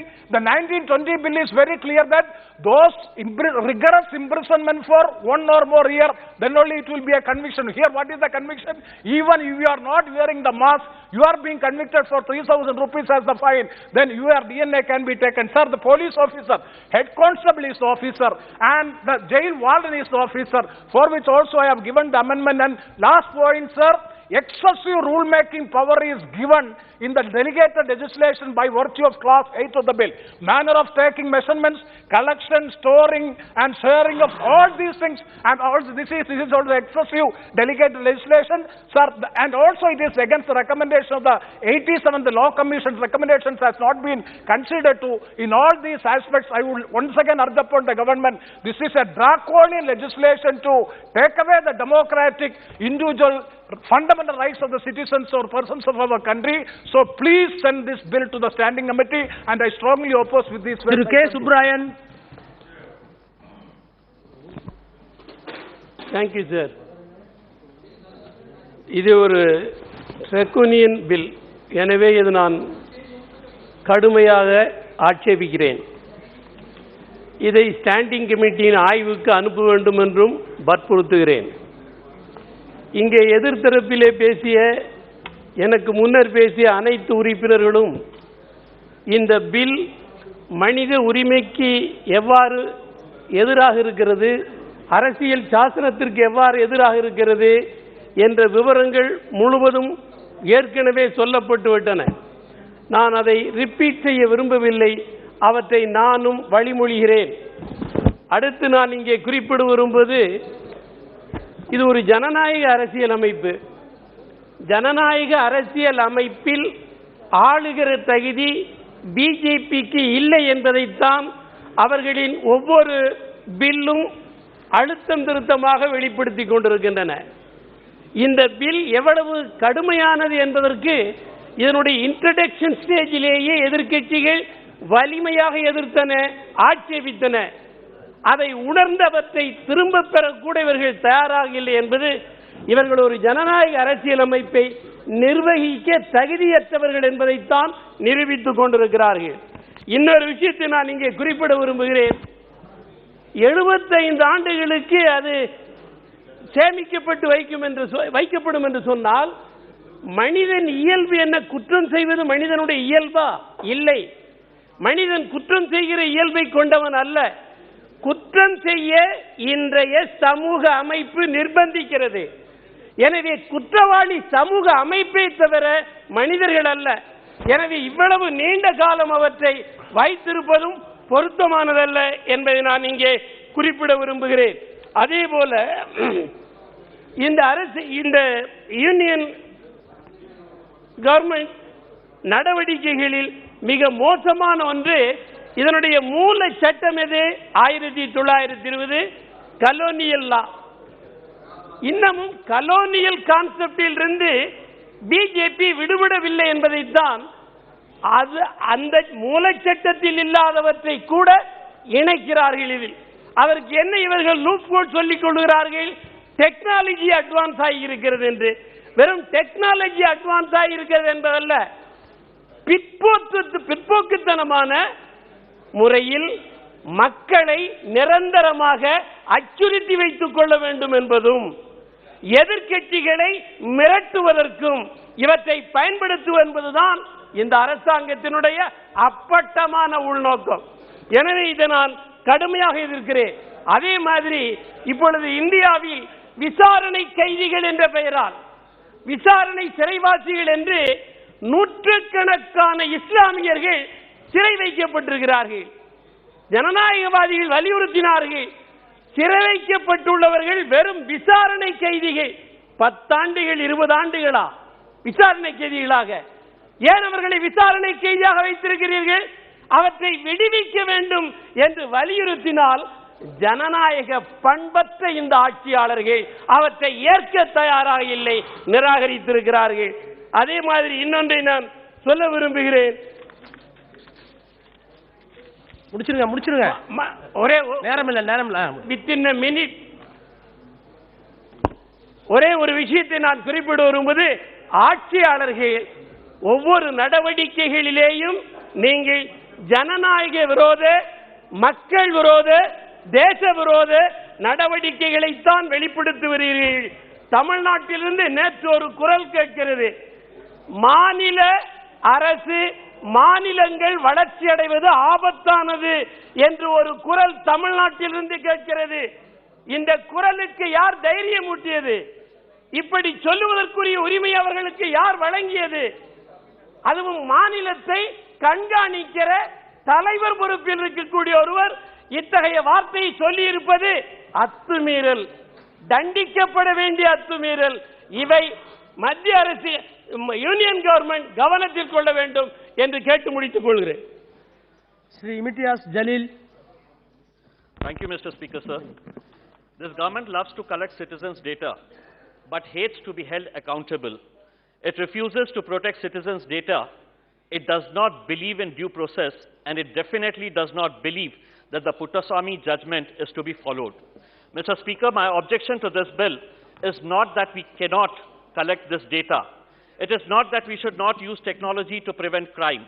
My objection is that the government is bringing in this law without respecting constitutional right to privacy or the right against self-incrimination under Article 20. It wants to create databases of citizens but does not want to provide any safeguards. For example, Mr. Speaker, NCRB is being empowered to maintain a database of measurements collected under this bill. What is NCRB? The National Crime Records Bureau. It was created by a notification. It is not even a statutory body. How can a legislation empower a board that has no statutory existence itself? Secondly, under Section 4, no parameters have been provided on who has the power to access this data, what police officer, of what rank. Mr. Speaker, I have certain questions for which I would like the Honorable Home Minister to answer. Under what circumstances can a cop be allowed or denied access to this database? What are the permissible uses of this database? What punishment happens if a police officer uses this database in violation of extant law? Will defendants, it's very important, will defendants in criminal trials be also allowed to use the database to prove their innocence? What will be the procedure to do so? Improper recording or handling of the data in database is a serious concern. What are the safeguards against malicious misuse or distortion of this data? Mr. Speaker, sir, my question is, what safeguards exist? One cannot be forced to provide a DNA sample or other information simply because they have been arrested or detained. This is because it is violation of the right against unreasonable searches.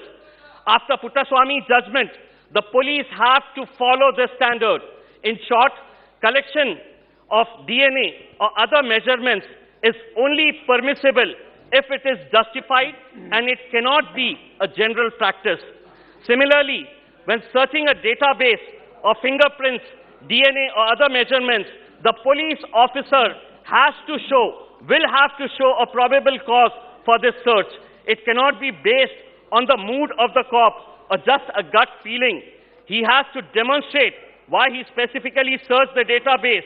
Was there any evidence? Have all other leads been extinguished? What is the basis of his suspension? This bill, Mr. Speaker, fails because it does not provide any of these rules. Is NCRB prohibited from connecting these databases to other databases, such as the Aadhaar database? Linking various databases will mean that this government can sit in Delhi and practically identify any citizen anywhere. Interlinking databases is a huge violation of citizens' right to privacy, as they allow government to identify citizens even for purposes other than crime detention. And unfortunately, this is the reason why this bill is being brought. Mr. Speaker, sir, just 1 minute. Section 3 of this bill allows government to not only collect finger and footprints, but also physical, biological samples, behavioral attributes, and iris and retina scans. This is unbridled power in the hands of government and police. What are the chances that these will not be used, misused, and exploited? What is included in behavioral attributes? Does it include gait and facial recognition? These technologies are very unreliable and heavily biased. It is concerning that the government is not even clearly saying what it wants to do. Similarly, why are biological samples being collected? Is it not a way to bypass DNA bill and bring it through the back door? Preventive detention, suspects and arrestees are not criminals. Just 1 minute, sir. There is a presumption of innocence. On what grounds are you collecting their information? Under Section Clause 4, are you saying that this data will be expunged if the person is discharged or acquitted? A person in preventive detention is neither charged nor convicted of any crime. So how will their data be removed? We need this answer. Lastly, Muslims, Adivasis and Dalits are predominantly detained and arrested and hardly convicted. This means that your database will have a significantly large number of such people. And before I quit, I would like to, मैं सत्यपाल जी जो जिस महाराष्ट्र राज्य से आते हैं और वो मुंबई शहर के पुलिस कमिश्नर थे, मैं उनसे एक सवाल करना चाहता हूं। अगर आप ये बिल लेकर आ रहे हैं तो उसी महाराष्ट्र राज्य की एक सीनियर आईपीएस ऑफिसर रश्मि शुक्ला जी, जिसका मैटर अभी कोर्ट के अंदर गया, अपने विपक्ष के नेताओं के खिलाफ वो किस तरह से गैर कानूनी तरीके से फोन टैपिंग का मामला सामने आया है। अगर आपको यही अगर करना है तो ऐसे कानून लाने की जरूरत क्या है? आपकी सरकार तो जो चाहे जिसे चाहे अंदर करने का अगर तय कर ली है तो वो कर रही है, तो ऐसे कानून अपराजिता सारंगी हमारे को ये यहाँ पर क्यों अपराजिता सारंगी, श्रीमती अपराजिता सारंगी।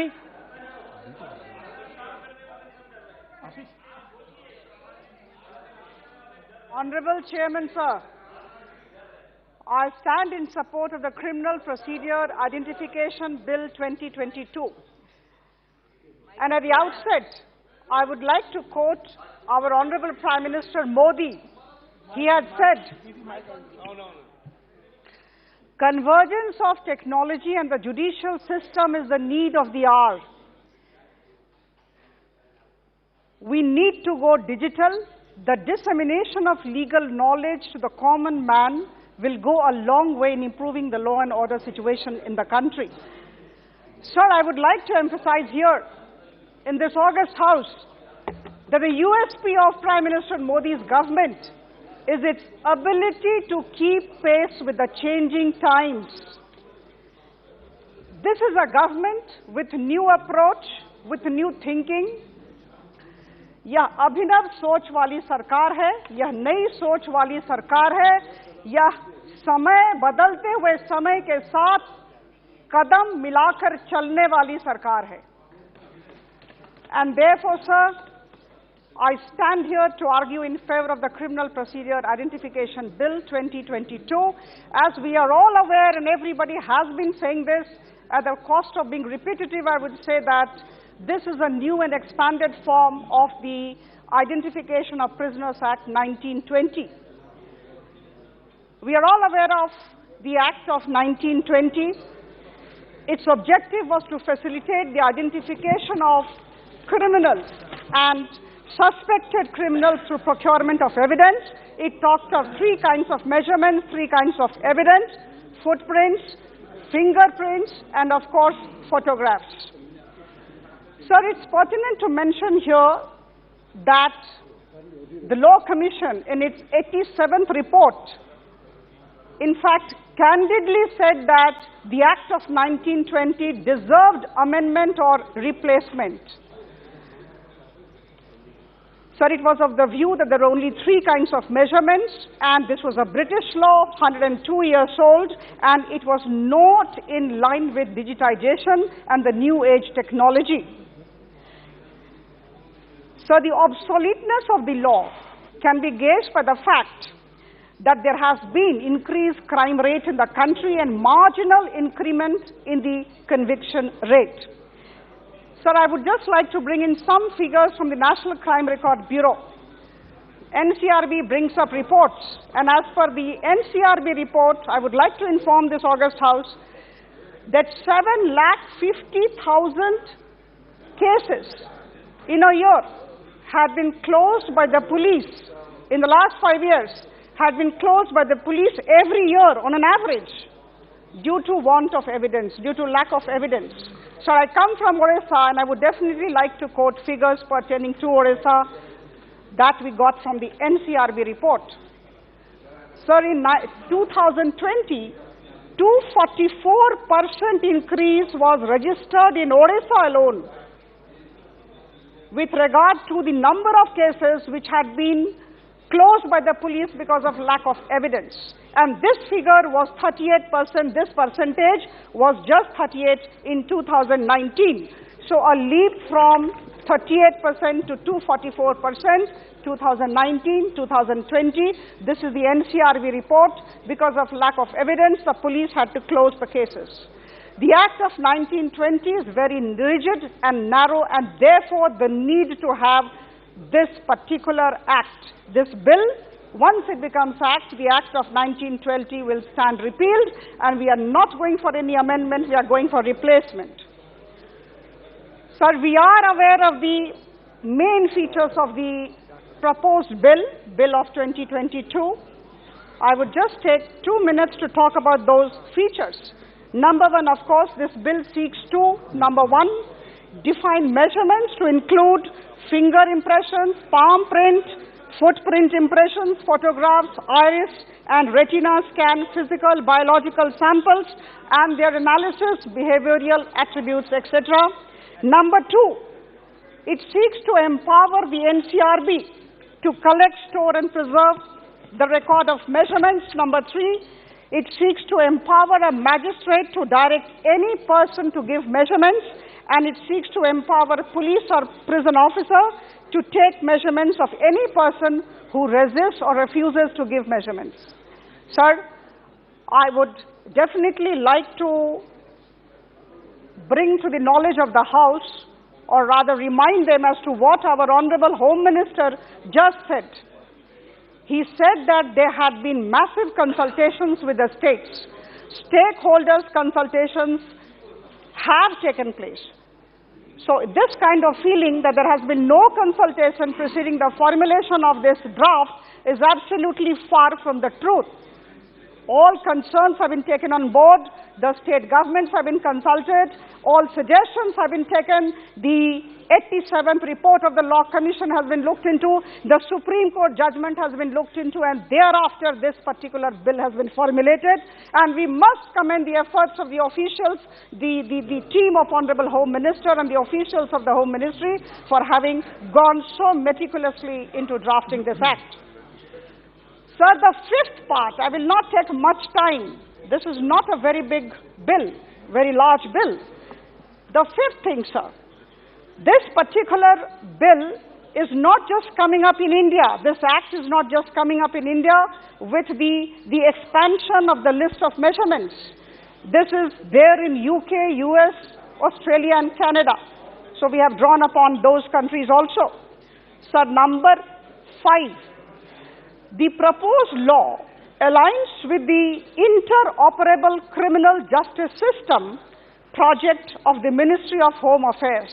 I would like to reiterate, this particular bill aligns with the ICJS, the interoperable criminal justice system project of the Ministry of Home Affairs. Sir, I would like to inform this august House and my esteemed colleagues that ICJS is a national platform for enabling integration of the main IT system of the Home Ministry used for delivery of criminal justice in the country with 5 major pillars: police, e-forensics, e-courts, e-prosecution and e-prisons. Just 2 minutes, sir. Remember, Sir, carrying Janta in its heart. And the House agrees to extend the time of the House in order to reply the Minister. We will, yes. Till passing the bill, time is extended. Sir, this is a people-oriented government. Antyoday is the mool month of this government. Honorable Prime Minister has been focusing on the last person in the queue. We want the delivery system of justice to be strengthened, keeping all our objectives in view, the mandate of the government in view. The proposed Bill 2022, coupled with the ICJS project of the Ministry of Home Affairs, affirms our commitment, Prime Minister Modi's government commitment, to strengthen the criminal justice system of the country, to use the technology in the best possible manner and ensure speedy delivery of justice. So I stand here to request all my esteemed colleagues to come forward and support this bill wholeheartedly. Thank you so much. Sri Ravindranath Kumar. Sir, thank you, sir, for the opportunity to speak on the Criminal Procedure Identification Bill 2022, sir. Sir, this bill will ensure that the perpetrators of the heinous crimes are brought to justice. Sir, for a civilized and advanced society to be developed and maintained, a civilized and sophisticated police force is quite essential. As our Honorable Prime Minister Sri Narendra Modi ji has rightly envisioned, I am confident that the new India will see a tech-savvy, humane, law-abiding, responsible and accountable police force. I am also hopeful that to much-needed police reform will certainly deliver the Indian police force out of the colonial hangover and play a key role in the economic and overall growth of our nation. Sir, I wish to thank our Honorable Home Minister, Sri Amit Shah ji, for ensuring the extension of the modernization of state police forces scheme for 5 more years until 25-26 with a total outlay of 26,275 crore. I wish to request that Home Ministry, through you, sir, may ensure the proper utilization since there are reported claims of huge underutilization and diversion of these funds. Sir, in this regard, I wish to mention here the Tamil Nadu Police, which ranks first with regard to diversity in its police force, was also the state which extensively implemented the all-women police station. The first all-women's police station was inaugurated in Tamil Nadu by Honorable former Chief Minister and our beloved leader, great Purachi Thalavi Amma, in 13th April 1992. Our Tamil Nadu police is prior to equivalent to Scotland Yard and is also a pioneer in initiating several modernization and service condition reform. I request Honorable Home Minister, through you, sir, that Tamil Nadu Police may be granted an enhanced share for the modernization fund, and especially since Tamil Nadu Police had been in the top with regard to utilization of MPF fund. Sir, with a few more I will conclude, sir. The world is moving towards a digital society and new age crime needs new age policy. Sir, this bill emphasis should be on capacity building, including experts in forensics and at the police station level itself, so that the police is better equipped. So during the police training process, the overall focus is on enhancing the physical strength of the trainees, but other essential skills like forensic, law, cybercrime, financial frauds are either ignored or put to the back burner. So the focus on the new age investigation should start from the training stage itself. Sir, more funds need to be allocated towards the new age policing and forensics from the modernization of police forces, that is MPF scheme. Sir, just as the collection of evidence is important, it is equally important to protect the data from tampering and misuse. Sir, to ensure the integrity of the data as well as to maintain safe custody, new age solutions like the blockchain technology should be introduced. I wish to conclude by mentioning that be it law enforcement or investigation, the police force in our nation should ensure that the common man should go about his daily life with a sense of security. Also, the underprivileged and weakest section of our society, the minorities, the SCs and STs, women and senior citizens should feel adequate confidence in the ability of our police force to protect. With this, I express my support. Thank you. Sri Brijendra Singh. Please.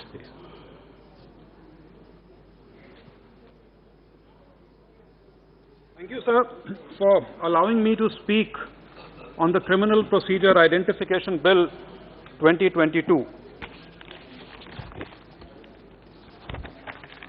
The speakers before me from my party, it happens to be a sheer coincidence that though we are all members of Parliament in the Loksabha, all of us also belong to the community of civil servants. The first two speakers come from the IPS, and then my senior from the Indian Administrative Service, Srimati Aparajita Sarangi. But I must confess that when I realized that my first two speakers were from the IPS, by instinct and training, the idea is to restrain the police. That's what one has learned during training, and then in 21 years of service, out of which 12 were in the field. But when I read this particular bill and the provisions therein, I have to confess that it was a case of der aaye durust aaye. The Law Commission, as early as 1980, had recommended widespread changes. In fact, it stated that there is a need to make it correspond with the modern trends in criminal investigation. This is when they are talking about changes to the Identification of Prisoners Act of 1920. It is this act which this bill seeks to repeal and replace. And in its contents, it's a small bill. It just has 10 sections. But the kind of storm it has raised in the parliament when it was introduced, and also today, looking at the number of participants who've spoken on this, I have to say that there is a lot in this bill which needs discussion and has been discussed today, and I'm sure we'll all come out of this discussion much wiser. The bill, as I said, seeks to repeal and replace the 1920 Act. Where was the need for this? It is not as if there was an immediate court case and the government had to come up with a new bill, or if there was some other pressing need. The thing is, it just had been waiting, and it had been in the waiting for far too long. Many states tried to bring about piecemeal changes or amendments to the Identification of Prisoners Act of 1920. These states include West Bengal, Gujarat, Karnataka, Maharashtra, Tamil Nadu. And the last case was of Karnataka in 2021, when they did seek to expand the definition of measurement and to include DNA and voice and iris scans. However, this bill was reserved by the governor for consideration of the President of India, because it was felt that this bill was repugnant with the Act of 1922, which is a central act. And so we are where we are right now, and it has been said as if everything in this bill is new. 1920 Act provided for three things in terms of measurement. It provided for fingerprints, it provided for footprints, and if the magistrate so desired, photographs could also be taken. But then it had to be, but we also have the provisions from the CRPC under 53(1) and also 53A and 54, especially these two. The explanation provides as under, and I quote, examination shall include the examination of blood, blood stains, semen, swabs in case of sexual offenses, sputum and sweat, hair sample, and fingernail clippings by the use of modern and scientific techniques, including DNA profiling and such other tests which the registered medical practitioner thinks necessary in a particular case. Why I bring this up is because a lot has been made about the legislative competence and how perhaps it violates the issues of privacy. These have been in existence already, and they have stood the test of time, and they have not been declared as violation of personal liberty by any court so far. This bill, however, takes it a little further and includes certain other things wherein the 1920 Act was found to be inadequate. And I must say that most of us in our younger days have read detective novels of Arthur Conan Doyle about Sherlock Holmes and what a bright man he was, what uncanny sense of perception he had. But a Sherlock Holmes in today's day and age, with his magnifying glass, would look like an investigative dinosaur. A 1920 Act which provides for only fingerprints, footprints, and photographs is not the way to deal with crime and criminals of the 21st century. We cannot expect our police to be equipped with tools of early 20th century to deal with crimes and criminals of the 21st century. The modern techniques, the modern technology which is available to all of us, it provides for a triangulation that is now possible, which was unthinkable a century ago. Now joining the dots using different identification techniques greatly facilitates and enhances the quality and quantity of the criminal investigation. As our Home Minister said in his opening remarks, the idea is to get the conviction rates up, and those cannot happen unless scientific methods are adopted and used by our police forces and prison authorities and in the overall criminal justice system. Only then such an improvement is possible. The previous act of 1920 was also limited in its ambit, and the present bill seeks to expand it further by including what is referred to as other persons.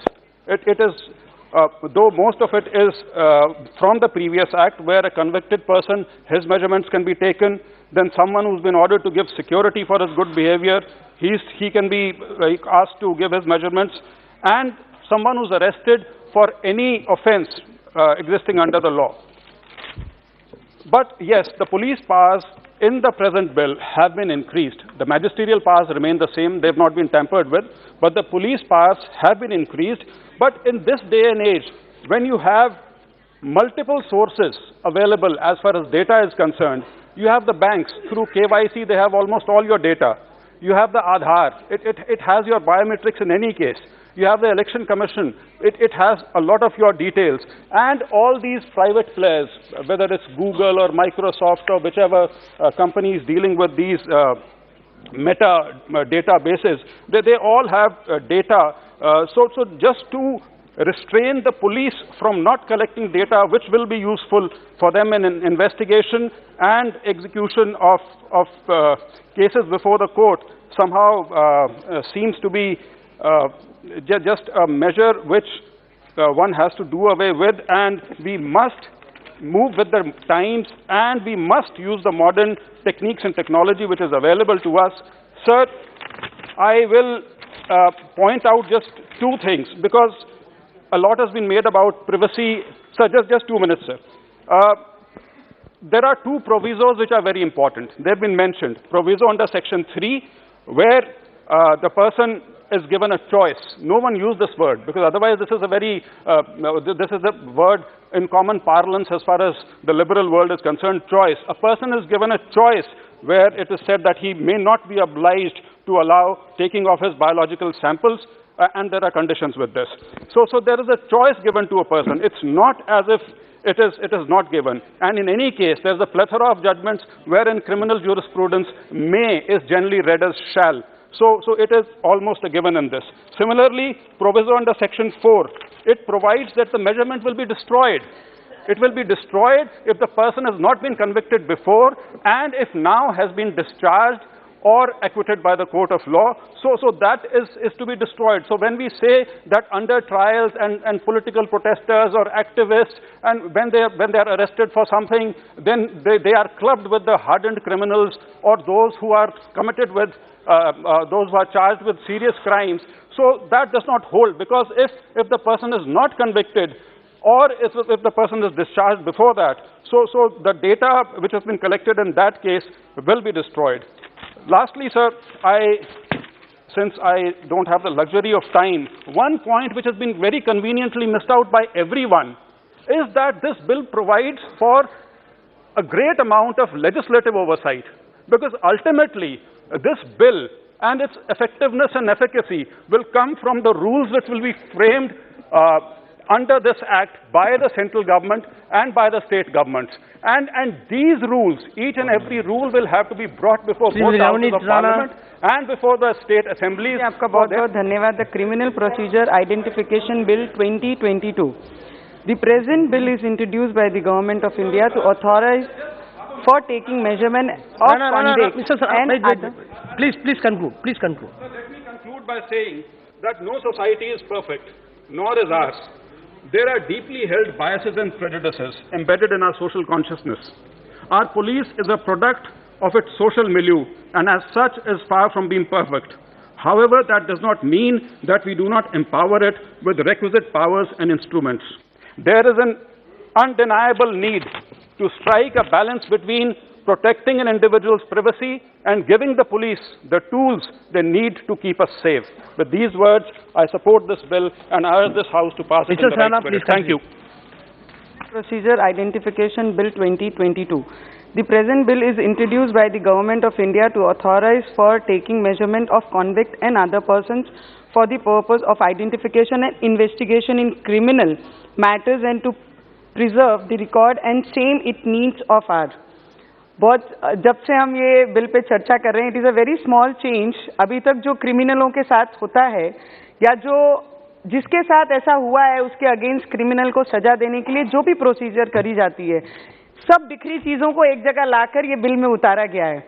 इसमें कोई नई चीज ये देश में करना, और आज हम बोलते हैं कि अब्रॉड के बड़ी बड़ी कंट्रियों के साथ हमने compete करना चाहिए, कंपटीशन करना चाहिए, उनके लेवल में आना चाहिए, तो इस चीज में क्यों लेवल में नहीं उतरना चाहिए? इस चीज के लिए भी उनके मुकाबले हमने खड़ा रहना चाहिए और क्रिमिनल को सजा होनी चाहिए। पहले कहावत हम सुनते थे कि चोर की दाढ़ी में तिनका, यही वाला हाल है यहाँ पर इस हाउस में कि जो डरता है वो ये चीज को अगेंस्ट में बोलता है। मुझे लगता है डर के कारण ये सब चीजें बाहर निकल रही है, because in recent time, because in Mahua, my friend, she spoke in a very aggressive this thing. She was very against for this bill.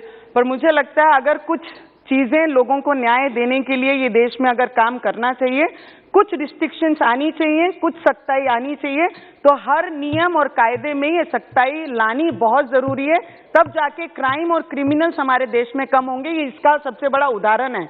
जो कुछ करेगा नहीं उसे कुछ डर नहीं, तो मुझे लगता है जो नहीं कर रहा वो ये सब चीजों में फेवर में बात कर रहे हैं, और जहां जहां डर है उनके शब्द ऑटोमेटिक निकल रहे हैं। So many accused personally came to be released on bail during pendency of trial of convict. Convict was released on parole or parole, were not tracked out, and they successfully flew away from the clutches of law by changing their visible appearance. They started to live life of another identification and evade the penalty imposed upon them, evades the expected penalty which is expected to impose upon them. The present bill is advanced step to the legislative intent to decrease the workload of court and investigation agencies.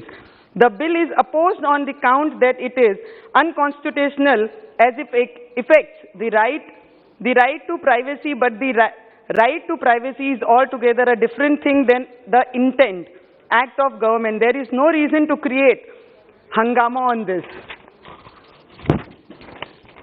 Against this bill, because even previously if is accused is convicted by the trial court, then the said accused was under obligation to give fingerprints before sending him to jail, and there was no choice with the accused to refuse the same. So now there is no justification to oppose the bill by saying that it contains force. The proposed bill is nothing but the advanced form of identification with availability of advanced technologies. मुझे लगता है कि technology अगर नई चीजें लाएंगे नहीं तो देश आगे कहाँ बढ़ेगा। नहीं तो 70 इयर्स से हम जहाँ पे थमे हैं वहाँ पे ही हम रुके थे। 370 लाए थे तब भी तकलीफ थी, और अगर एडवांस टेक्नोलॉजी लाते हैं, आइडेंटिफिकेशन करवाते हैं, तब भी तकलीफ है। मुझे लगता है ऑपोजिशन को हर बात में इसके अगेंस्ट तकलीफ है, क्योंकि ये काम अच्छा कर रहे हैं और हमारे होम मिनिस्टर हर चीज में सक्षम है, चाहे वो कश्मीर के मुद्दे को लेके हो या देश की सिक्योरिटी के मुद्दे को लेकर हो या सेना पे हमारे सैनिक लड़ते हैं उनके फेवर में बात की जाए। मेरे महाराष्ट्र में कलीग के ज्यादा आवाज आती है। महाराष्ट्र में जिस तरीके से पुलिस हमारे जितने भी लोग कोई भी जुर्म नहीं करते हैं, ऐसे निर्दोष लोगों पे कार्रवाइयां कर रहे हैं, वहां उस पे बोलना हमें बहुत जरूरी है। आप मेरे भाई जैसे हो और महाराष्ट्र को बिलोंग करते हैं। आपने हमारी एक मैडम का नाम लिया, अधिकारियों का नाम लेना इस सभागृह में जिसकी ऑलरेडी कोर्ट में जुडिशरी काम कर रही है, उस पर नाम लेना कुछ उचित नहीं है। Article 20 sub article 3 speaks about the immunity to accuse against self-incrimination, and this bill nowhere creates evidence of a person which can be used as evidence as against him, but it related to the identification. The bill consciously brought to shattered progress of identification of accused in the existing procedure. The progress includes arrest which contains photographs. Article 21 of Constitution speaks. I know I can do some mistake. Speaks about expectation which says no person shall be deprived of his life or liberty. Experts, according to the established by the law and proposed bill, is just, fair, responsible and proper, which is perfectly maintained balance and right of privacy and maintenance of record of accused regarding this identification. And I wholeheartedly support this bill and this government and the department, the way this department is working, and हमारी सरकार जिस तरीके से काम कर रही है, देश में क्राइम खत्म करने के लिए काम कर रही है, ना कि क्राइम बढ़ाने के लिए काम कर रही है. Thank you so much. Professor Sagat Rai, 3 minutes. Sir, I have very little time, and hence I shall not make a speech. I speak on the Criminal Procedure Identification Bill 2022. I have several questions or clarifications to seek from the Home Minister. He mentioned about the Law Commission, 1980. Why is it not mentioned anywhere in the bill in the statement of objection? I do not know. Why did it take 42 years for you to act on a Law Commission? There is no reply. My second question is, he has spoken of in measurements in 2B, he has spoken of biological samples. My question is, does the biological samples include microbiological samples? That means when you take a part of the skin, it is a biological sample. When you do a DNA test, find out what the deoxyribonucleic acid is, then you do a microbiological test. What are you wanting to do? Biological, take a piece of skin, or actually do a DNA mapping? Can you afford to do DNA mapping for a patient? Third, he has said that behavioral attitudes including blah blah and any other examination, does it include macro mapping? Does it include brain scan? That is not clear. That's why, sir, this bill is very badly drafted. Neither is biological sample clear, nor is behavioral attributes clear.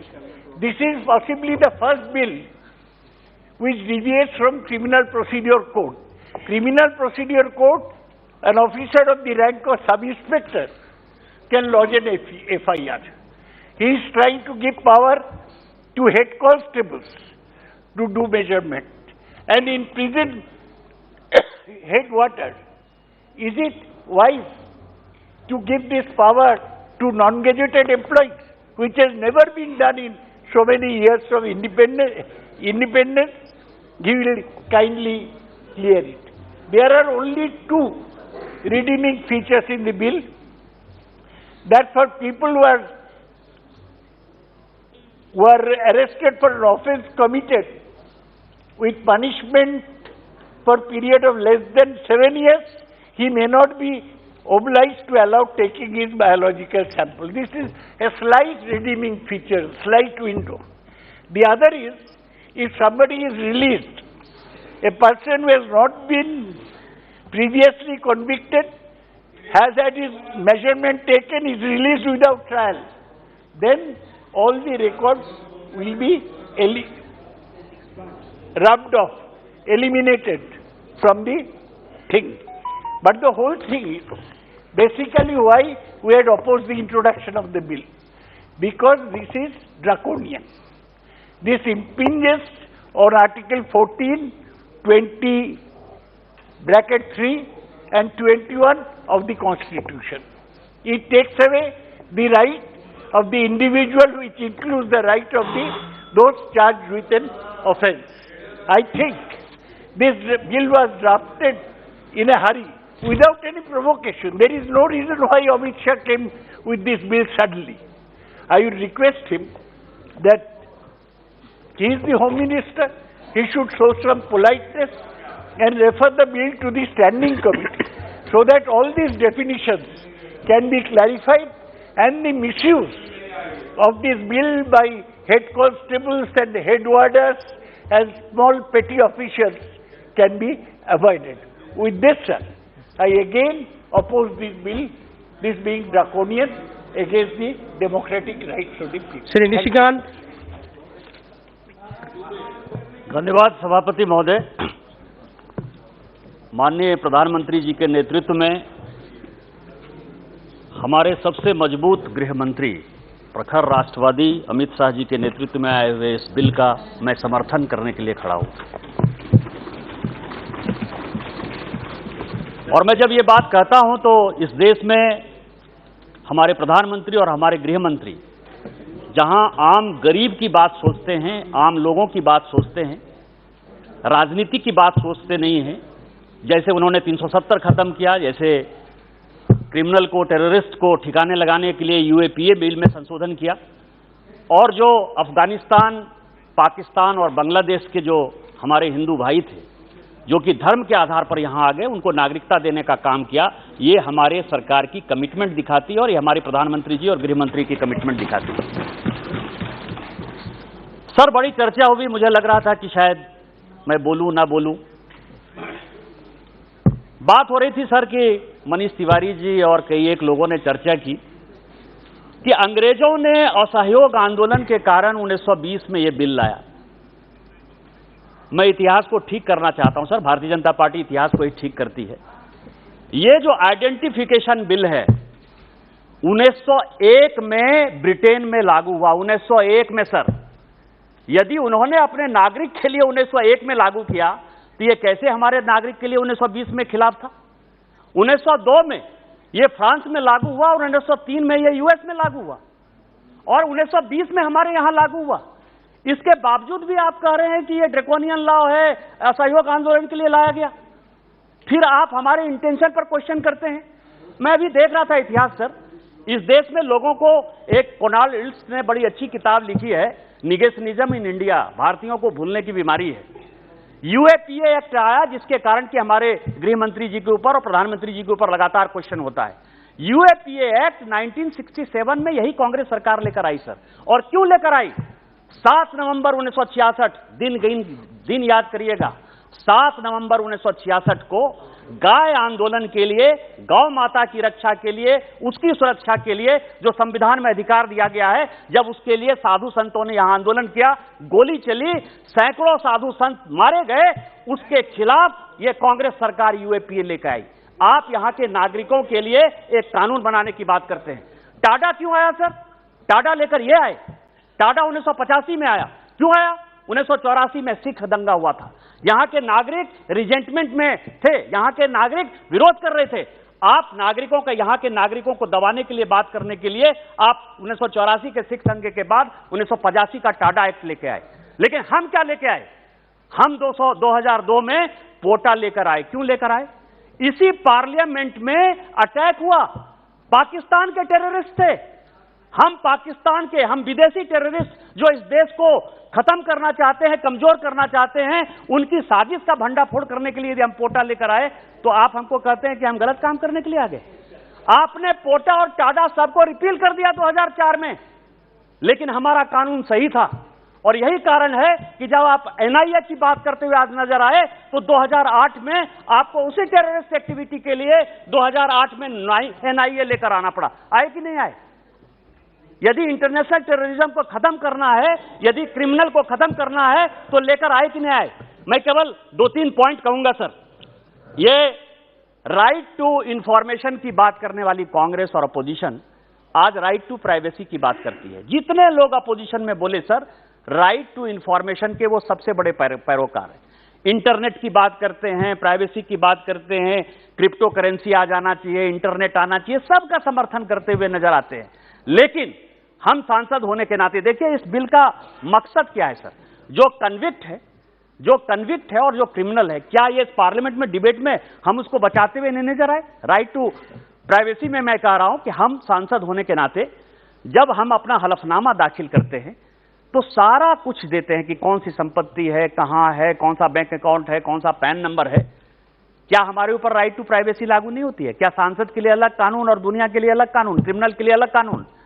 आप अपने आप को discriminate कर रहे हैं। सांसद के लिए अलग कानून। आज आप मोबाइल लेने के लिए जाते हैं, सिम कार्ड लेने के लिए जाते हैं, क्या आप पैन नंबर नहीं देते? क्या आधार नहीं देते? क्या आप अपना फोटो नहीं देते? क्या आपकी प्राइवेसी? कौन ऐसा आदमी इस हाउस में जिसके पास की अपना मोबाइल नंबर नहीं है, सिम नंबर नहीं है? आप देते हैं।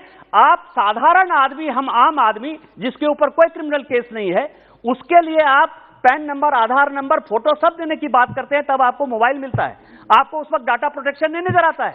लेकिन यदि कन्विक्ट के लिए और क्रिमिनल के लिए यदि दिया जाएगा तो उसके लिए पूरी पार्लियामेंट में है कि आपने ड्रैकोनियन लॉ डाल दिया। क्या यही इसी तरह से हम बात करेंगे?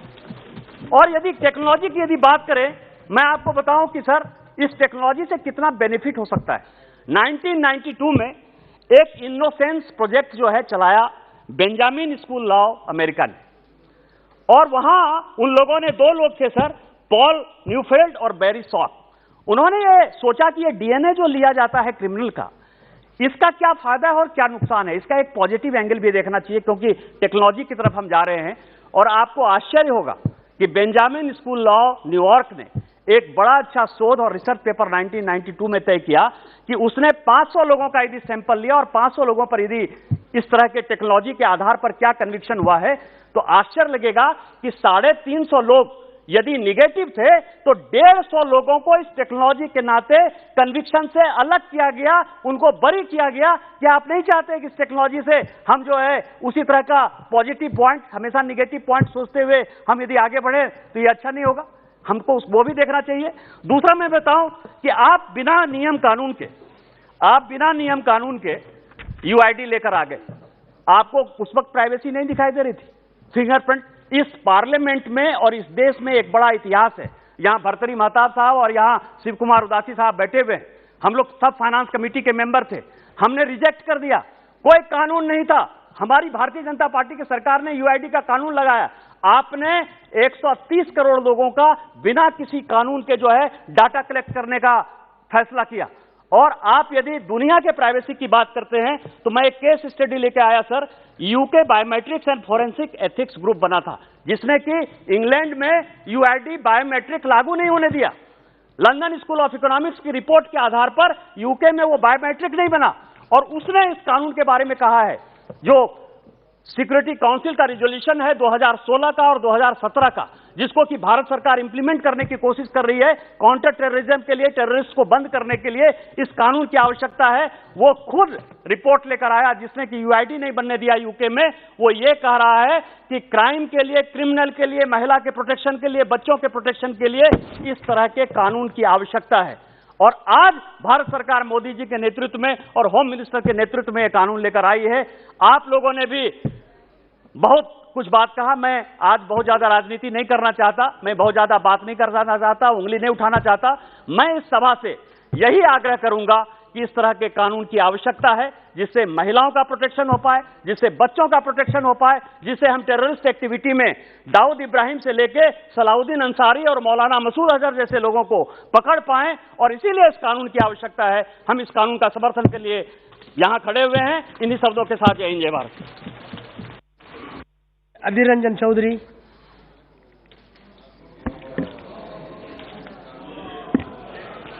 Sir, I rise to vehemently oppose the bill under the nomenclature of Criminal Procedure Identification Bill 2022, because in my view, this legislative document is nothing but offering a carte blanche to the police officials to collect samples according to their whims and fancies.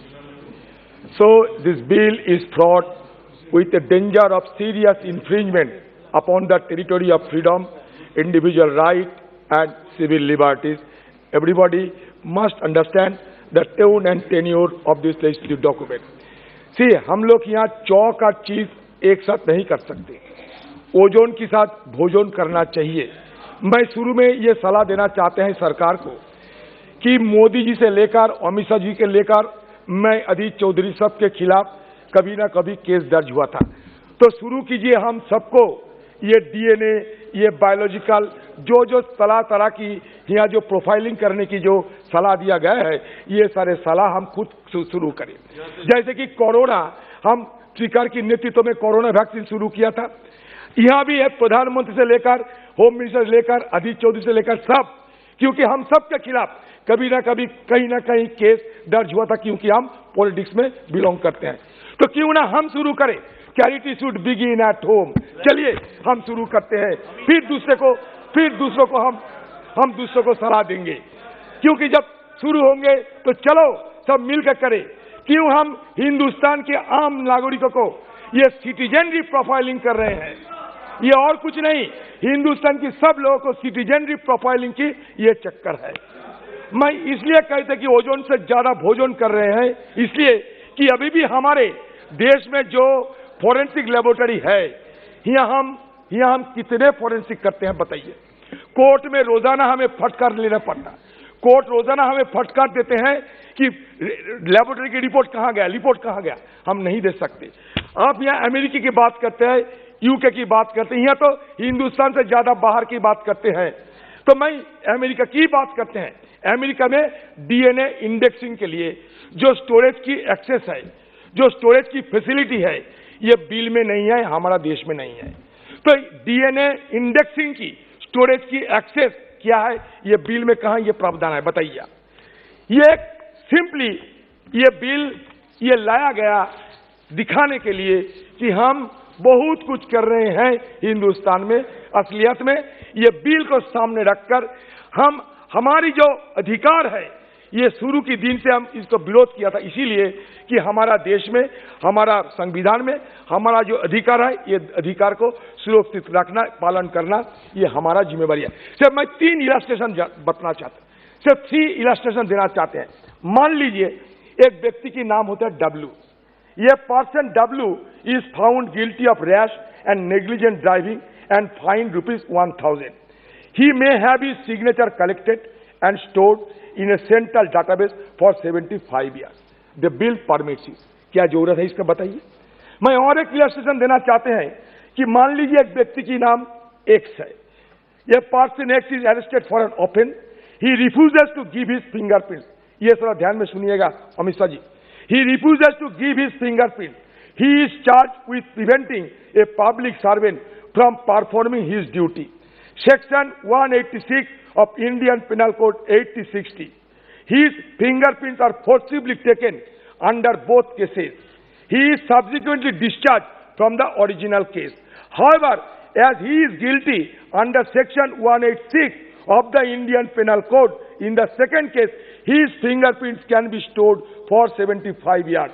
This implies that anyone who is arrested for any offense and refuses to give measurement can have their data stored for 75 years even if they are acquitted in the main case.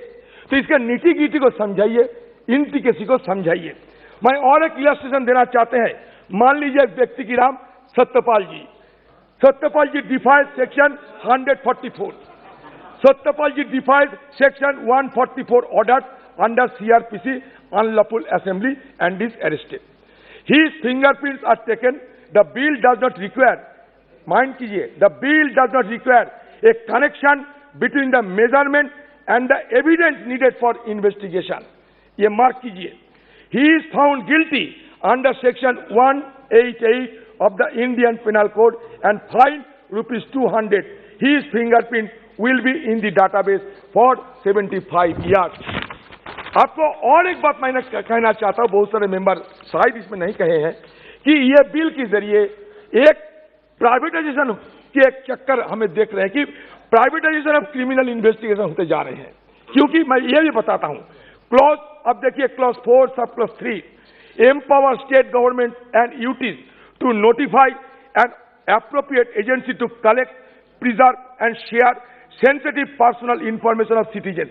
In the absence of any restriction on the scope of the notification under clause 4, subclause 3, it cannot be ruled out that the task of collecting, preserving and sharing measurement may be assigned to a private agency. This would amount to delegation of the sovereign function to conduct criminal investigation and collect evidence for the same, which in turn has implication for the state obligation to administer justice. Since unguided delegation of a sovereign function to a private and unregulated agency is legally impermissible. That is why, यही तो privatisation, यही तो कहना हूं, ये तो privatisation की तरफ जा रहे हैं। वाइंड अप करो। हाँ सर, हो गया सर। मैं और एक बात कहना चाहता हूं कि ये सारे जो आप पुलिस वालों की बात करते हैं ना, जिन्होंने सैंपल कलेक्शन करेगा, इनका कोई स्किल है, इनका ट्रेनिंग है, इनका कोई जानकारी है, इसका ट्रेनिंग फैसिलिटी क्या है, कुछ नहीं है, फिर ऊपर से ला रहे हैं। इसलिए मैं कह रहा हूं कि ये बिल को लेकर आप ओजोन से ज्यादा भोजन कर रहे हैं। मैं चाहता हूं ये बिल को स्टैंडिंग कमेटी में प्रेरण किया जाए, स्टैंडिंग कमेटी में भेजिए और इसको और ढंग से छानबीन करते, स्क्रूटिनी करते हुए हम दोबारा इस पर चर्चा करेंगे। इसमें कोई जल्दबाजी करना नहीं चाहिए। जल्दबाजी में हड़बड़ी में गड़बड़ी होने का संभावना होते हैं, तो हड़बड़ी मत कीजिए क्योंकि गड़बड़ी हो जाएंगे। नमस्कार। माननीय मंत्री जी,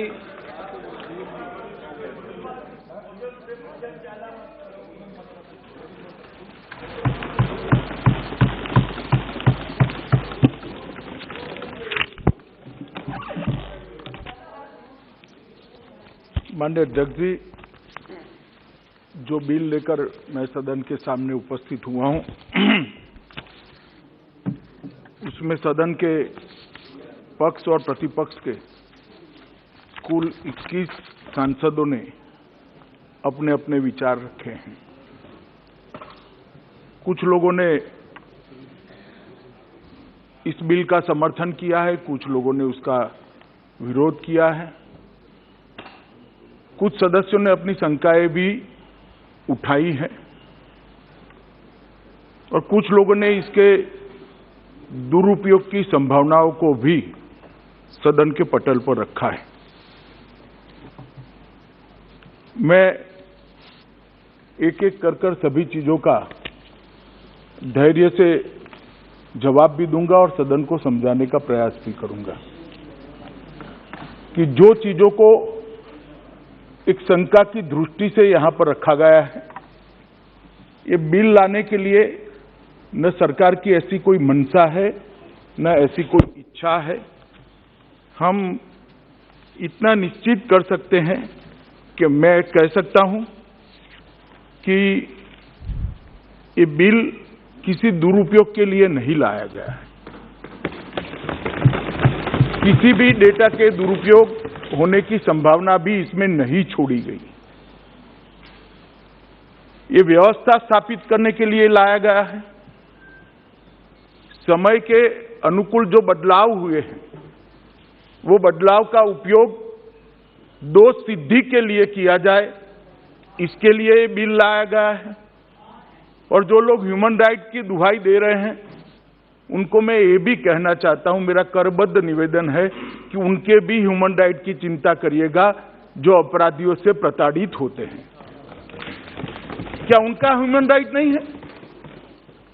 किसी बच्ची पर रेप हो जाएगा, किसी की हत्या हो जाएगी, किसी की गाड़ी कमाई को कोई लूट खसोट कर ले जाएगा, उसके ह्यूमन राइट नहीं है।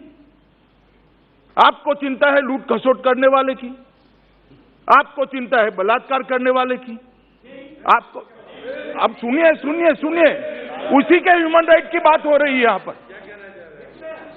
मगर मैं एक कहना चाहता हूं, ये नरेंद्र मोदी सरकार है साहब, जो कानून के अधिकार, कानून के हिसाब से जीने वाले लोग हैं, उसके ह्यूमन राइट की चिंता करना सरकार का दायित्व है और इससे कोई नहीं रोक सकता। ह्यूमन राइट के कई मायने होते हैं, एक ही चश्मे और एक ही नजरिए से ह्यूमन राइट को नहीं देखा जाएगा। जो लोग कानून के हिसाब से जीते हैं, गाड़ी मेहनत करते हैं, खून पसीना बहाकर अपनी संपत्ति अपने बच्चों के भविष्य के लिए इकट्ठा करते हैं, कोई जाकर उसको झांसा देकर ले जाता है, कोई चोरी कर ले जाता है, कोई लूट कर ले जाता है, किसी की हत्या कर दी जाती है, उन लोगों के कोई ह्यूमन राइट नहीं है। जो पीछे छूट जाते हैं, वो परिवारजनों का कोई ह्यूमन राइट नहीं है, उनका भी ह्यूमन राइट है और उसकी ह्यूमन राइट की चिंता करने की जिम्मेदारी आप मानो न मानो, हम मानते हैं कि हमारी है इस सदन की। माननीय अध्यक्ष जी, मैंने शुरुआत में एक ब्रॉडर बात सदन के सामने रखी है कि ह्यूमन राइट को एक ही चश्मे से नहीं देखा जा सकता। ह्यूमन राइट को देखने के कई एंगल होते हैं और ह्यूमन राइट प्रोटेक्शन के भी कई एंगल होते हैं। मैं बहुत फर्मनेस के साथ, दृढ़ता के साथ कहना चाहता हूं, ये बिल देश के करोड़ों लॉ ओबीडियंट नागरिकों के ह्यूमन राइट के अधिकार का रक्षण के लिए मैं लेकर यहां पर आया। इसको कोई अन्यथा पेंट करने का प्रयास न करे। माननीय अध्यक्ष जी, कई सारी चीजें कही गई कि 1920 से बिल था, क्या जरूरत थी सुधार की? दादा तो फिर शासन बदलने की भी क्या जरूरत थी? जल्दी नहीं है, 102 साल हो गया। मेरा तो ये सवाल है, इतना लेट क्यों हुआ? और ये सारी चीजें इस बिल में है। सिर्फ नए आयाम जो जोड़े गए हैं वैज्ञानिक अनुसंधानों के आधार पर, वो आयामों को बिल के अंदर समाहित किया गया है। पहले भी फिंगरप्रिंट देते थे, कोई विरोध नहीं करता था, देते थे। और अगर कांग्रेस पार्टी का इतना ही विरोध था तो 75 में से 58 साल आप शासन में रहे, क्यों ये अंग्रेजों को लाया हुआ कानून हटा नहीं दिया? और भाई जरा इतिहास को तो नाप तोल कर बोलो। नमक कानून के कारण नमक कानून 1930 में तोड़ा गया, कानून 1920 में आया है। अब क्या कर रहे हो भाई? खुद तो इतिहास को देखकर बोलो। आप नहीं थे, मनीष जी बोले तब। आप बैठ जाइए ना।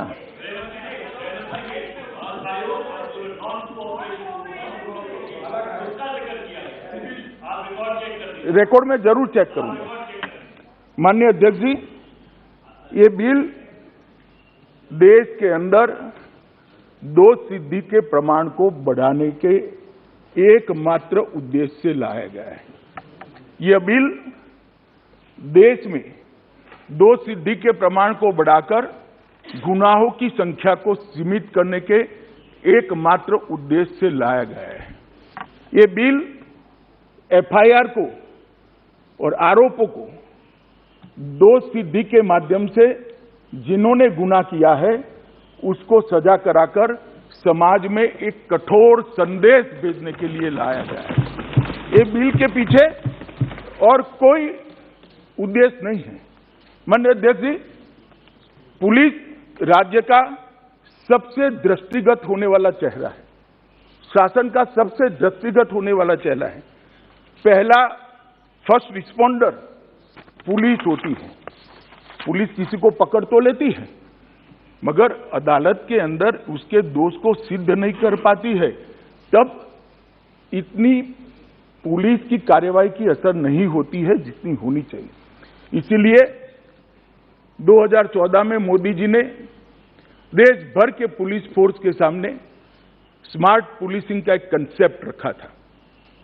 एस से मतलब था सख्त परंतु संवेदनशील, एम से मतलब था आधुनिक, मॉडर्न और मोबाइल, ए से मतलब था चौकन्ना और जवाबदेह, आर से मतलब था भरोसेमंद और प्रतिक्रियात्मक, और टी से मतलब था आधुनिक प्रौद्योगिकी से लैस और प्रशिक्षित।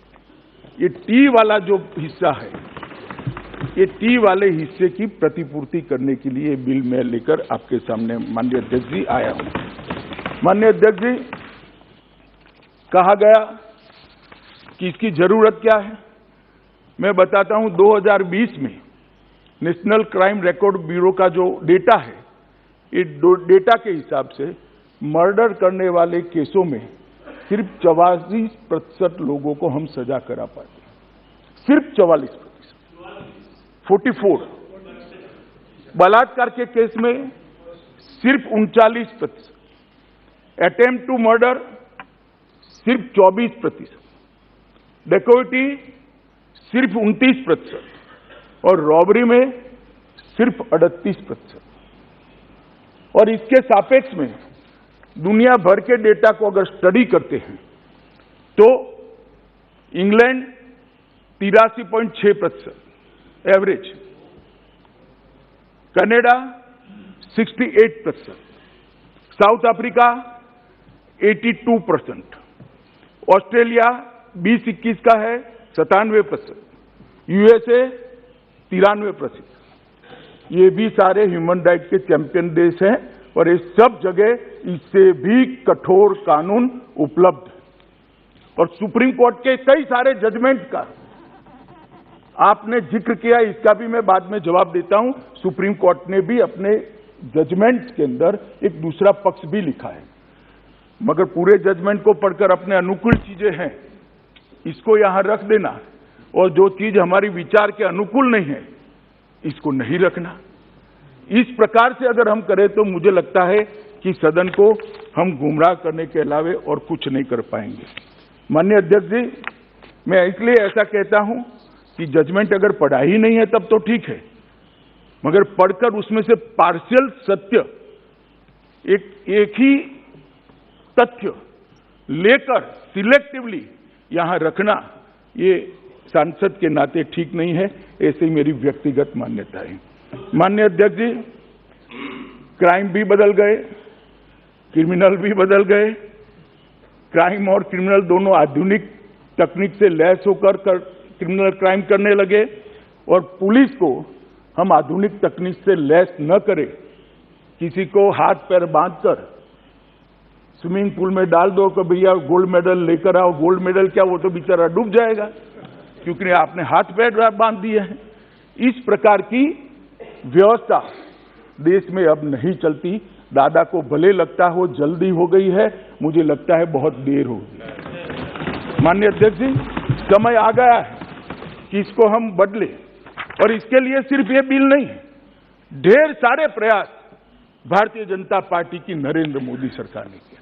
ठीक कहा अधीर रंजन जी ने कि हमारे देश में फॉरेंसिक साइंस का कुशल मानव संसाधन नहीं है, हमारे पास ट्रेन मैन फोर्स नहीं है, परंतु इसको कैसे बढ़ाओगे? किसी ने चिंता किया? हमने चिंता किया। मोदी जी जब मुख्यमंत्री थे गुजरात के, तब विश्व की सबसे पहली गुजरात फॉरेंसिक साइंस यूनिवर्सिटी बनाने का था, और मोदी जी जब प्रधानमंत्री बने तब उन्होंने नेशनल फॉरेंसिक साइंस यूनिवर्सिटी बनाने का काम किया। और फॉरेंसिक साइंस की सभी विधाओं में बच्चे बीएससी करें, एमएससी करें, रिसर्च करें, वहां से प्रोफेसर बाहर आए, इस प्रकार की सारी सुविधाओं से लैस ये यूनिवर्सिटी मोदी जी ने अभी बनाई है। माननीय अध्यक्ष जी, सिर्फ एक यूनिवर्सिटी नहीं बनाई, 6 राज्यों में इसकी एफिलेटेड कॉलेज, उसके कैंपस खोले गए। सब जगह फॉरेंसिक साइंस की अलग अलग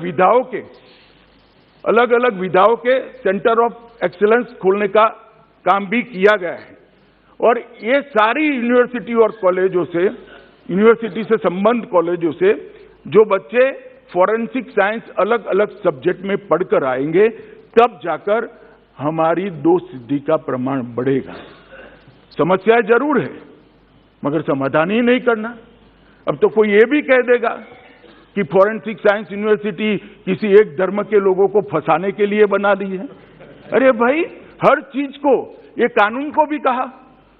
मेरे मित्र दयानिधि मायन चले गए, सुनने के लिए नहीं बैठे, माइनॉरिटी को परेशान। ये बिल में माइनॉरिटी शब्द ही नहीं है कि चश्मा लगाकर मेरे बिल को पढ़ा। मैं ढूंढ रहा हूं मेरा चश्मा खराब है या टेक्निक नहीं है मेरे चश्मे, कहीं माइनॉरिटी शब्द नहीं है, कहां से ले आए? माननीय अध्यक्ष जी, ये जो चश्मा है ना, ये कहीं ना कहीं आपने भी कोई सूचना देकर बदलने की व्यवस्था करनी पड़ेगी, अदरवाइज बड़ा प्रॉब्लम होगा। माननीय अध्यक्ष जी, हमने रक्षा शक्ति यूनिवर्सिटी भी बनाई। रक्षा शक्ति यूनिवर्सिटी जो बचपन से, कोई बच्चा इंजीनियर बनना चाहता है, कोई डॉक्टर बनना चाहता है, कुछ बच्चे ऐसे भी होते हैं जो देश की आंतरिक सुरक्षा और बाह्य सुरक्षा के क्षेत्र में काम करना चाहते हैं। तो आंतरिक सुरक्षा और बाह्य सुरक्षा के साथ जुड़ी हुई सारी विधाओं का उनको पढ़ाई लिखाई करने के लिए एक सुविधा हमने करा है, और इसके लिए हमने राष्ट्रीय रक्षा यूनिवर्सिटी भी बनाई है। और माननीय अध्यक्ष जी, ये इसलिए बना है कि 2 सिद्धि के प्रमाण को बढ़ाया जाए। वो इसलिए बनाया है कि पुलिस और हमारी कानूनी एजेंसियां, जो आरोपी है, जो क्रिमिनल है, इससे 2 कदम आगे हो, 2 कदम पीछे न हो। माननीय अध्यक्ष जी, इसको इतनी शंका से देखने का जरूरत नहीं है। हमें नेक्स्ट जनरेशन क्राइम का भी विचार करना पड़ेगा, उसको रोकने का अभी से प्रयास करना पड़ेगा, और ये क्रिमिनल जस्टिस सिस्टम को दूसरे एरा में ले जाने का भी प्रयास करना पड़ेगा। हमने पुरानी तकनीकों से नेक्स्ट जनरेशन क्राइम को हम टैकल नहीं कर सकते। माननीय अध्यक्ष जी, इसको बदलना पड़ेगा। हमने बहुत सारे इनिशिएटिव लिए हैं। मैं इसलिए बताना चाहता हूं कि इसको बिल को आइसोलेशन में मत देखिए। ये बिल इन टोटो सारे इनिशिएटिव में से एक इनिशिएटिव है। इसको एक होलिस्टिक व्यू से देखने की जरूरत है। भारतीय जनता पार्टी की जो सरकार लोगों ने चुनकर भेजी, हमारे प्रधानमंत्री नरेंद्र मोदी जी के नेतृत्व में गृह मंत्रालय में 2020 में मोडस ऑपरेंडी ब्यूरो भी बनाया है, जिसमें मोडस ऑपरेंडी का स्टडी होगा और इसके आधार पर अलग अलग क्राइम को इसके समन और उसको दंड देने की प्रक्रिया होगी। आईपीसी सीआरपीसी के सुधार के लिए भी एक बहुत बड़ी एक्सरसाइज हमने की है। मैंने सभी सांसदों को पत्र लिखा है, सभी मुख्यमंत्री को पत्र लिखा है, गृह सचिव जी ने सभी न्यायालयों को पत्र लिखा है, सभी राज्यों के गृह सचिवों को पत्र लिखा है, ढेर सारी लॉ यूनिवर्सिटी को गृह सचिव जी ने पत्र लिखा है।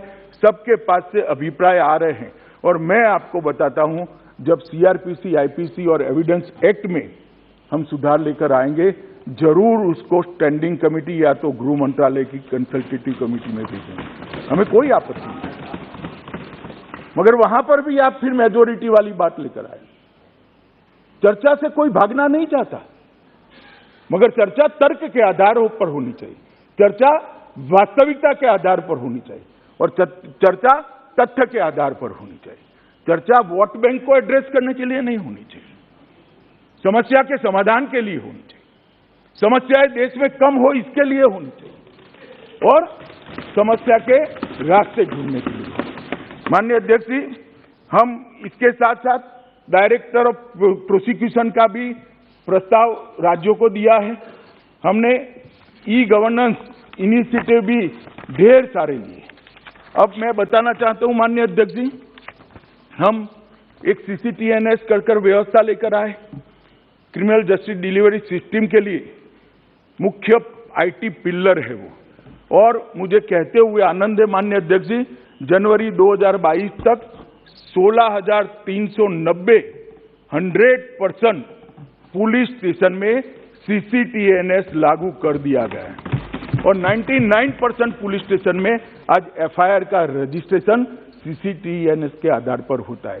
इससे एक डेटा उपलब्ध होता है और वो डेटा के आधार पर पूरे देश के क्राइम का एनालिसिस होता है, क्राइम को रोकने की रणनीति बनती है और उसको ही एडवाइजरी गृह मंत्रालय के द्वारा राज्यों पर जाती है।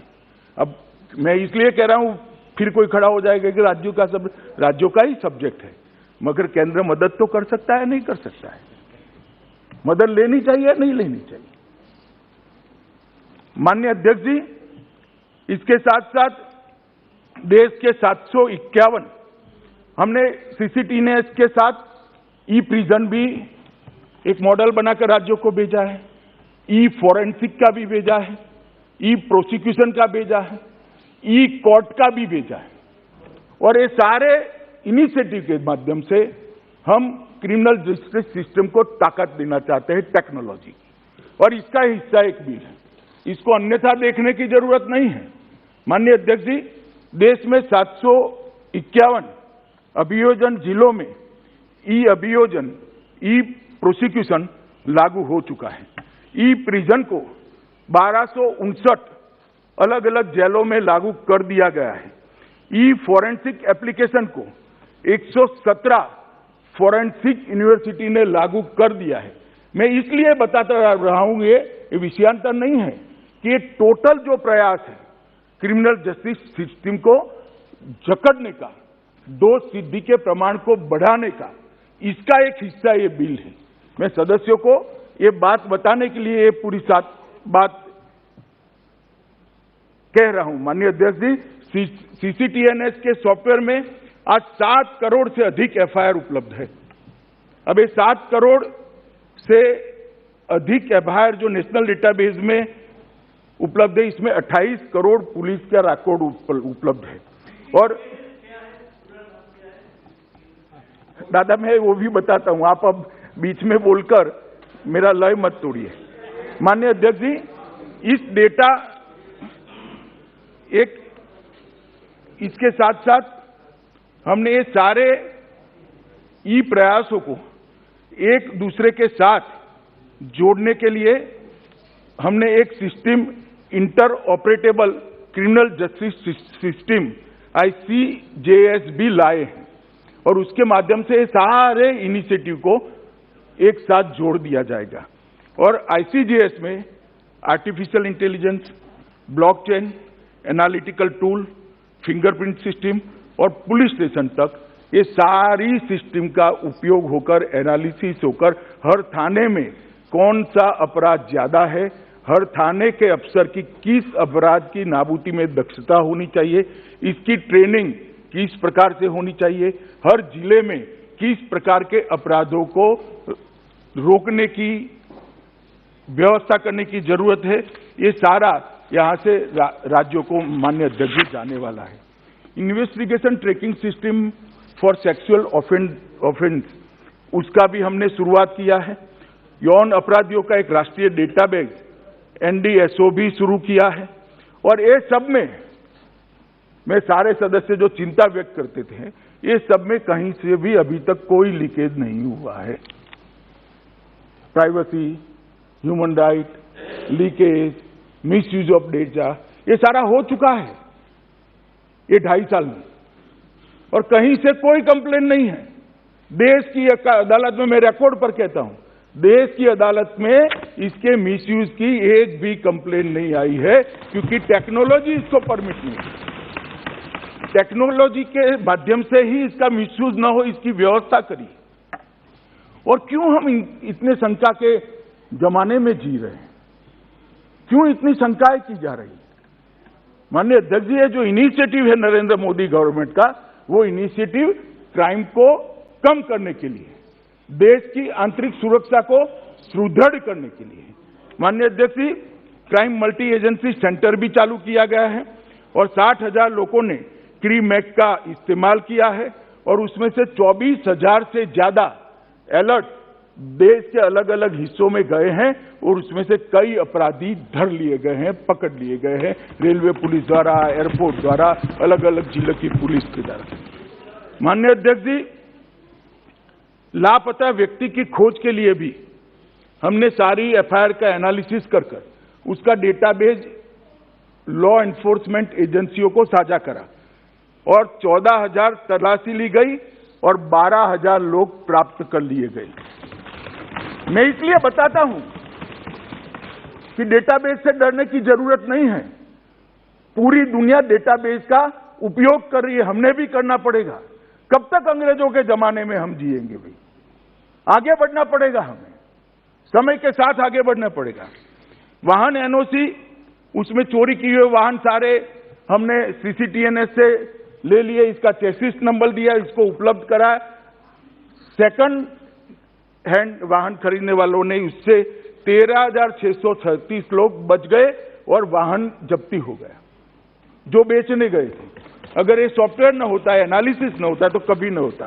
घोषित अपराधी 16,176 अपराधी जो कानून की नजर से भाग रहे, उसका डेटाबेस सारी राज्य की एजेंसियों के साथ हमने साझा किया।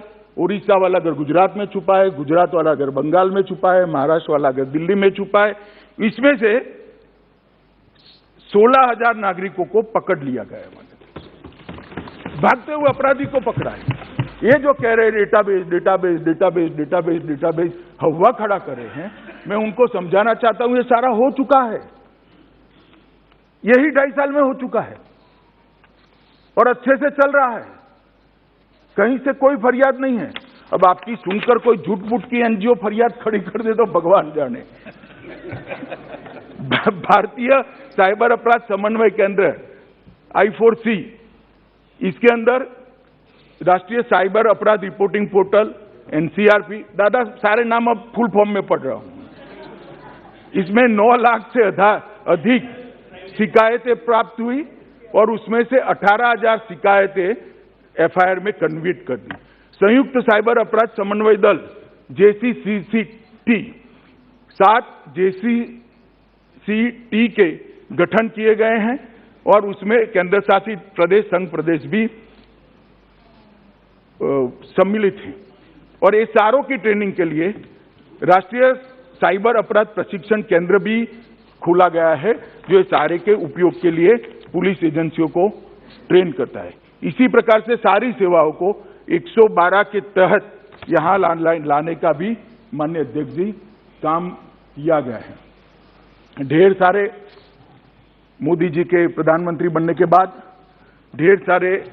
7 साल में ढेर सारे फॉरेंसिक साइंस के क्षेत्र में इनिशिएटिव लिए। लगभग 62 करोड़ की लागत से पुणे में हमने FSL बनाई, सेंट्रल FSL। 50 करोड़ रुपए की लागत से गुवाहाटी में, 53 करोड़ रुपए की लागत से भोपाल में नई आधुनिक प्रयोगशाला स्थापित की है। और कोलकाता में 28 करोड़ की लागत से अब नई सेंटर FSL बन रही है।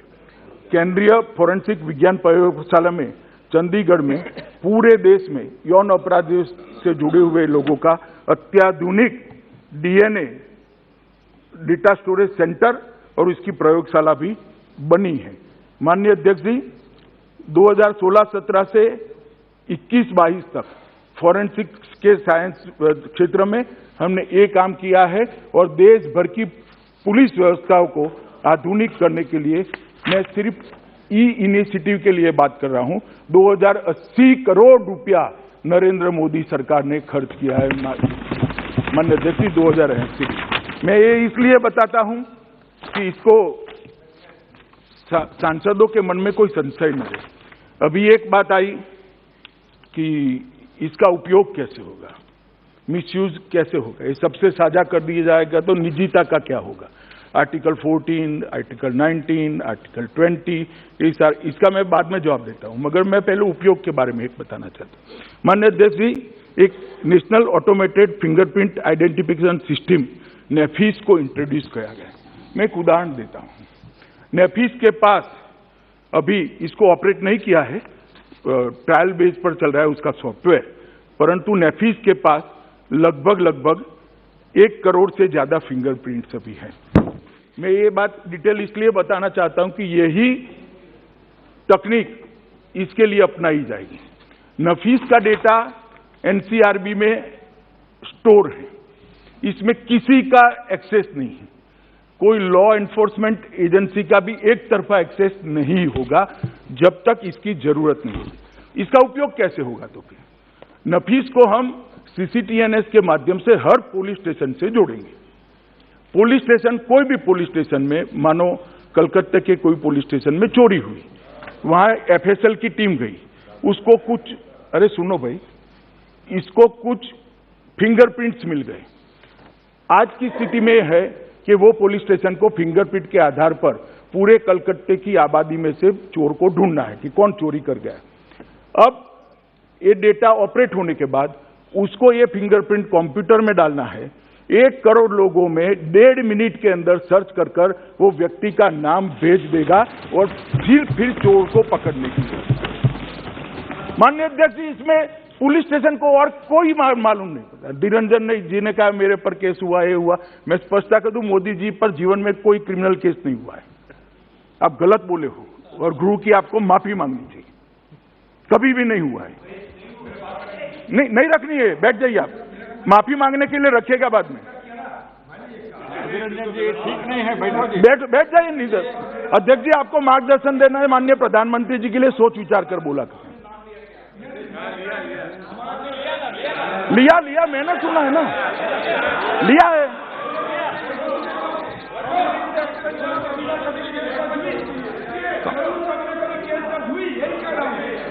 नहीं माननीय अध्यक्ष जी, कभी नहीं हुआ है, कभी नहीं हुआ है। ये रिकॉर्ड पर झूठ बोल रहे हैं साहब। नहीं हुआ है, कभी नहीं हुआ है, कभी नहीं हुआ है।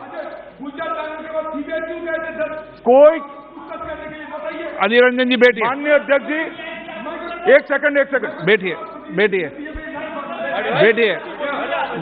माननीय अध्यक्ष जी, मैं फिर से कहता हूं, मोदी जी पर कभी कोई केस दर्ज नहीं हुआ है और उन्होंने गुरु की माफी मांगनी चाहिए। माननीय अध्यक्ष जी, अब ये जो सुनिए, अब मेरी बात अधूरी रह गई। ये मैं जो कह रहा था कि किसी के साथ ये डेटा साझा नहीं करना है। जिसको ये डेटा का उपयोग करना है, मानो कहीं पर भी बलात्कार हो गया और कोई सैंपल DNA सैंपल मिला, तो उसको वो यहां भेज देगा चंडीगढ़ के यौन अपराधियों के सेंटर पर। वो मैच कर भेज देगा कि इसने किया है। उसको सारों का डेटा नहीं देना है माननीय अध्यक्ष जी, और इसके रूल्स भी बनेंगे, उसकी ऑपरेशन की सिस्टम भी बनेगी।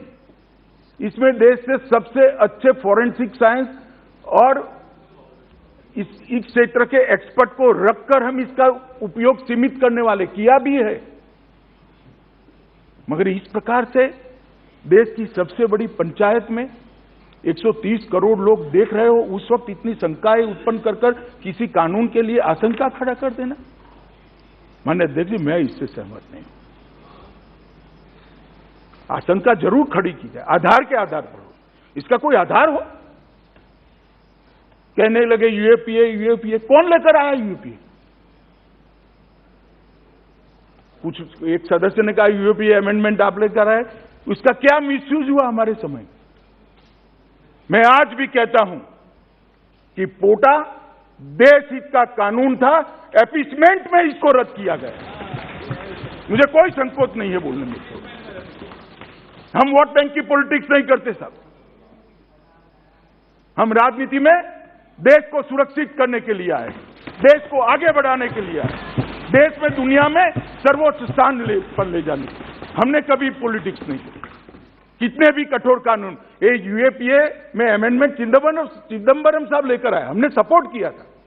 एनआईए का हमने सपोर्ट किया था, हम भी ऑपोजिशन में बैठते थे, हमने कभी विरोध नहीं किया था। परंतु शंकाएं खड़ी कर एक धूमिल टाइप का एक शंका का बादल बना देना देश भर के अंदर, जिसे कानून पर श्रद्धा न हो, ये मुझे लगता है ठीक नहीं है। ये मैंने नफीस का उदाहरण इसलिए दिया कि सबको इसके ऑपरेशन के बारे में एक स्पष्टता हो जाए। डेटा एक सबसे प्रोटेक्टेड हार्डवेयर के अंदर रहेगा, जिसको डेटा से एक्सेस चाहिए वो अपने सैंपल भेजेगा, यहां से मैच कर उसको परिणाम ही भेजा जाएगा, डेटा नहीं भेजा जाएगा। माननीय अध्यक्ष जी, एक सांसद निशिकांत जी ने ठीक कहा, हम सबके फिंगरप्रिंट है आधार में, हम सबके डॉक्यूमेंट्स है टेलीफोन, मोबाइल लेने में, सिम कार्ड लेने में। ये तो कोई क्रिमिनल नहीं है और हम क्रिमिनल का भी नहीं लेंगे। कैसे रोकेंगे क्राइम को? मैं अभी भी कहता हूं ह्यूमन राइट के दो एंगल हैं। मैं भी जिन पर आरोप लगता है इसके ह्यूमन राइट से इनकार नहीं करता, मगर मैं इससे ज्यादा चिंता करता हूं जो निर्दोष है और क्राइम का विक्टिम है, उसके ह्यूमन राइट की भी चिंता है। और इसकी प्रायोरिटी स्वाभाविक है, प्रायोरिटी होनी चाहिए, क्योंकि वो तो कानून का समर्थन कर रहा है, क्यों ना हो उसकी प्रायोरिटी। और क्या जिसको देश की जनता ने मैंडेट दिया है, इस सरकार में इतना विवेक भान नहीं होगा? कल आप भी यहां बैठे थे, आप भी कानून लेकर आते थे, हमने कभी ऐसे भाषण नहीं किए। विरोध करने का भी एक तरीका होता है, विरोध करने के मुद्दे होते हैं, विरोध करने के लॉजिक होते हैं। सिर्फ ऑपोजिशन में बैठे हैं इसलिए विरोध करना मुझे लगता है ये ठीक नहीं है। हंसने से कुछ नहीं होता, दयानिधि दीजिए, सुनना पड़ेगा। हंसने से चीज हल्की नहीं होती है। माननीय अध्यक्ष जी, कई सारे एनालिसिसों में दोष सिद्धि न होने का, सजा न होने के कारण जो निकाले गए हैं, इसमें सबूतों के कमी के आधार पर 7.5 लाख केस हर साल बंद कर दिए जाते हैं। अब ये 7.5 लाख केस में जिसका नुकसान हुआ है, इसका ह्यूमन राइट है या नहीं? अगर ये सारे सबूत उसके लिए उपलब्ध हो जाते हैं तो ये संख्या, मुझे भरोसा है, आधे से कम हो जाएगी। और यही उपलब्धि है इस बीच। किसी ने कहा, कह सकते हो कि ये होने के बाद कोई क्राइम नहीं होगा। किस प्रकार की बात इस सदन में हो रही है? धारा 302 कब से है? तो खून बंद हो गए क्या? तो क्या धारा 302 भी निकाल दोगे? क्या तर्क देते हैं, क्या सोचकर बोलते हैं और क्या जगह देखते हैं? बाहर तो ठीक है, कभी कभार कहीं कभार बोल लो सबको हंसाने के, ये तो संसद है। माननीय अध्यक्ष जी, न्याय की प्रतीक्षा, जिसमें कोर्ट कहता है कि अभी पर्याप्त साक्ष्य नहीं है, 15 लाख केस न्याय की अपेक्षा में पुख्ता सबूतों के अभाव में पेंडिंग कर दिए जाते हैं। क्या उनको जल्दी न्याय लेने का अधिकार नहीं है माननीय अध्यक्ष जी? है उसको जल्दी न्याय लेने का, और वो तभी मिल सकता है कि इस तरह से इलेक्ट्रॉनिक तरीके से आगे जो मैंने कहा ये सब इनिशिएटिव को एक कर इसका उपयोग कर सजा दिलाने का जब हम काम करेंगे। माननीय अध्यक्ष जी, मैं मानता हूं कि देरी से मिला हुआ न्याय इसका कोई उपयोग नहीं है। माननीय अध्यक्ष जी, समय पर न्याय होना चाहिए और दोषियों को दंड भी मिले, तभी जाकर कानून का राज प्रस्थापित होना चाहिए। और माननीय अध्यक्ष जी, फिर पुलिस क्या करे? थर्ड डिग्री पर जाए क्या? हमें ये अलाउ करना है? नरेंद्र मोदी सरकार मानती है थर्ड डिग्री के आधार पर इन्वेस्टिगेशन नहीं होगा, तकनीक की डिग्री के आधार पर इन्वेस्टिगेशन होगा, डेटा की डिग्री के आधार पर इन्वेस्टिगेशन होगा, इंफॉर्मेशन के आधार डिग्री के आधार पर। थर्ड डिग्री से इन्वेस्टिगेशन नहीं करना चाहिए माननीय अध्यक्ष। और कंपेल होना पड़ता है पुलिस को, दबाव बढ़ता है, अखबार बढ़ाते हैं, विधायिकाएं बढ़ाती है, मगर कैसे करेंगे?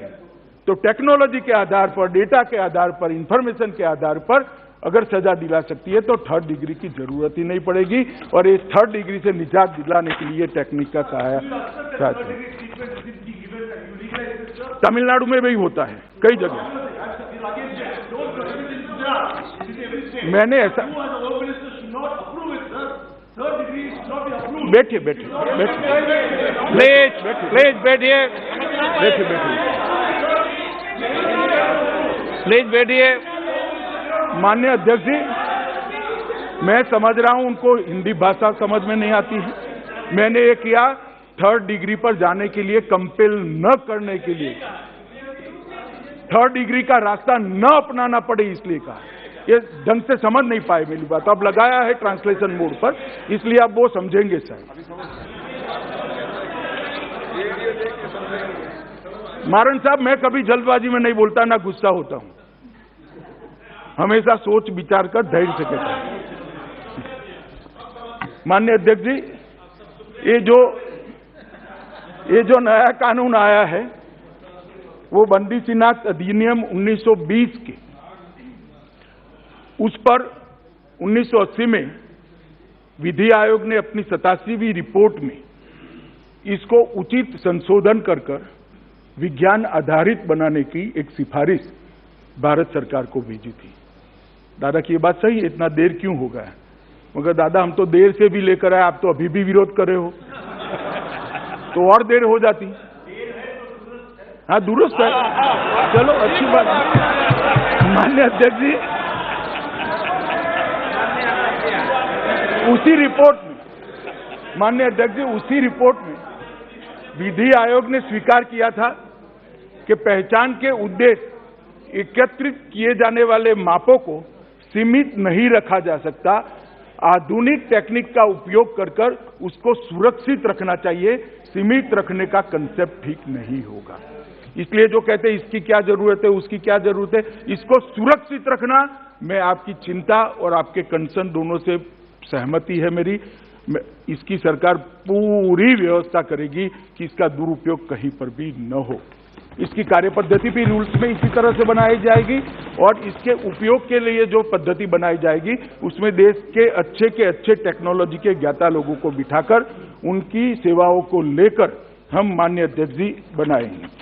माननीय अध्यक्ष जी, मैं एक छोटा सा उदाहरण देना चाहता हूं, ह्यूमन राइट और निजता। मैं कोई दूसरे देश से हम ह्यूमन राइट में पिछड़े हुए हैं ये मानने के लिए कतई तैयार नहीं है, मगर ये सारी बातें जहां से प्रेरणा लेकर की जाती है, जो लोग करते हैं, इनको मैं ब्रिटेन का उदाहरण देना चाहता हूं। ब्रिटेन का जैविक सूचना डेटाबेस दुनिया में सबसे बड़ा है। अपराध स्थल पर ही संदिग्ध का सारे प्रकार का सैंपल ले लिया जाता है और कोर्ट में वहां 60% मामलों में सजा इसी डेटाबेस के आधार पर इंग्लैंड में होती है। मैं ये नहीं कहता कि इंग्लैंड ने किया इसलिए करना चाहिए, मगर ह्यूमन राइट का जो फॉरेन कंसेप्ट लेकर आते हैं उनको समझाने के लिए मैं तो वो कंसेप्ट से सहमत ही नहीं हूं, परंतु उनको समझाने के लिए मैं उदाहरण दे देता हूं।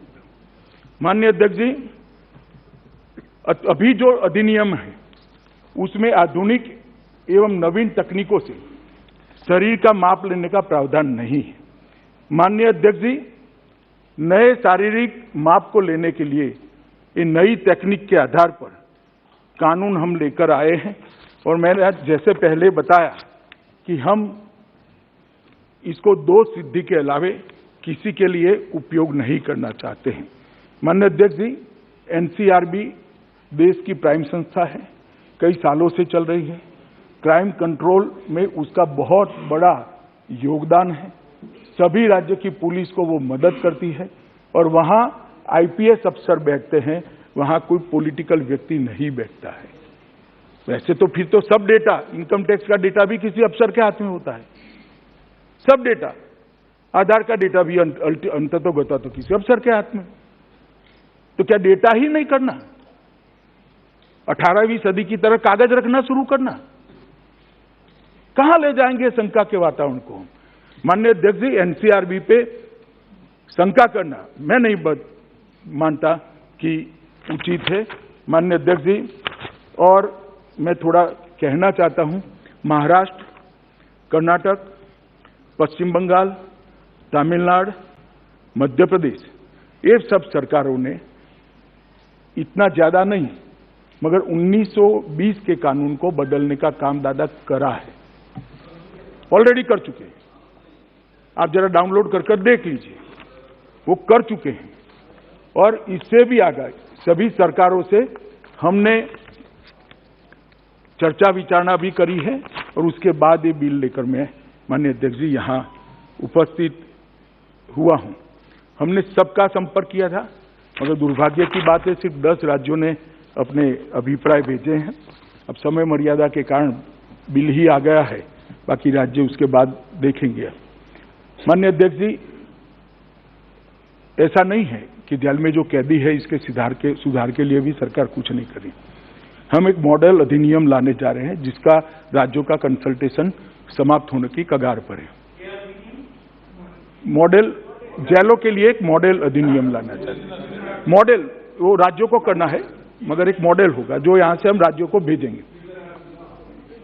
जिसमें कैदियों के पुनर्वसन के लिए और जेल से मुक्त होकर वो पुनः प्रस्तापित हो, आफ्टर केयर सेवाओं पर इसमें बड़ी पुख्ता योजना है।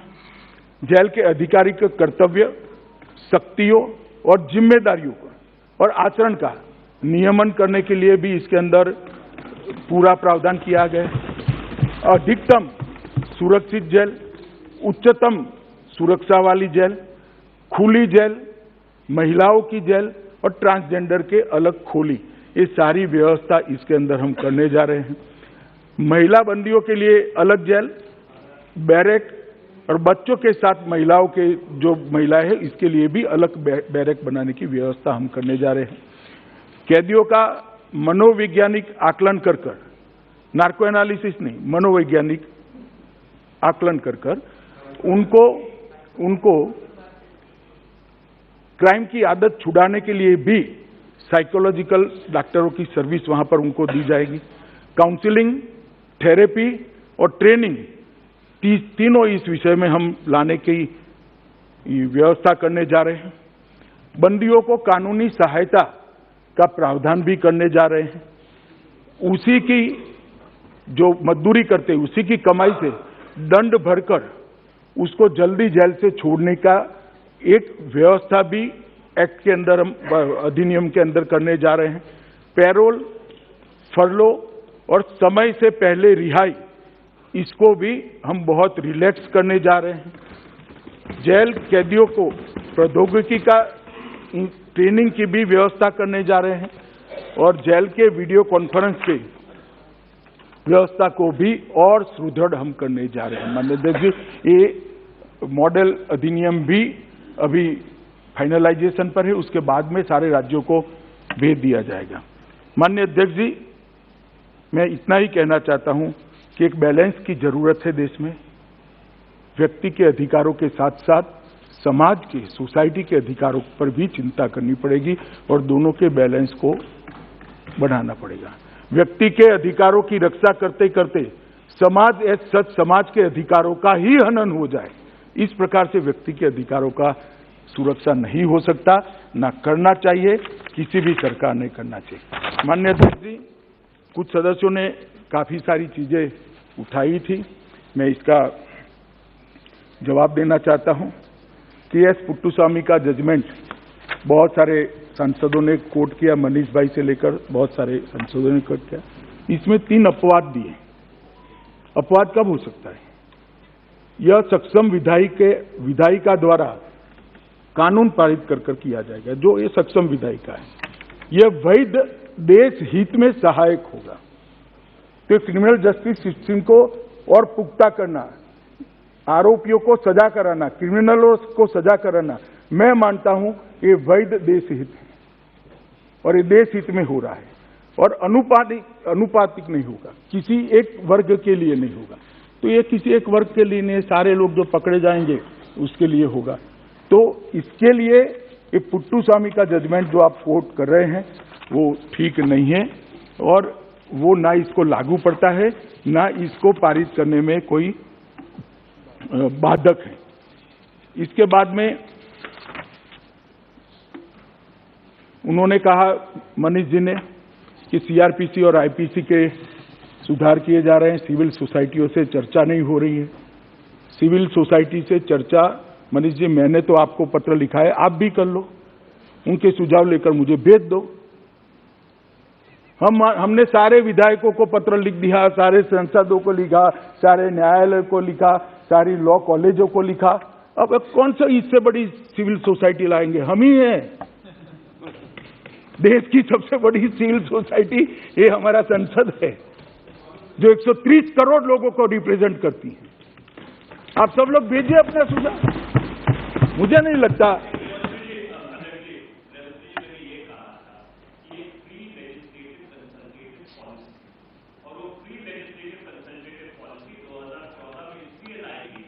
कि जब भी ऐसा कोई कानून लाया जाता है उससे पहले सभी लोगों से चर्चा हो जाए।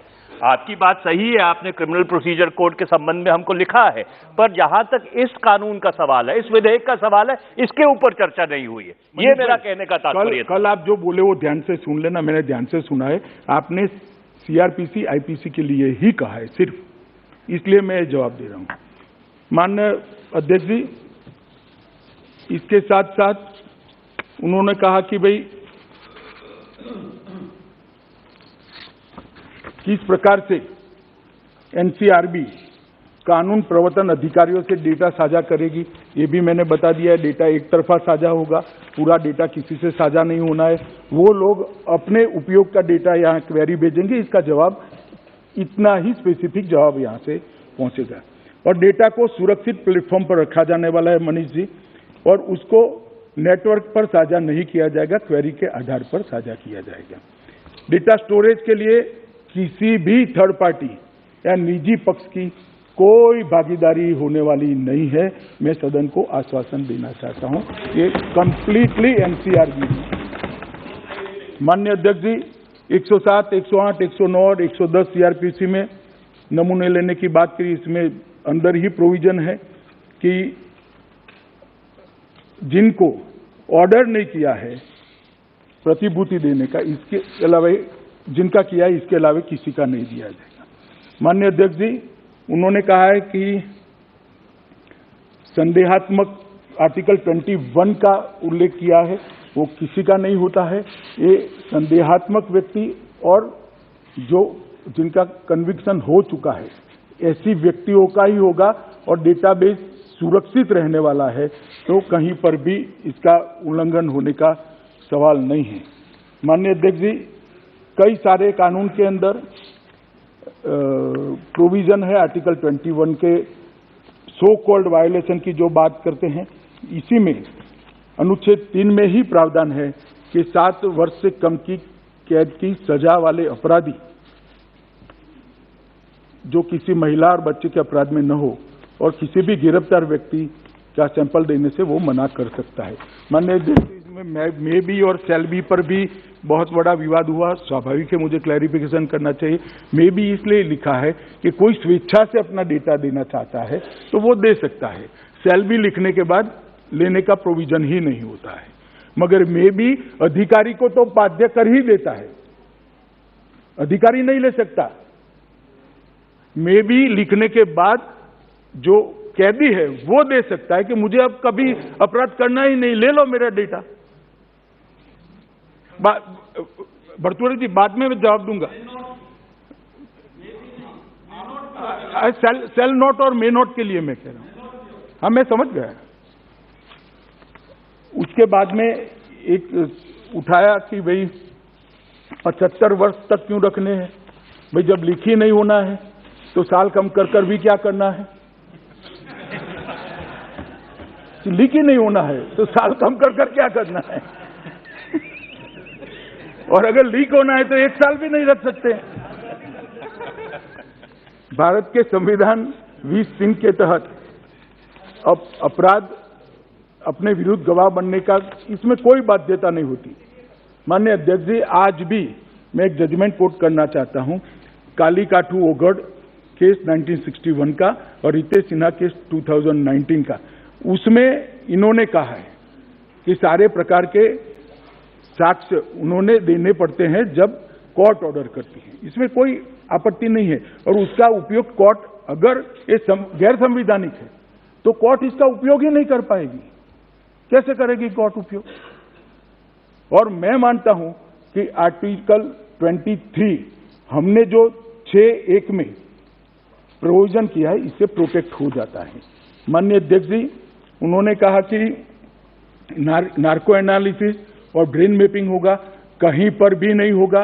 मैं सदन के रिकॉर्ड पर कहना चाहता हूं और अगर आप लोगों के मन में आशंका है तो उसमें रूल्स में भी हम स्पेसिफाई करेंगे कि कैदी के सहमति के बगैर कोई भी ये टेस्ट नहीं कर सकता। ना करने की ऐसी मंशा है, ना हमारा इरादा है। माननीय अध्यक्ष जी, इन्होंने 4B के लिए कहा, ये 75 वर्ष वाला ये जो मैं कह चुका हूं। माननीय अध्यक्ष जी, उसके बाद में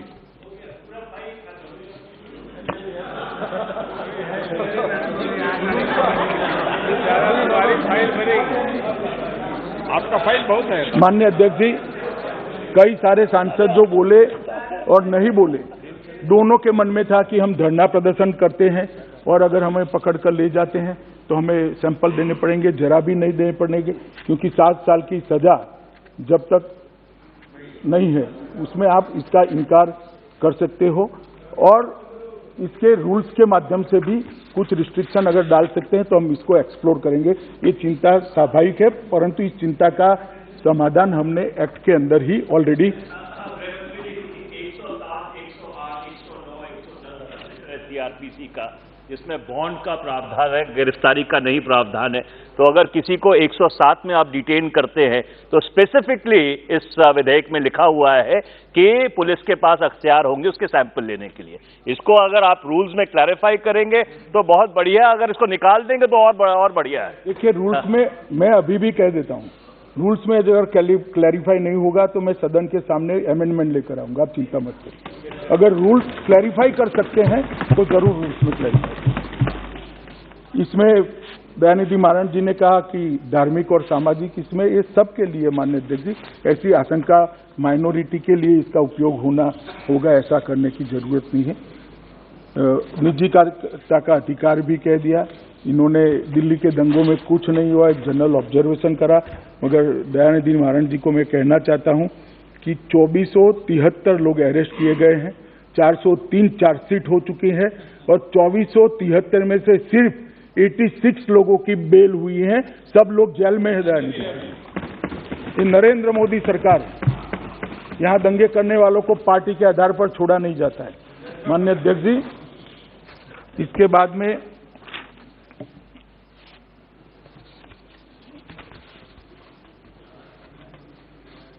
सुप्रिया सुले जी ने भी आर्टिकल 21 का वायोलेशन का मैंने कहा है, पीएमएलए के मिसयूज के बारे में कहा है। माननीय अध्यक्ष जी, इस देश में हो सकता है कि कोई कानून का उल्लंघन किसी ऑफिसर लेवल पर या किसी लेवल पर हो सकता है, मगर अदालतें नहीं है क्या? चैलेंज नहीं हो सकता।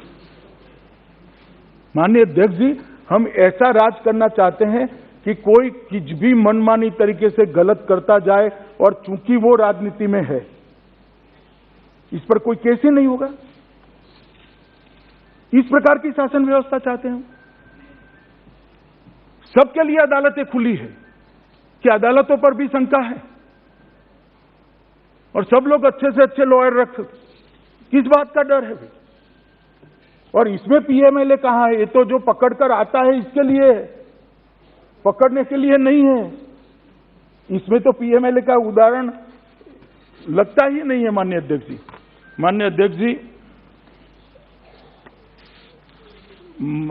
भर्तूरी मेहताब जी ने किया कि मुझे कोटा की याद आ गई।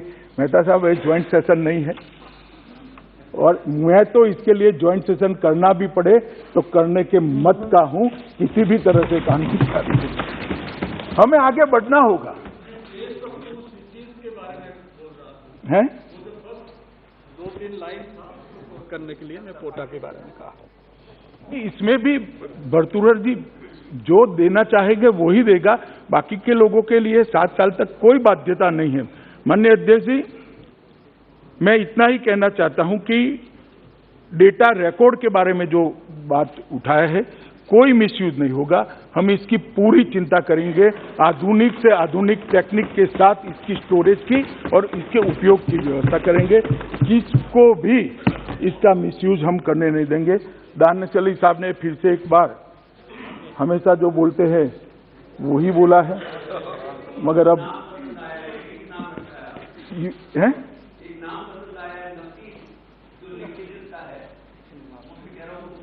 उनको पसंद आ गया है ना, चलो कुछ तो पसंद आया।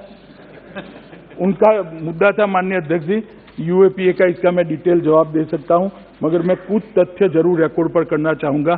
2019 में इस देश में 51,56,158 केस हुए माननीय अध्यक्ष जी, और 66 लाख लोग पकड़े गए। यूएपीए के तहत 2019 में सिर्फ 1200 केस हुए, सिर्फ 1200। इसमें नारकोटिक्स के भी है, इसमें हथियारों की तस्करी के भी है, इसमें टेररिज्म के भी है, इसमें टेररिज्म के लिए विदेश से फंड लाने के भी है, और सिर्फ 796 लोगों को पकड़। क्या कहना चाहते हैं कि सिर्फ आप सवाल उठाओगे इसलिए देश के विरुद्ध काम करने के खिलाफ यूएपीए नहीं लगेगा? निश्चित लगेगा और जेल की सलाखों के पीछे डालेगा। इस तरह से नहीं चलेगा। 66 लाख लोग पकड़े गए, इसमें से 706 लोग 2020 में 68 लाख लोग पकड़े गए माननीय अध्यक्ष जी, इसमें से सिर्फ 1300 लोग हैं, और 52 लाख केस हुए, इसमें से 1900 केस है। क्या कहना चाहते हैं? Misuse, misuse, misuse. ये कोई एक जाति धर्म के लिए नहीं है, मगर आपकी बात, आपकी पैरवी एक जाति धर्म के लिए। और इस तरह से संसद में चर्चा जब होती है तब संसद की मर्यादा रखते हुए मैं अंतिम व्यक्ति हूं ऐसी चर्चाओं को सहन करने के लिए। इसका माकूल जवाब दिया जाएगा, ढंग से जवाब दिया जाएगा। हम नहीं डरते ऐसे विवाद से। देश को सुरक्षित रखने की जिम्मेदारी देश की जनता ने हमें दी।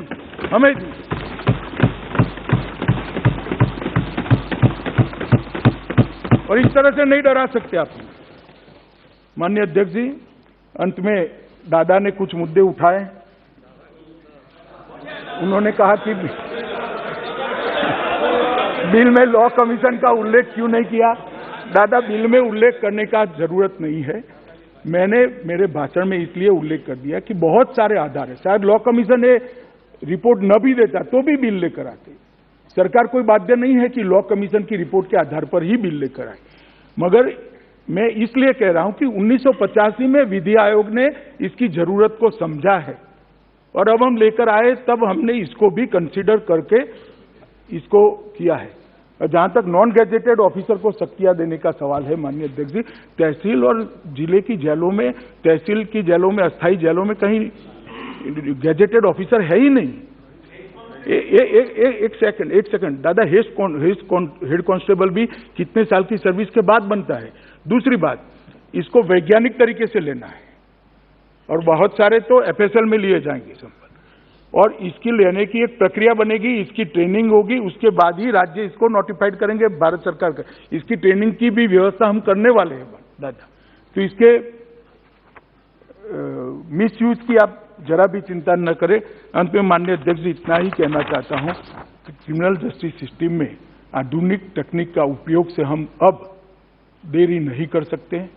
इस देश को सुरक्षित बनाने के लिए, आरोपियों को सजा दिलाने के लिए और देश की आंतरिक सुरक्षा को अभेद बनाने के लिए सभी प्रकार की तकनीकों का उपयोग होना चाहिए और उसको परिणाम लक्षी बनाकर देश को सुरक्षित बनाए। अतः मेरा सभी से निवेदन है कि आप लोग कृपया, ये बिल ऐसा बिल है जिसको सर्वानुमत से पारित करना चाहिए। सभी लोग अध्यक्ष जी को ऑब्जेक्शन विड्रॉ कर सर्वानुमत से। धन्यवाद। प्रश्न है कि विधेयक पर विचार किया जाए।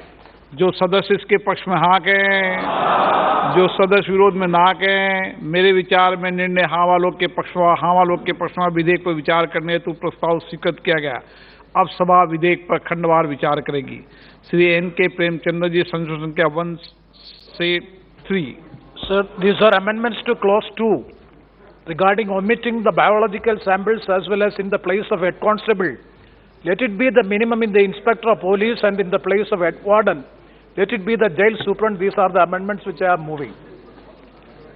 प्रश्न है कि N.K. प्रेमचंद द्वारा प्रस्तुत संशोधन संख्या 1 से 3 स्वीकृत किया जाए। जो सदस्य इसके पक्ष में हाँ कहें, जो सदस्य विरोध में ना कहें। मेरे विचार में निर्णय ना वालों के पक्ष में, ना वालों के पक्ष में संशोधन अस्वीकृत हुआ। सोगत राय जी, संशोधन संख्या 15 से 17। न, मेरा जो अमेंडमेंट वो प्रेमचंद्रन जी का अमेंडमेंट का एक ही है, तो मैं अलग से मूव नहीं कर रहा हूँ।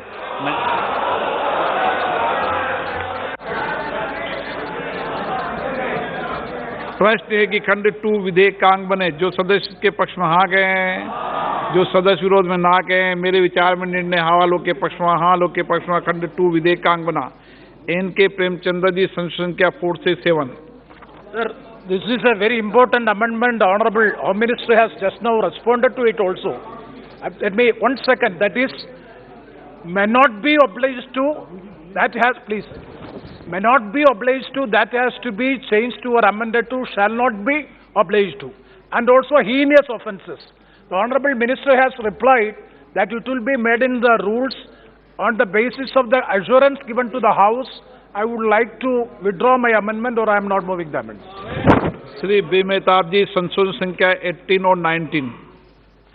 Basically, my amendment was relating to the persons who are detained.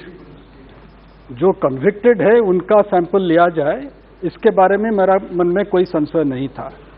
Relating to detained, इसके बारे में मेरा संशय था और मैंने अमेंडमेंट मूव किया था। पर जो प्रतिश्रुति अभी गृह मंत्री जी ने इस हाउस में दिए हैं और रूल्स में उसको संशोधन करने की मंशा रखे हैं, इसलिए मैं अपना अमेंडमेंट मूव नहीं कर रहा। श्री सोगत राय जी, संशोधन संख्या 20।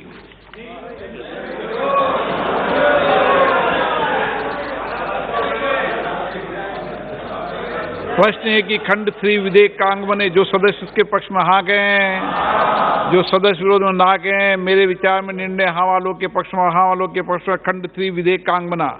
N.K. प्रेमचंद्र जी, संशोधन संख्या 8 से 11। Sir, 8 से 11 I am moving.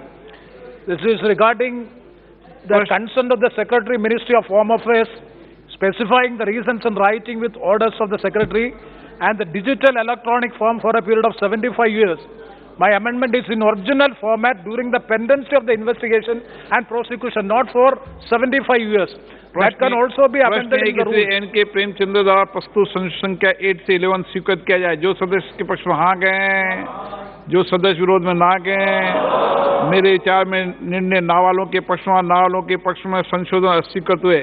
Shri B Mehtab जी, संशोधन संख्या 21। Sir, I move this amendment. It's relating to जो परमिशन मजिस्ट्रेट से लेते हैं। मेरा ये अमेंडमेंट है कि वो हायर कोर्ट से लिया जाए। प्रश्न है कि बी मेहताब द्वारा प्रस्तुत संशोधन संख्या 21 को स्वीकृत किया जाए। जो सदस्य के पक्ष में हाँ कहें, जो सदस्य विरोध में ना कहें। मेरे विचार में निर्णय ना वालों के पक्ष में, ना वालों के पक्ष में संशोधन स्वीकृत हुआ। प्रश्न है कि खंड 4 विधेयक का अंग बने। जो सदस्य के पक्ष में हाँ कहें, जो सदस्य विरोध में ना कहें। मेरे विचार में निर्णय हाँ वालों के पक्ष में, हाँ वालों के पक्ष खंड 4 विधेयक का अंग बना। बी मेहताब जी, संशोधन संख्या 22। Sir, I am not moving. प्रश्न है कि खंड 5 विधेयक का अंग बने। जो सदस्य इसके पक्ष में हाँ कहें, जो सदस्य विरोध में ना कहें। मेरे विचार में निर्णय हाँ वालों के पक्ष में, हाँ वालों के पक्ष में खंड 5 विधेयक का अंग बना। श्री एन के प्रेमचंद्र जी, संशोधन संख्या 12। Sir, Sansad Sankhya 12, under this act that is in accordance with the order of a magistrate, this can be done. I am moving that amendment to clause 6.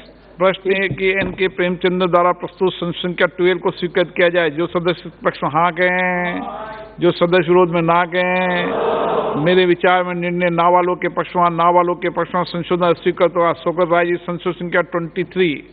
Shaukat Rai ji, not moving. B Mehtab जी, संशोधन संख्या 24। प्रश्न है कि खंड 6 और 7 विधेयक का अंग बने। जो सदस्य इसके पक्ष में हाँ कहें, जो सदस्य विरोध में ना कहें। मेरे विचार में निर्णय हाँ वालों के पक्ष में, हाँ वालों के पक्ष में खंड 6 और 7 विधेयक का अंग बना। श्री एन के प्रेमचंद्र जी, संशोधन संख्या 13-14। Sir, hope that the minister will come with proper amendments when it is getting implemented. With that hope, I am not moving the amendments number 13 and 14. प्रश्न है कि खंड 8 से 10 विधेयक का अंग बने। जो सदस्य के पक्ष में हाँ कहें, जो सदस्य विरोध में ना कहें। मेरे विचार में निर्णय हाँ वालों के पक्ष में, हाँ वालों के पक्ष में खंड 8 से 10 विधेयक का अंग बने। प्रश्न है कि खंड 1 अधिनियम सूत्र विधेयक का पूरा नाम विधेयक का अंग बने। जो सदस्य के पक्ष में हाँ कहें, जो सदस्य विरोध में ना कहें। मेरे विचार में निर्णय हाँ वालों के पक्ष में, हाँ वालों के पक्ष में खंड 1 अधिनियम सूत्र और विधेयक का पूरा नाम विधेयक का अंग बने। मंत्री जी प्रस्ताव करें कि विधेयक को पारित किया जाए। माननीय अध्यक्ष जी, इसके पहले मैं एक बात आपके ध्यान पर लाना चाहता हूं जिसमें अधीर रंजन जी को तकलीफ नहीं होनी चाहिए। इन्होंने जो प्रधानमंत्री जी का हटा दिया नाम साहब, उसको रिकॉर्ड पर हटा दिया, पहले हटा दिया।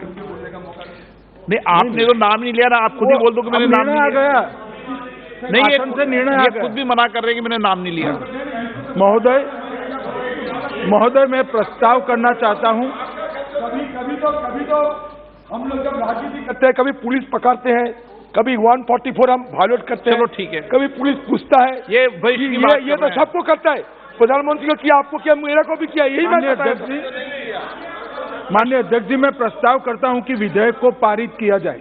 वो ऑलरेडी हटा दिया है और उन्होंने भी मान लिया है कि उसको हटा दें। हाँ, इनका कहने का तर्क भी नहीं था कोई भी, और इन्होंने खुद भी कहा उसको विड्रॉ कर लो, उसको नाम से हमने डिलीट कर दिया। हाँ नहीं कहा ना, हाँ नहीं कहा, हाँ नहीं कहा ना, तो हाँ नहीं कहा, छोड़ दे। अरे छोड़, अरे अधीर रंजन जी कोई बात नहीं, छोड़ दो। प्रश्न ये कि विधेयक को पारित किया जाए। जो सदस्य इसके पक्ष में हाँ कहें, जो सदस्य विरोध में ना कहें। मेरे विचार में निर्णय हाँ वालों के पक्ष में, हाँ वालों के पक्ष में प्रस्ताव स्वीकृत हुआ, विधेयक पारित हुआ। सभा की कार्रवाई मंगलवार 5 अप्रैल 2022 को 11 बजे तक के लिए स्थगित की जाती है।